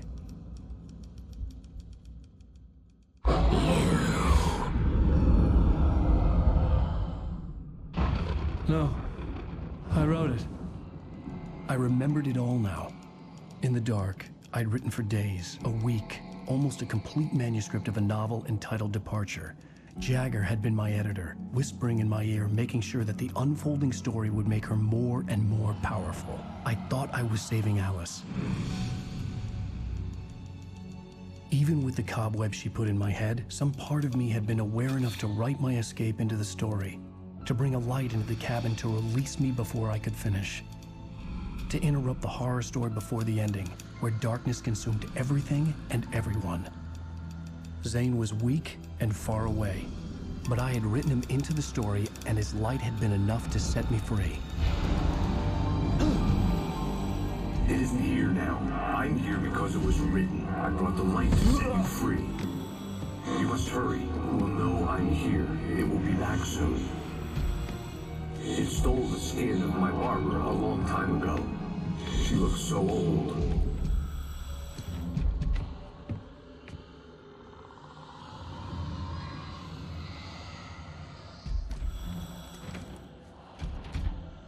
I had woken up, confused and groggy, my mind consumed by darkness and fear. All I could do was to escape.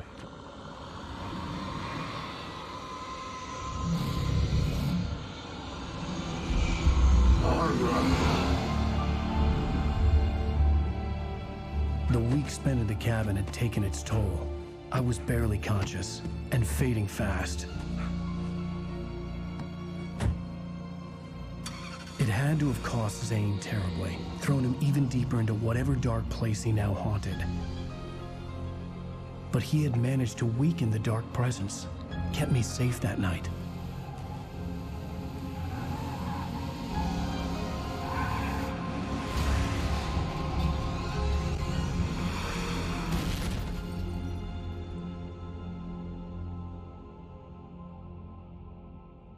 I wrote it.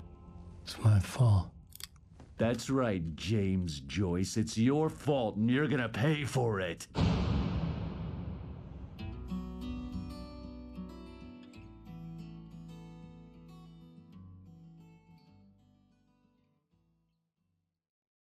Manuscript pages were gone. The FBI agent had taken them. I think my tongue just took a crap in my mouth. Ugh. Oh, wait, we're in jail now? Ow. Ow, this is not good. That about sums it up.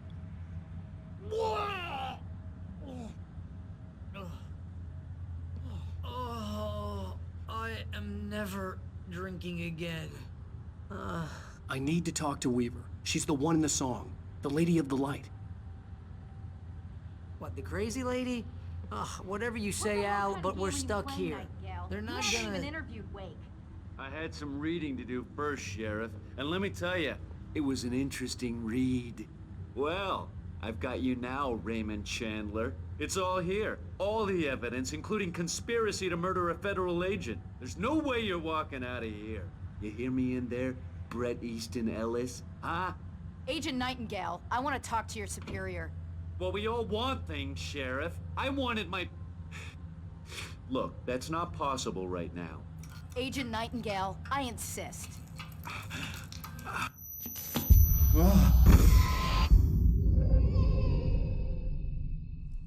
Wake, what's wrong? Lady, are you stupid? It's a trick. It's an obvious trick. Okay, I've had enough of this crap. Wake, I'm gonna trust you with this. You're joking. Agent Nightingale, your opinion would matter more if you were sober and if I actually believed you were here on official business.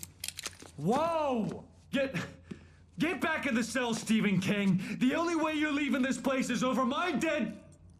Wait a minute. I know this... Oh my God! Light. We need light. It's the only way to fight this thing. In my office. I've got your things there. Follow me. Oh man, we're sitting ducks with the lights out. Stay cool. I can get the emergency power on. Nightingale tried to make sense of the manuscript. It was disjointed and strange. He didn't understand half of it, but it all rang true. Impossibly true. He took out his hip flask when he reached the page that described how he reached the page that made him take out his hip flask. It wasn't the booze that made his mind reel. Nightingale felt the situation veering out of his control, but the gun at least felt steady in his hands. He was ready to fire, resolved that he would let this happen over his dead body. And yet he hesitated. He had seen this moment before, read it in the page. He was transfixed by the déjà vu and the horror that he was a character in a story someone had written. Then the monstrous presence burst in behind him and dragged him into the night.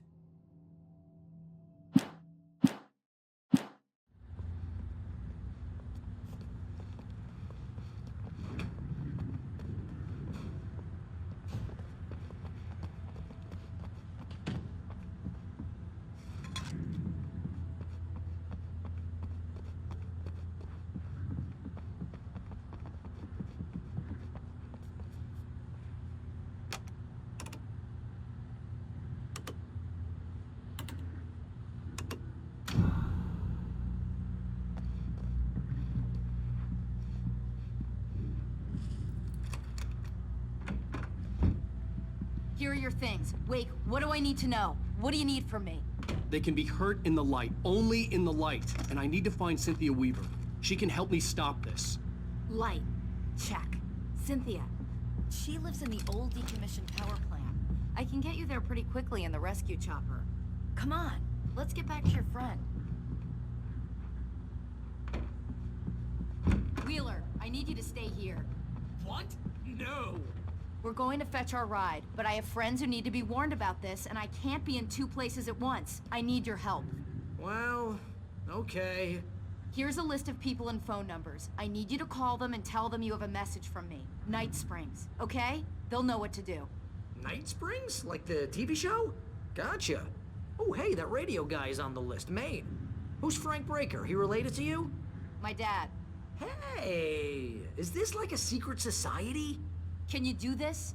You'll be safe here. The backup power's on. These guys need to be alerted, just in case we don't come back. You'll come back for me though, right? As soon as we get the chopper ready. Thanks, Wheeler. I owe you one. Okay, let's go, Wake. Through the back. My hangover wants a pizza. You think there's any way I could order one out?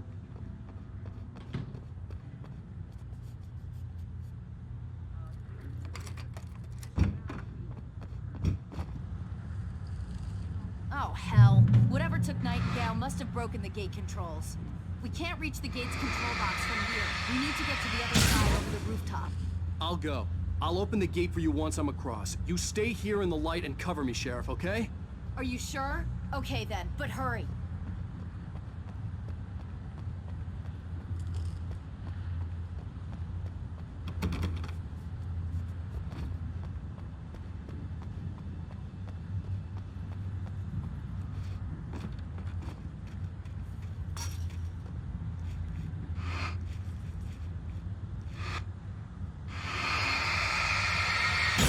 I needed to reach the rooftop to get to the other side of the broken gate.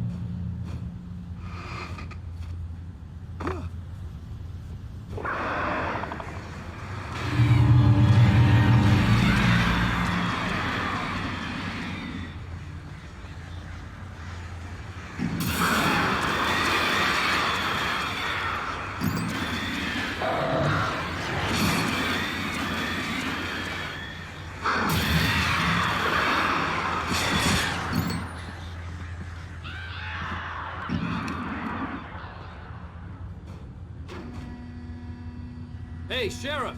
Your password. Night Springs? What's that all about? It's a stupid joke we have. That Bright Falls is the original inspiration for the TV show. This town can get weird at times.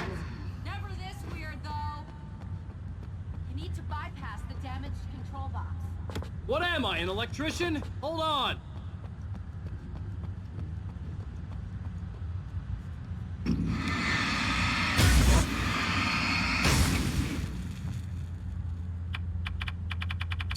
Ah, damn!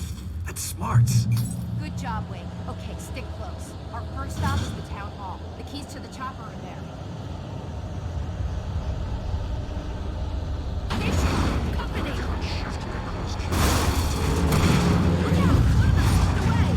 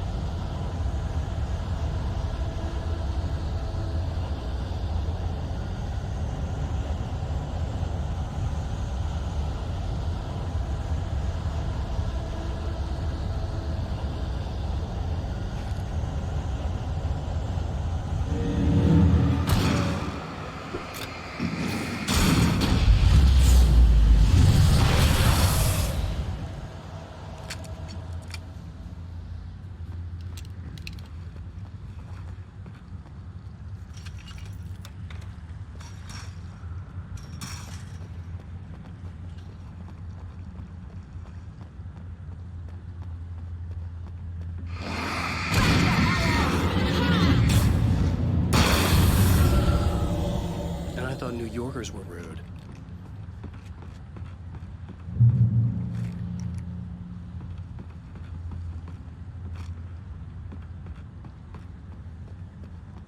You have the right to understand.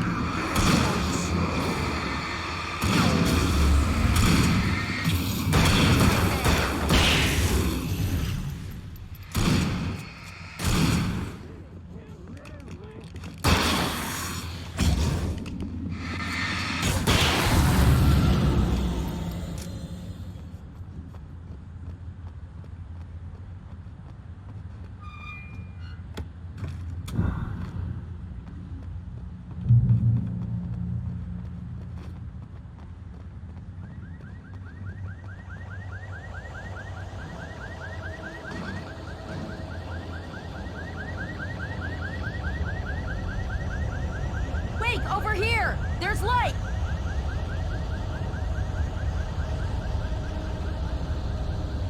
I have a key. Watch my back, Wade.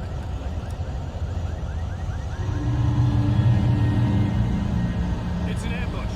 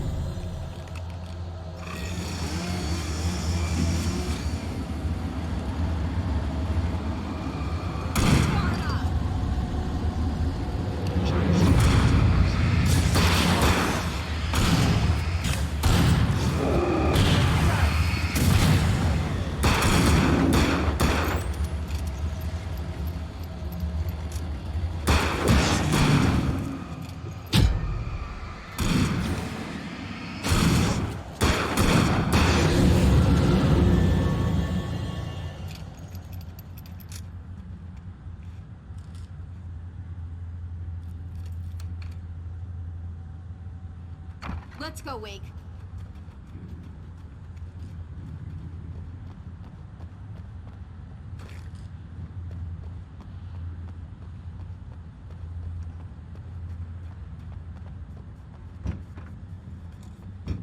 Okay, someone's messed with the fuse box here, but you should be able to jury rig it while I find the keys. I already got electrocuted once today. How about I look for the keys and you get burned for a change? Fine. They should be in the clerk's office on the other side of the building, near the main entrance. Gotcha.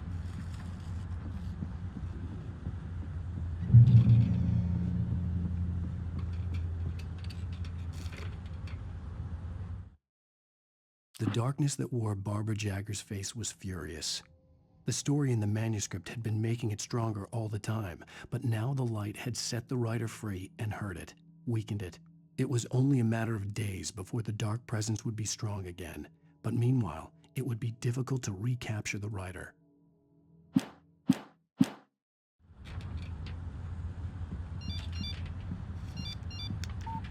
The message was from Barry. He was getting worried at the station. He wanted us to hurry.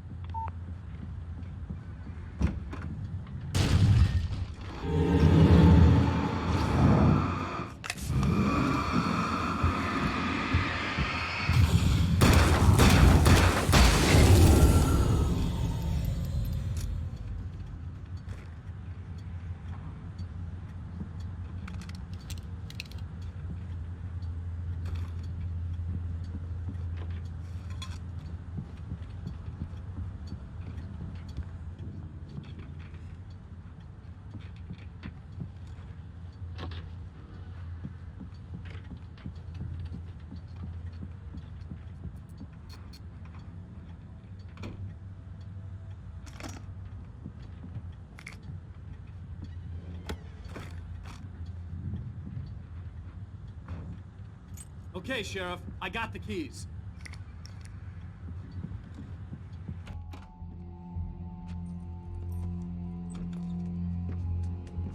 Barry? Why isn't he inside? Oh God! Oh God!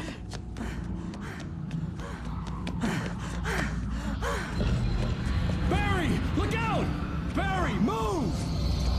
Ah! Barry! He made it inside, Wake. He's okay. The storefront's blocked. Come on, Wake, let's go around. We can meet him in the back.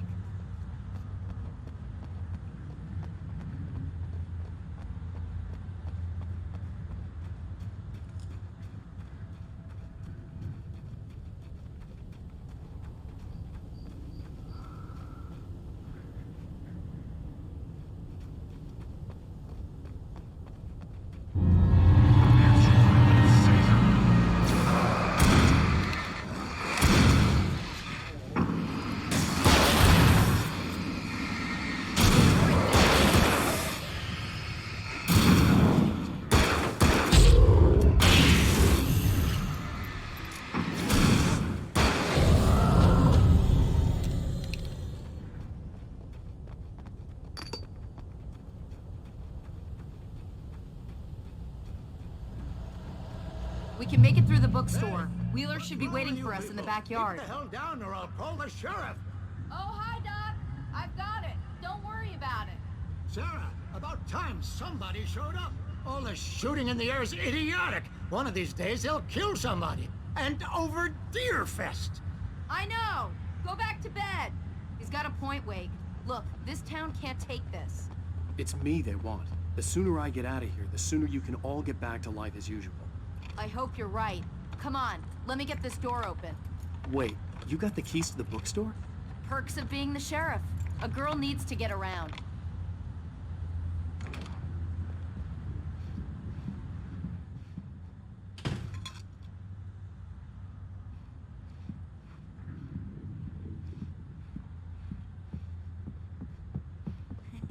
They're really taking advantage of your presence here, Wake. I heard they're selling a lot of your Alex Casey books. Right now, I'm not a big fan of my own writing.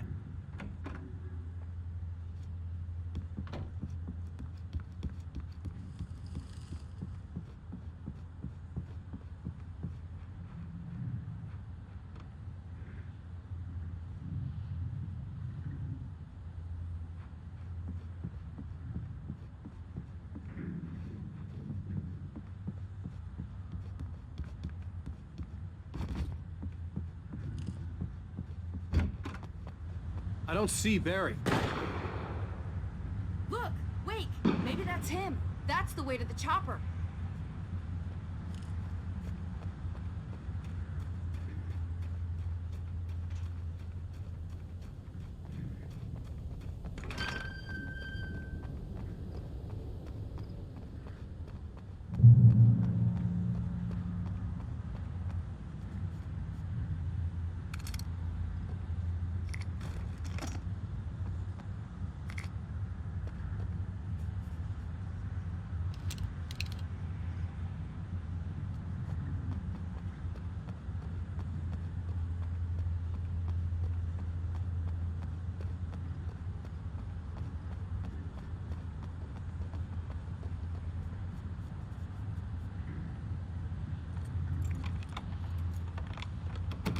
I'm gonna give Pastor Howard a piece of my mind about this lock. Ugh, I told him to get it fixed. Here they come. Labor. Let's take a break.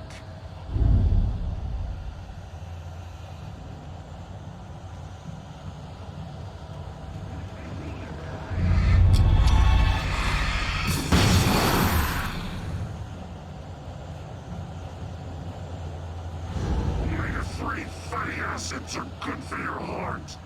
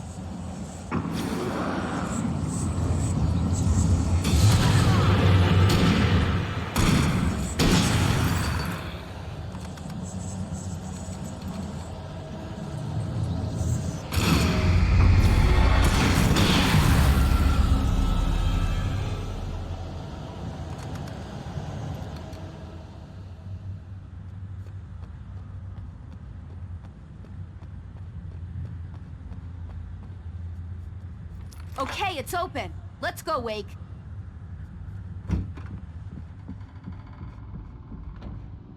Wow. We keep them lit all night long on the night before Deerfest. Why? Well, it's tradition.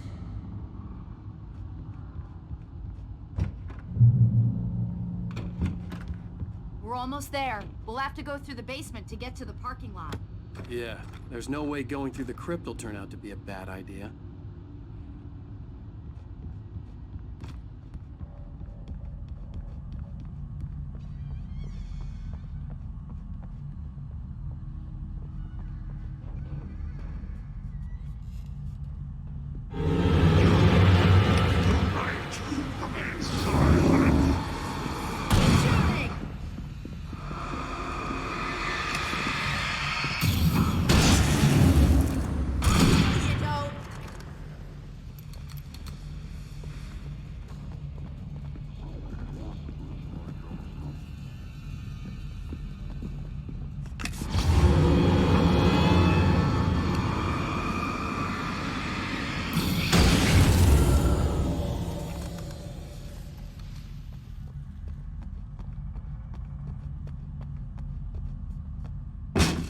Did you call 911?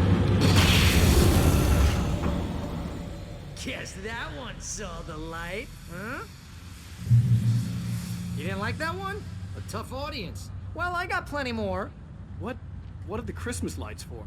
Protection, man! Like garlic against vampires? Vampires. The helicopter's just across the parking lot and up the hill. Come on!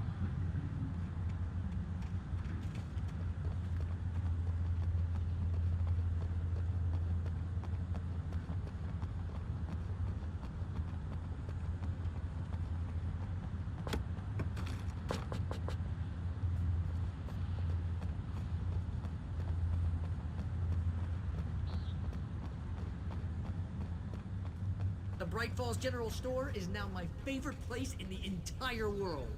See this headlamp? It's like a superpower. I can just look at one of those things and they die. It's my flaming eye of Mordor. I wish I didn't say that. Yeah. Hey, I want a headlamp. Last one. Bastard.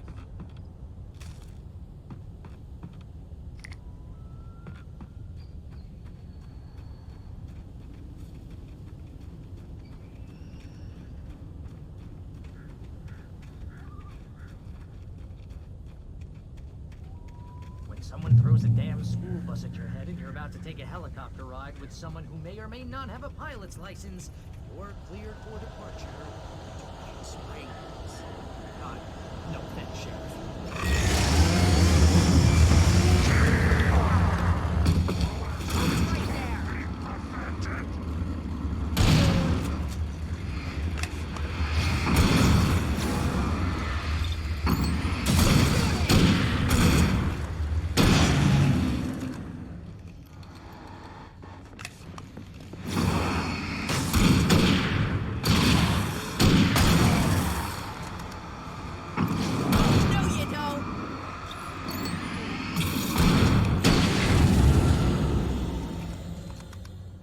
Never gonna get used to this.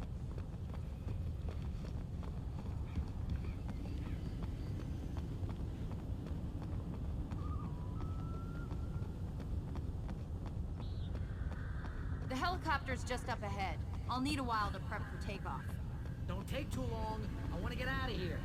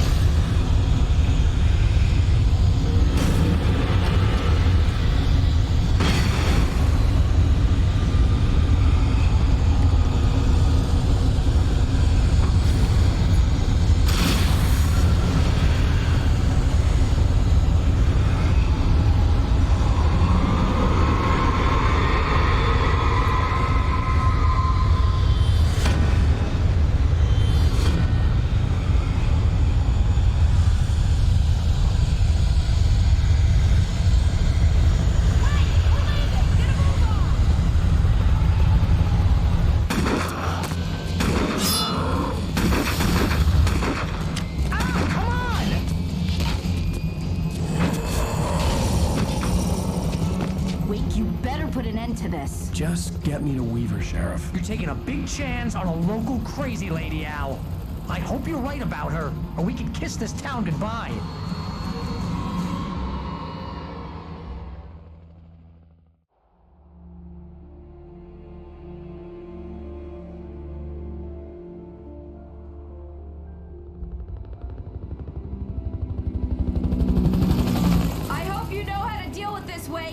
I guess you New Yorkers are used to rough situations like this. Right. The city's a war zone. King Kong, mutant alligators, and Alex Casey shoots the place up every weekend. Look, I never even carried a gun until a couple of days ago. Well, my dad used to be a cop there. Tells some pretty wild stories. Stuff like this? No, just normal bad stuff. Kinda like your books, Wake. I used to tease Dad that he was just like Alex Casey. You've read me. Oh, sure. You're a pretty good writer. A little heavy on the metaphors, maybe. Nobody's ever said that before. We're coming up on the power plant. See the lit building over there? And that's the dam further up the river. I can't land here. I'll take her down the road across the river. Just get me there, Sheriff.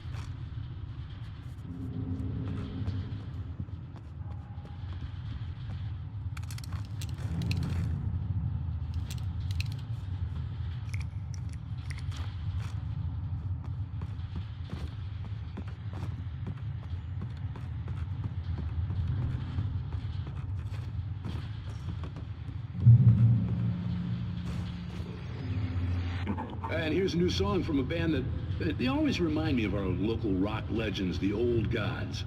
I couldn't tell you why. I guess it's just, one of those things. Anyway, here's Poets of the Fall.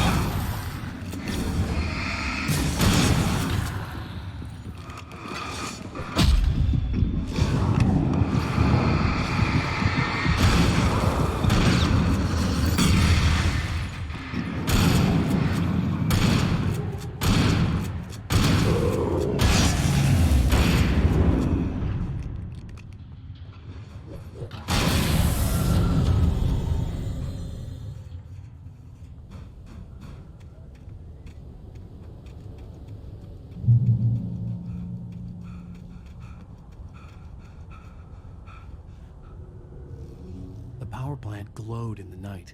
It was close, but I had to find a way across.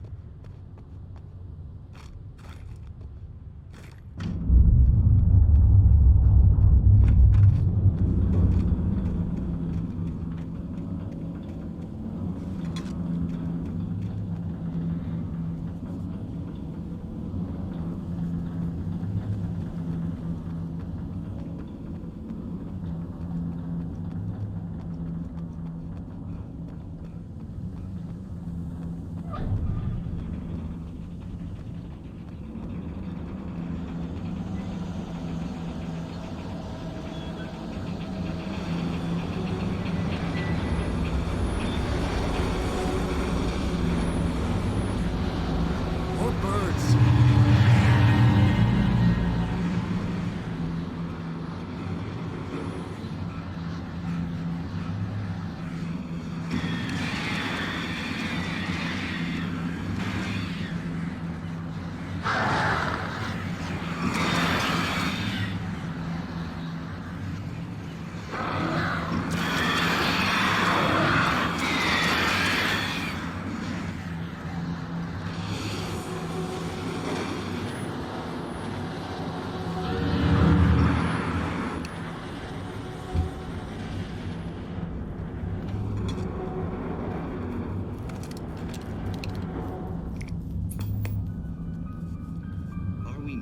Dreaming of being butterflies, or butterflies that dream of being men. Such philosophical concerns are by necessity abstract. And yet, some of us can find concrete proof of the nature of our existence in Night Springs. Tonight's episode, an absence of creativity.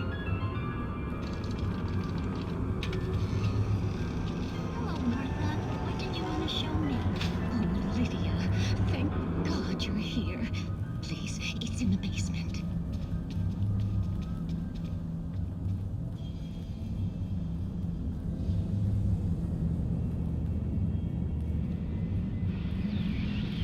Oh, Martha. Oh, that's amazing. Isn't it just? I found it here this morning. It's like it isn't there, but oh. I can't look straight at it. Yes, I'm sorry. How did you get here? Well, I'm trying to work. Did you put this thing here? In a way. To be more precise, I put everything here but that. Really? But what is it? Oh, I guess the temptation is to call it a hole, but it's really an absence, a profound lack of reality. In Martha's basement? Yes, I was doing so well, too. I came up with 2 old ladies and put something really weird in the basement. It was a great start. But I'm completely blocked now. I can't imagine what I was up to. Well, surely it's just an ordinary basement. Is it? Why did you call your friend here, then? Well, I don't know. Oh, well. Couldn't you just ignore it? Oh, no, I couldn't do that. It would probably turn into a plot hole. Might be one already. Could sink the whole enterprise. Oh, my. Listen, ladies, not to be rude, but I'm really not at all sure where I'm going with this, and you're just not helping. You should just go back upstairs for a cup of coffee while I try to figure out what I'm up to. Well, if you think that's best. Maybe I should just stop here. Or is that too moronic? Is that too moronic?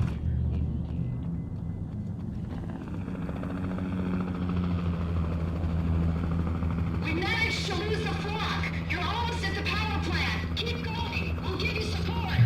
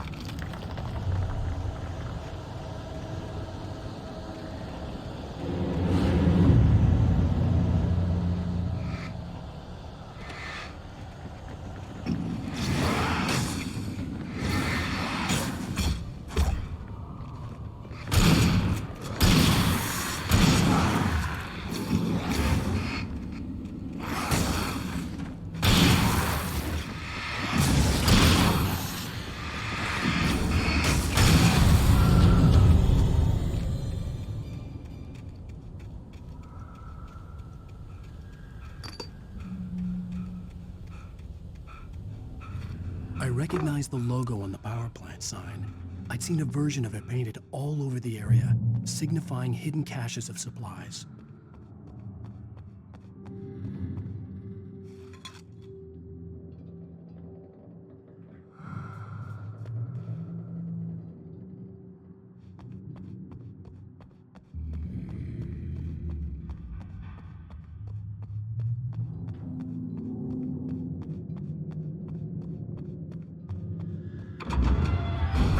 Hold it right there! Miss Weaver, Cynthia, I'm a friend. Prove it! You knew Zane, Thomas Zane. You're the Lady of the Light in the song. You can help me. About time. Young man, I've been waiting a very long time for you.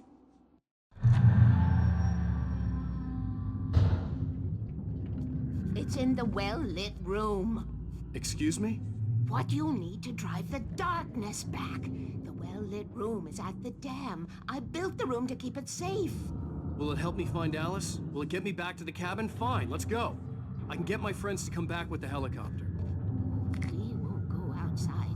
Never at night. That's rule number 1. You've been breaking the rules, young man, and where has that gotten us, Oh, I have a secret route. A lit route. Old water pipe.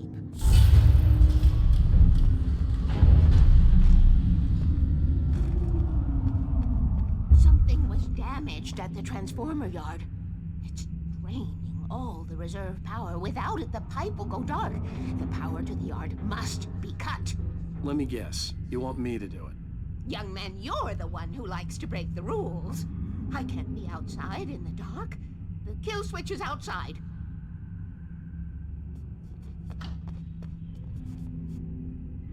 I have been preparing for these times. The dark tides. You have found my caches, haven't you? You can see the signs. Very few people can.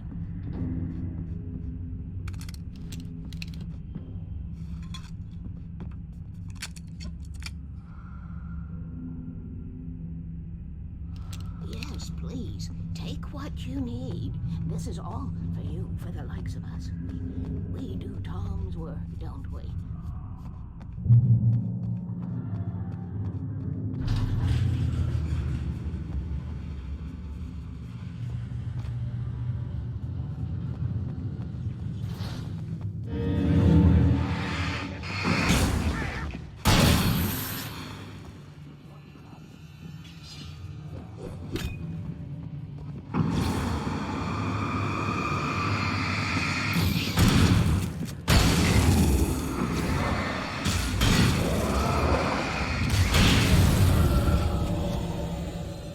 Weaver had sent me to cut the power to the transformer yard. I was willing to do grunt work for her to get her to help me. I hoped Weaver was dependable. I'd stumbled into this crazy world a little over a week ago. She had been living this insanity for decades.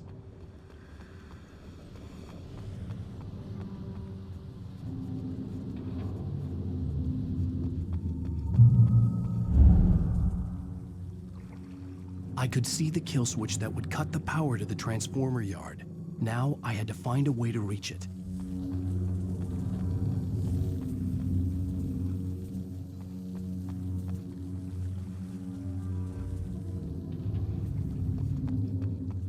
If I could figure out the gates, I could use them to get to the kill switch.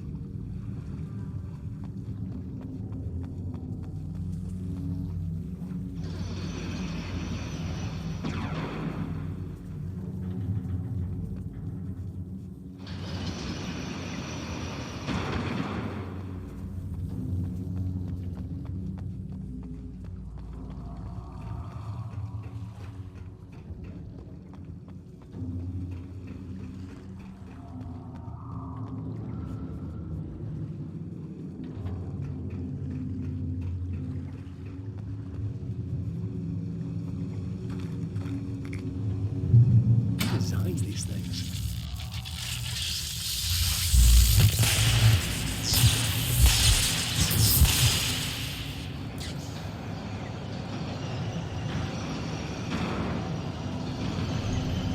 The transformer yard went dark and dead. Weaver's water pipe passed. Design designs these things.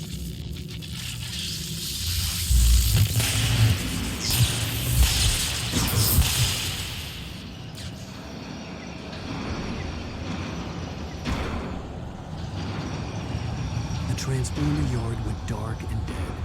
Weaver's water pipe passage should now be good to go.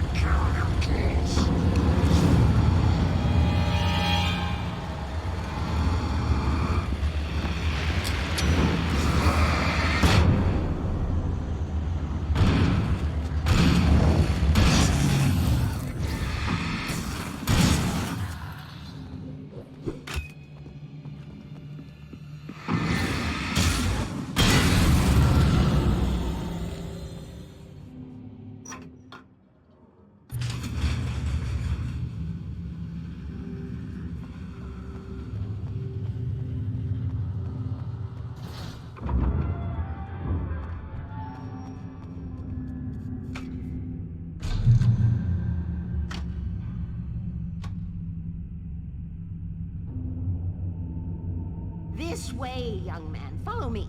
Come, come. The pipe's empty now. We're ready to go.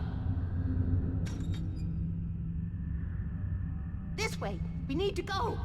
I knew them both, Tom and Barbara. I had such a crush on him. Such a beautiful man. I was jealous. There was a part of me that was maybe a little glad when she had the accident. And then Tom started writing and woke the darkness up. He tried to bring them back, but you can't do that. There are no free rides like that. I'm starting to realize that. In that case, young man, perhaps you're a smarter man than Tom was. The witch looked like her, but it wasn't. Barbara was sweet. He didn't understand until it was too late. He tried to undo it, wrote himself, her, everything he'd ever written out of the world. Oh, he was so famous. And afterward, no one knew. Oh, Tom. He left only one thing behind in my care, in case it happened again. Insurance. He trusted me. Or perhaps used me a little. Tom knew how I felt. Knew I wouldn't refuse him. I built the well-lit room and put it there. It's been waiting for you. We are characters trapped in a story you have written, and none of us will survive to see the end of it if the darkness isn't stopped. She'll twist the story to her own dark ends. How do you know all this? Tom, that's the way he wrote it. He still talks to me, you know, in television, from beyond, from below. We have both been touched by the darkness, young man. He saved us both with light, but the darkness stays with you. Leaves a stain. This pipe will take us directly to the well-lit room. Okay, I need to call my friends, tell them where we're going. Hello? Al! Barry, we're headed to the dam in one of the pipes. Meet us there. Okay, I'll tell Sarah. It's Sarah now? Whoa! No! For the sweet love of... Barry! Barry! We gotta go see if they're okay. They're probably dead. You must reach the well-lit room. This is no time to be a selfish idiot. That's my best friend.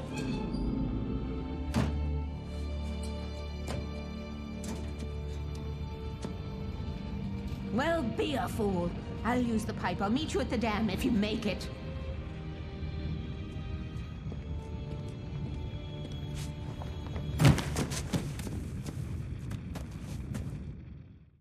At least I didn't have to worry about her. She knew how to stay safe.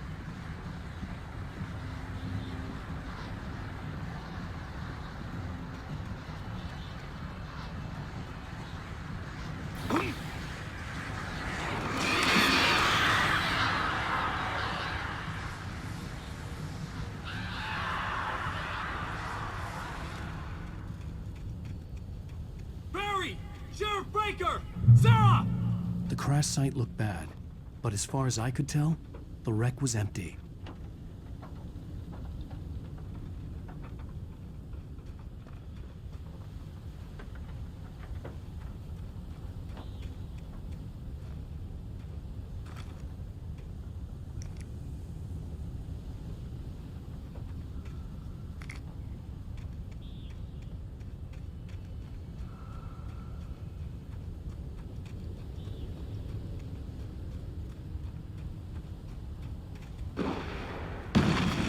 Barry! Barry!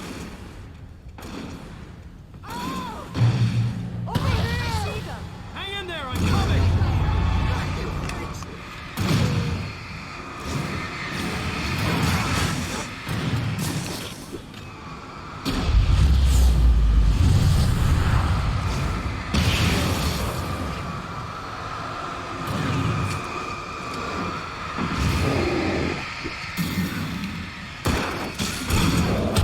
I see something moving. I know it's right there.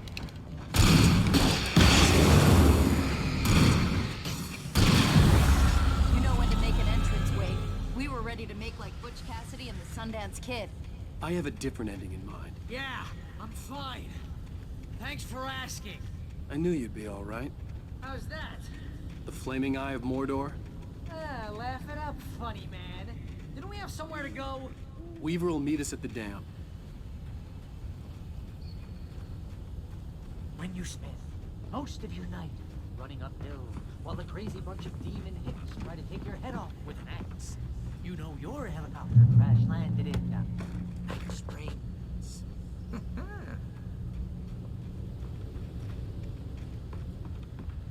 Oh, sure. I should have You given see that those gym lights? membership. That's the elevator we need to take.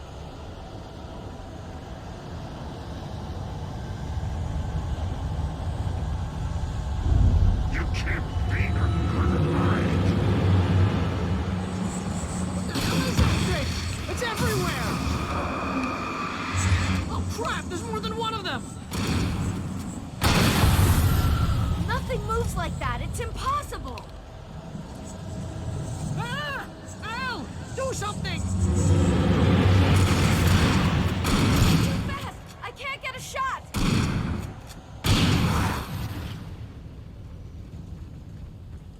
Was that it? Are we safe? That was... wow. I think we're okay. Hey, Al, I got a bad feeling. Let's keep our Let's eyes take a open. break, huh? Oh, but it's dangerous out here. Wait, call the elevator. I'm keeping watch. I think I hear something moving around.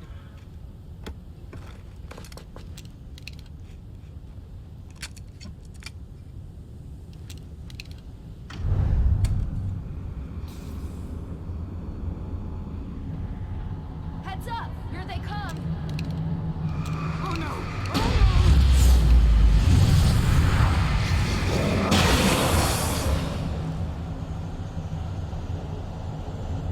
They're coming! We have to hold them off!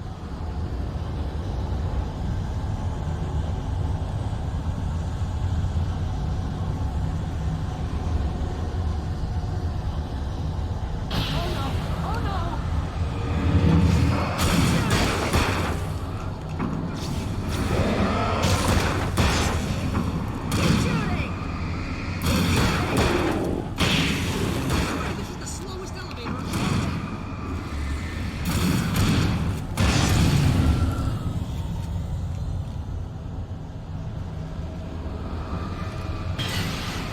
It's almost here, Wade. Just hold on!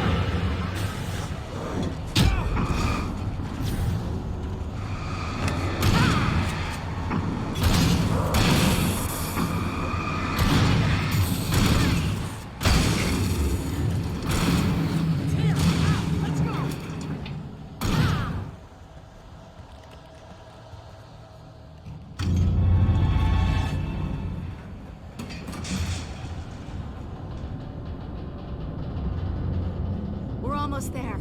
There's an entrance into the dam at the top. What's the plan, Wade? Well, Weaver's crazy, but she's got something Zane left behind. Something to fix this. Gee, could you be a little more vague? Thomas Zane? Seriously? Might as well be Paul Bunyan or Bigfoot. Yeah, well, he was real.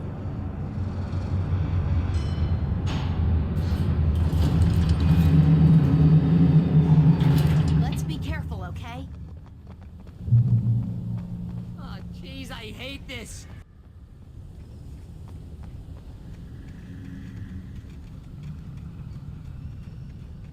Okay, Wake. There's a button over there that opens the door.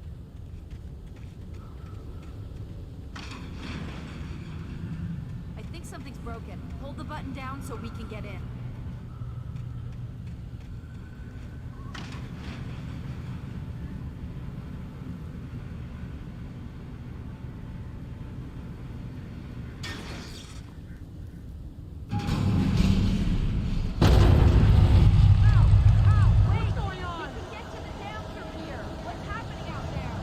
You guys go ahead and find Weaver. She should be in the dam now. I'll have to make it alone through the top. Please, be careful. I'll take good care of Barry, Wake. You just look out for yourself.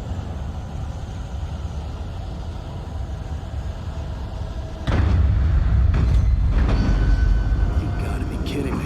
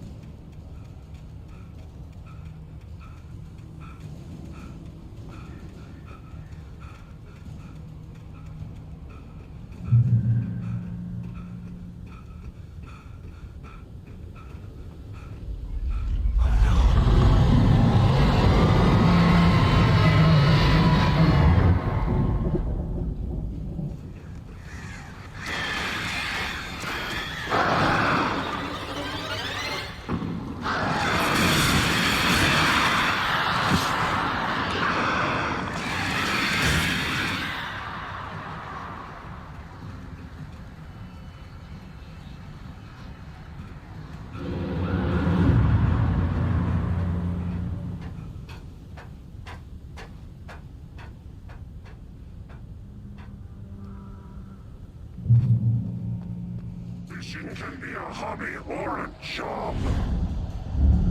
I was ridiculously outnumbered. The searchlight could even the odds.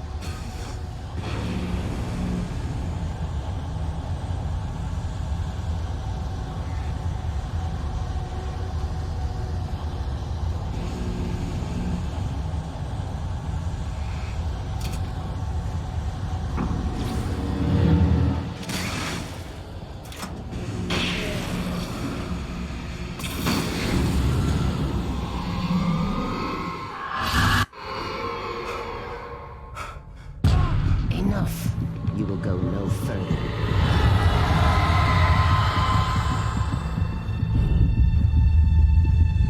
Stop now.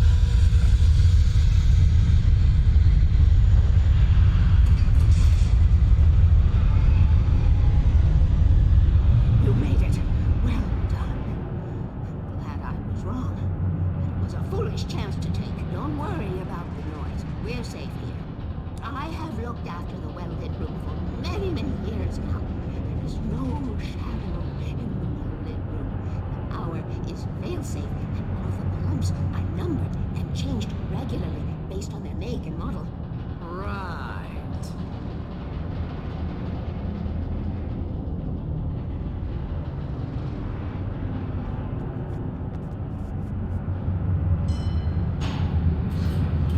There's an old army base at Raincoat Point, north of here. It was active during the Second World War. They operated here back then. They must have built this. Yes, they did. It's my place now.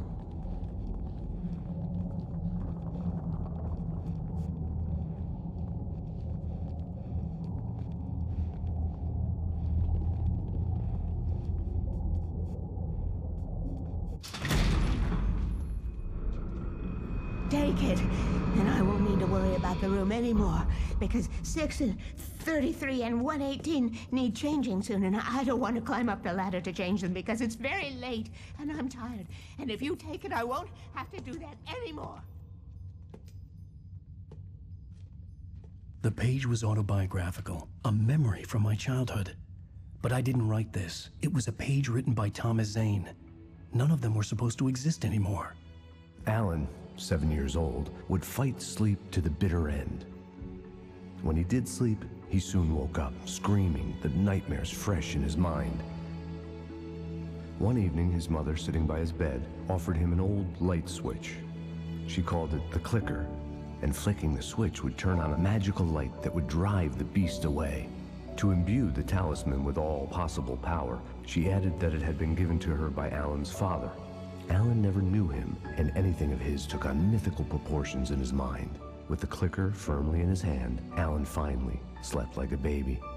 Now, almost 30 years later, Alan thought of this as he stood on the rim of Cauldron Lake, the clicker in his hand. He took a deep breath and jumped. My mind swirled.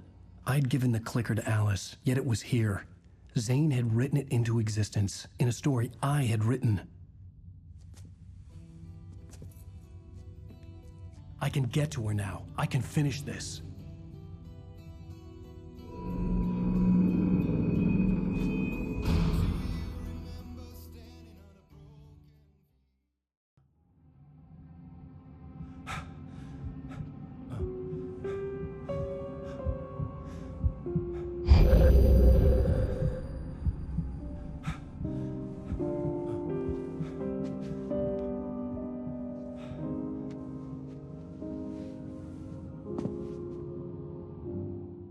I had a hangover. My head was about to explode and the light hurt my eyes. I needed my sunglasses and painkillers to dull the pain. In one of my finer moments of self-deception, I swore to quit drinking.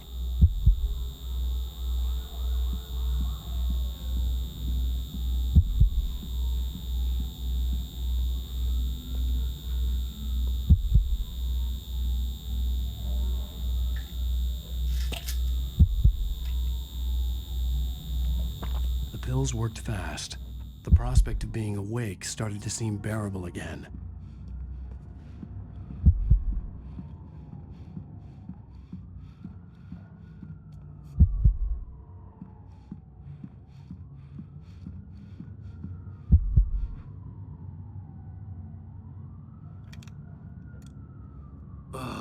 The sunglasses made the world look bearable.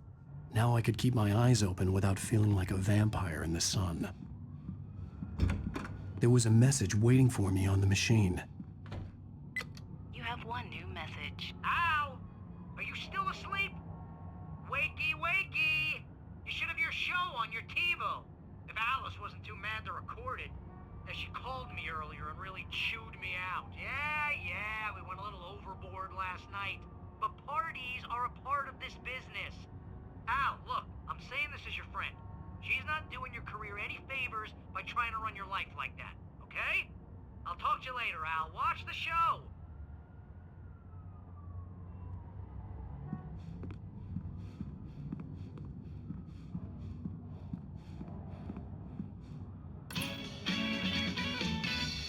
Ladies and gentlemen, welcome back to the Harry Garrett Show. Thank you. Thank you, everybody. We have a great show tonight. I've been talking with the best-selling author Alan Wake about his new book, The Sudden Stop. Yeah, good read. Go buy it. No, it is a good read. Look, I'm gonna be honest here. Is that wise? No, but I'm gonna do it anyway. I got people who give me the lowdown on books. I'm a busy guy. But this one, I actually read from cover to cover. I mean, I'm a big fan. Wow, thanks. Now, this might be a spoiler for those who haven't read the book yet. Based on the sales figures, the 2 people out there who haven't read the book yet. But this last book is all about the death of the main character, the hard-boiled New York detective, Alex Casey. Now, there's been a lot of outrage about this. Why the hell did you kill Casey? What the hell were you thinking, man? Good riddance. No, seriously though, 7 years and 6 books is a long time. He was a gloomy guy to spend all your working hours with, and it was a good run. But it's time to explore new things. My next book will be a departure from the old for me. You selfish bastard, always thinking of yourself. Well, you've certainly given us a lot of entertainment over the years. And now that you mention it, Casey was a gloomy guy. Never had much luck with his love life with the ladies. Was that autobiographical in any way? Yeah, no kidding. Casey's lady friends tended to die on him. With Casey, it was all about his pain. No, nothing autobiographical about that. I'm a happily married man. My wife is my muse. Well, congratulations. That's great to hear. So, how's the publicity tour been treating you? Good, great. But I gotta say, I'm glad to be back home in New York. Well, you've certainly been on the news a lot lately. Lots of parties and, you got into a fight with some paparazzi. Oh, man. Well, that guy was really in my face. I lost my temper. I know that wasn't cool. You are famous for that temper. Well, I did also write several books. Well, your latest novel is called The Sudden Stop, and it's in bookstores now. Go get it. That means the 2 of you out there who haven't bought it yet. Ladies and gentlemen, that's all we have for you tonight. I want to thank all our guests for the evening. Alan Wake, Sam Lake. Once more, do the face for a Sam. There it is. And our musical guests, Poets of the Fall. Thank you, and good night. At least I'd been funny. I told myself I could live with that. I didn't say anything stupid if that's what you want to know. Are you going to start with me about drinking now? You know what? Go back to sleep, Alan.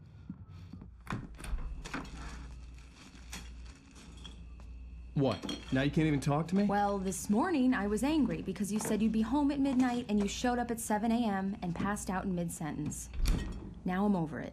Are you angry? This goddamn tour. It's gotten out of hand. Oh, honey. It's almost over, right? We can get back to normal. Then you can start writing again. I'm sorry, honey. Alan, you're not thinking straight. Just take a shower and go back to bed, huh? Yeah, you're right, honey. I'm sorry. Once this is over, let's go away together. A vacation. Just you and me. Some peace and quiet.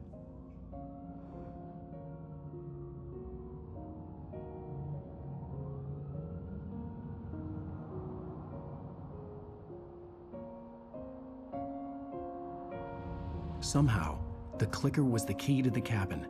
I had to return to Cauldron Lake to save Alice.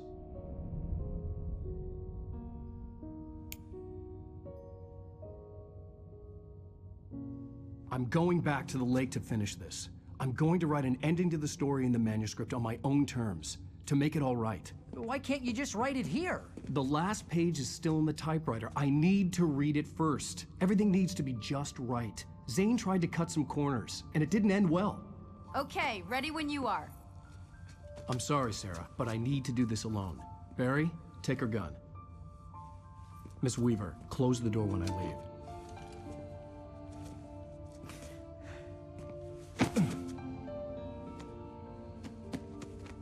Good luck, Al. See you later.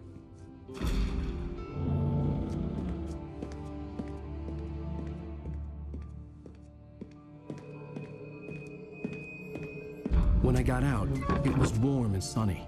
I'd flicked the switch of the clicker. Had it done this?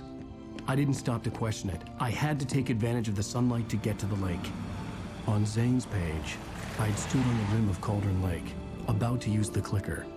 That's where I was headed.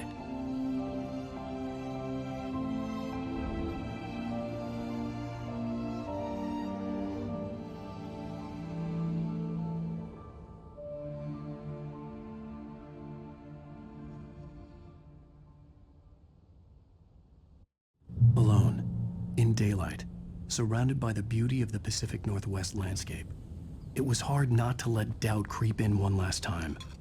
I could still chalk everything up to a dream, a delusion. I had enough imagination to make up something like this, having been in the cabin all this time, trapped in a story inside my head, gone mad from grief over Alice's death like Hartman had claimed. There would be no way of knowing. I told myself it didn't really matter. My course was set.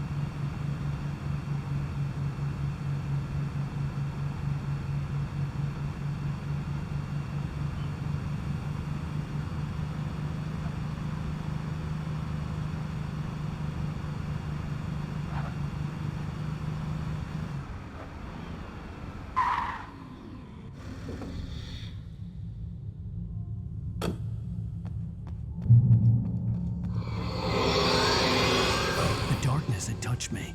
There was a link between us, always would be. I could feel its presence.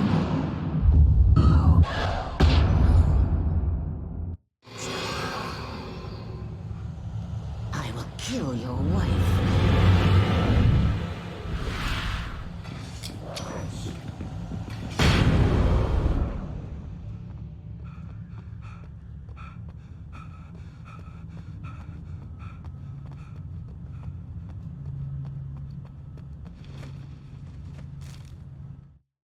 The dark presence was no longer trying to capture the writer so he could create the ending it wanted. The writer knew too much. He was too strong. And he carried a weapon left behind by Thomas Zane, something that could hurt it. Now, the darkness was doing everything in its power to simply stop the writer from ever reaching Cauldron Lake and the dark place it came from.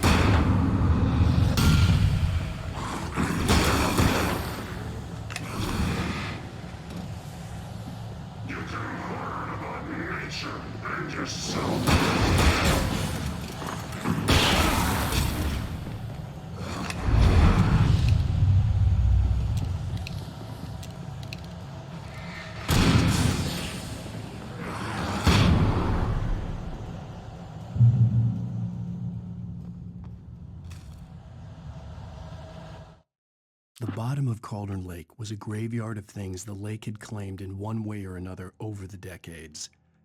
The dark presence brought them up in its wake, scattering the rotten waterlogged hull of an old boat here, the remains of a long-ago crashed airplane there, trees shattered under the impacts.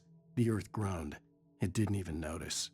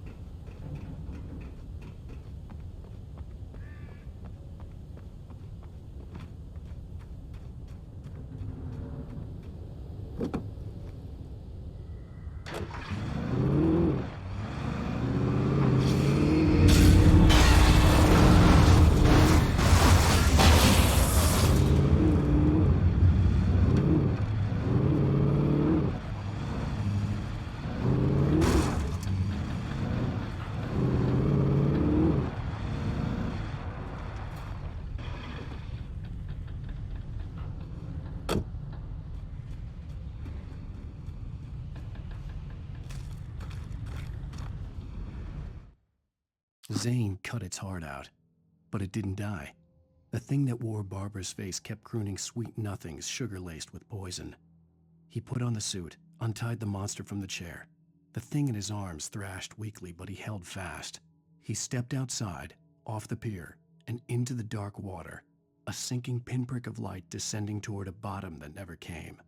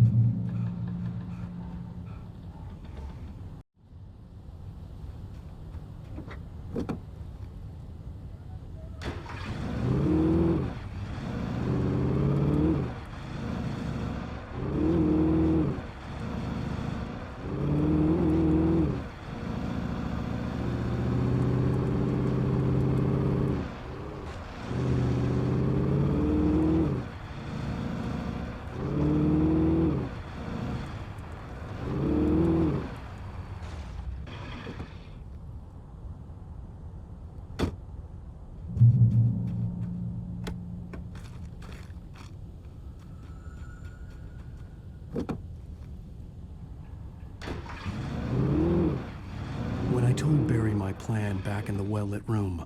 I'd acted as if I knew what I was doing. I didn't. I was operating on the shifting logic of a dream. I had to fight my way to the lake through the horrors of the night. I had to flick an old battered light switch imbued with childhood magic. I had to write a happy ending to a horror story. I had to save my wife from the dark prison she was being held in.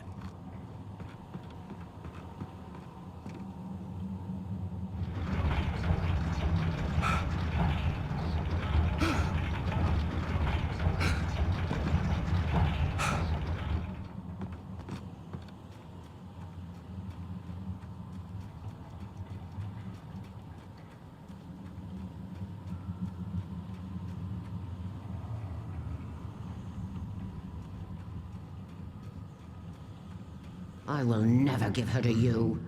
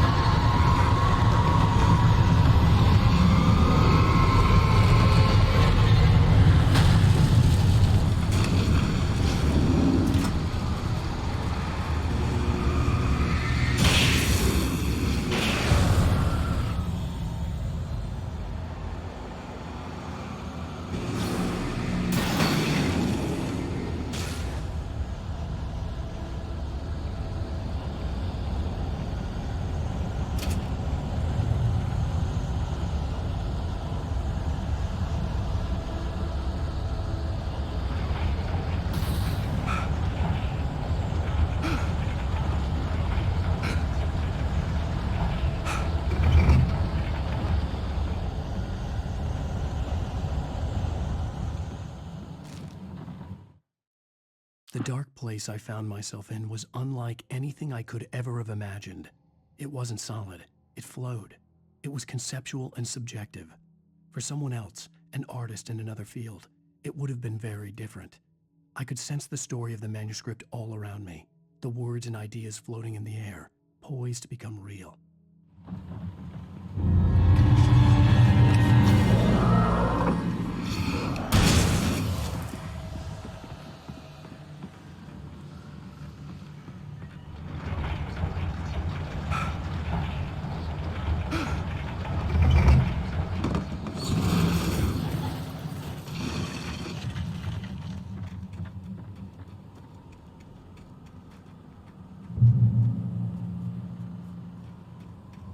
I could see Mirror Peak in the distance. That's where Cauldron Lake was.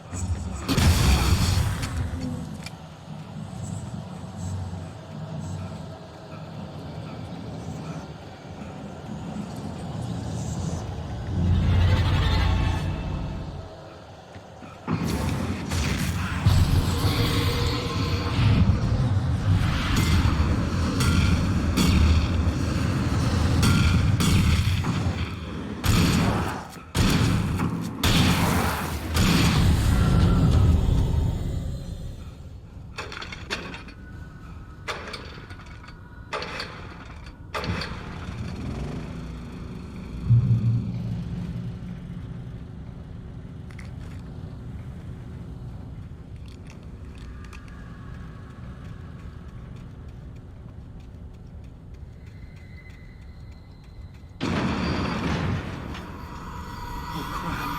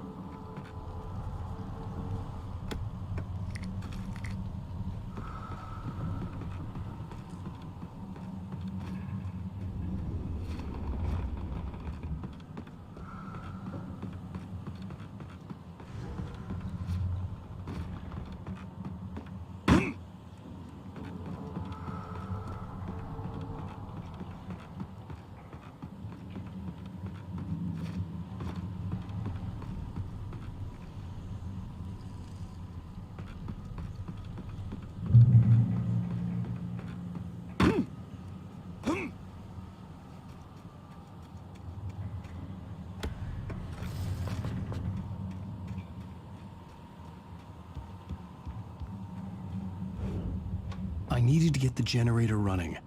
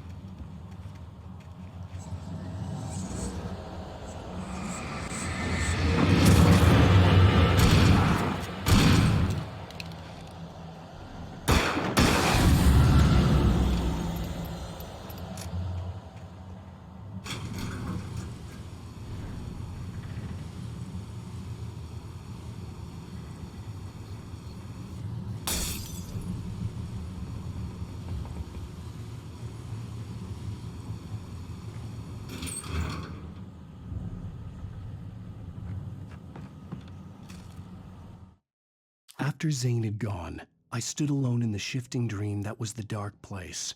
I had to find a way to the cabin. I'd written myself a way through this place in the manuscript. I followed the idea of a path. I'd written myself across the ocean that blocked my way, and with that, there was a bridge to the island beyond. The idea of the cabin flickered in the underwater darkness. I willed the cabin to be real, and it was.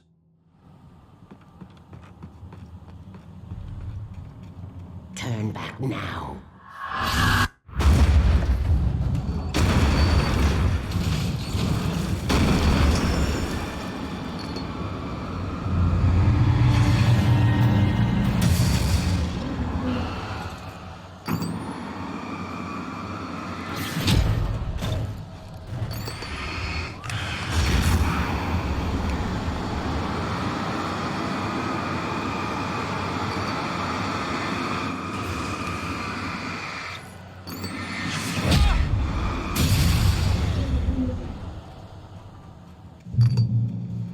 Do as you're told.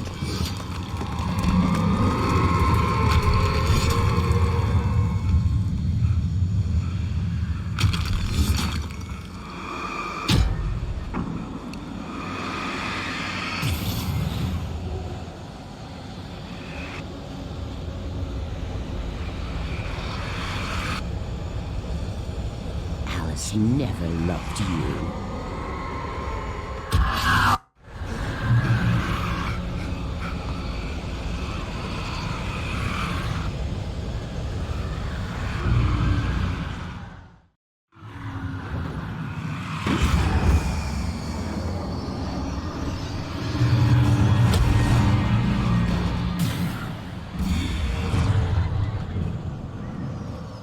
You can't win.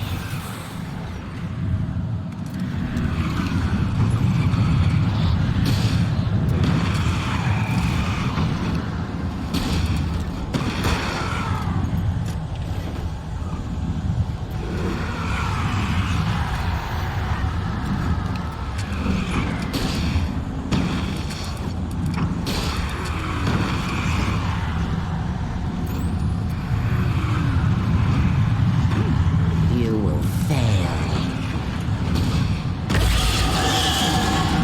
It's all in your head.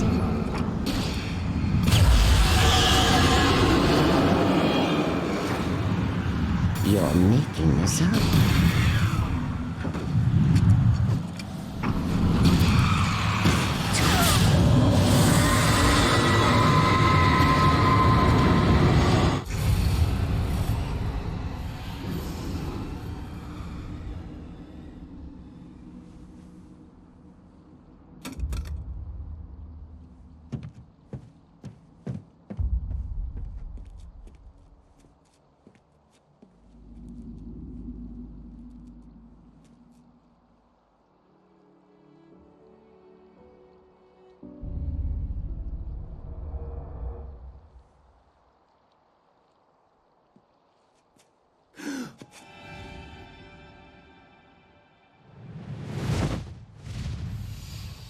Hell!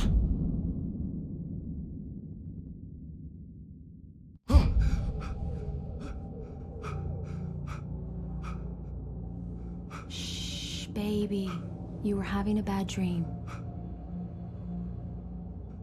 It was just another nightmare. No, Everything's fine. You're home. it wasn't a dream. Everything's fine. Turn the lights on.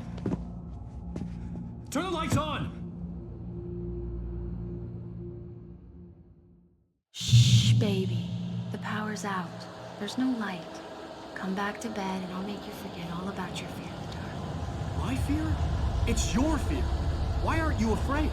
You're not Alice. Turn the lights on now. Where's the clicker? What did you do with it? Alan, honey, you're still 1 foot in a dream. You're not making any sense. Come back to bed. Alan, you're scaring me now. Come back to bed. Have you taken your pills? Do you want me to call Dr. Hartman? I read your manuscript. It's brilliant. Departure is your best work yet. You're a genius. I'm so proud of you. Come back to bed. We'll talk more about it in the morning. Come back to bed, Alan. Come back to bed, Tom.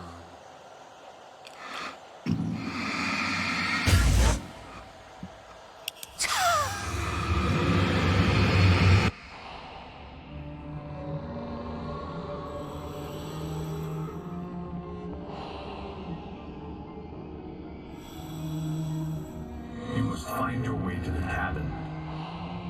It stands in your way. It won't let you pass.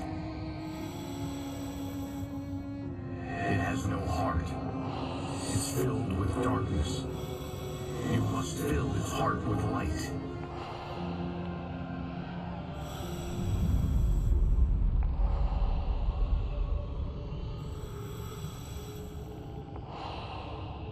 Don't mind him. He's Mr. Zane. Your friends will meet him when you're gone.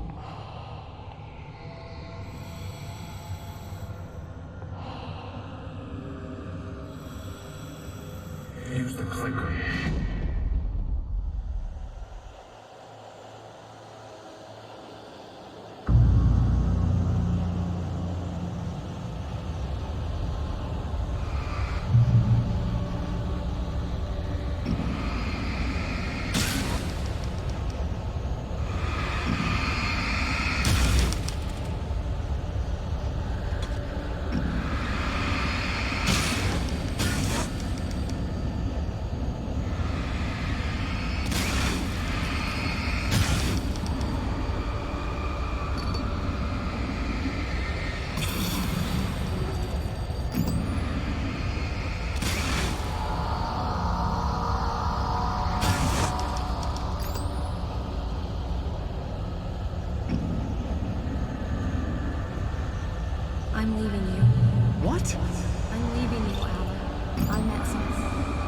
you to someone else.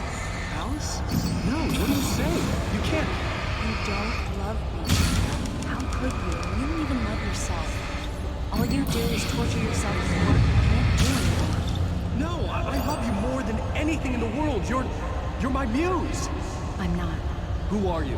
What have you done with my Alice? Alan? What are you doing? Put the light back on. What are you doing, Alan? Stop! Put the light back on! It wasn't true. Nothing like that had ever happened. You're not like Barbara. Tom, let me go. I promise to be good. Please, untie me, you naughty boy. I will help you write your masterpiece. I will love you forever. No, you're not Barbara Jagger.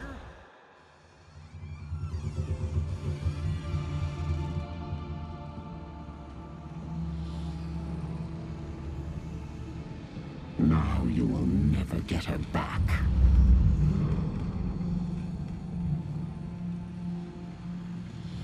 I am much older than you. Older than your first work of art. I will find a new face to wear. Someone else to dream me free.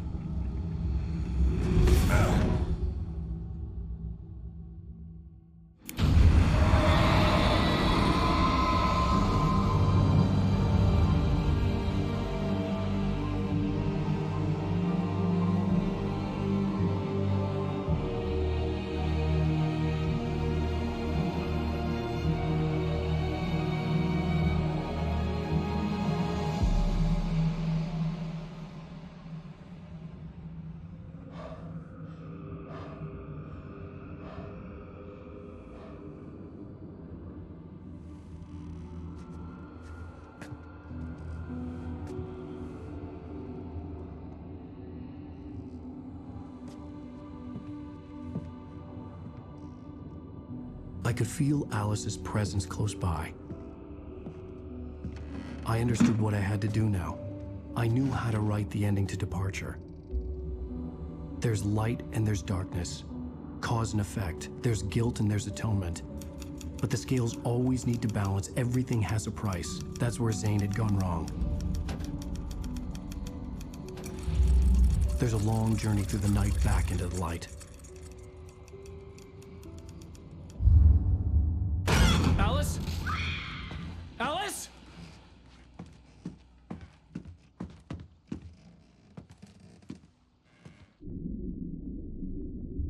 Oh no!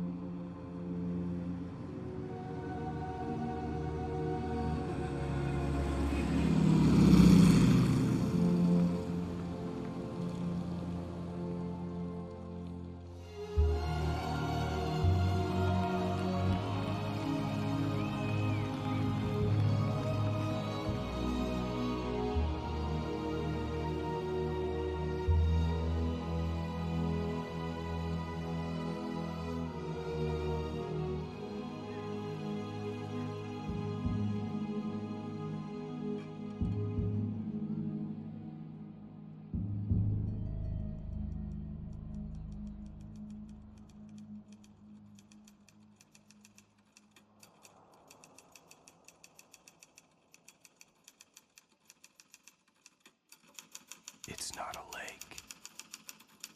It's an ocean.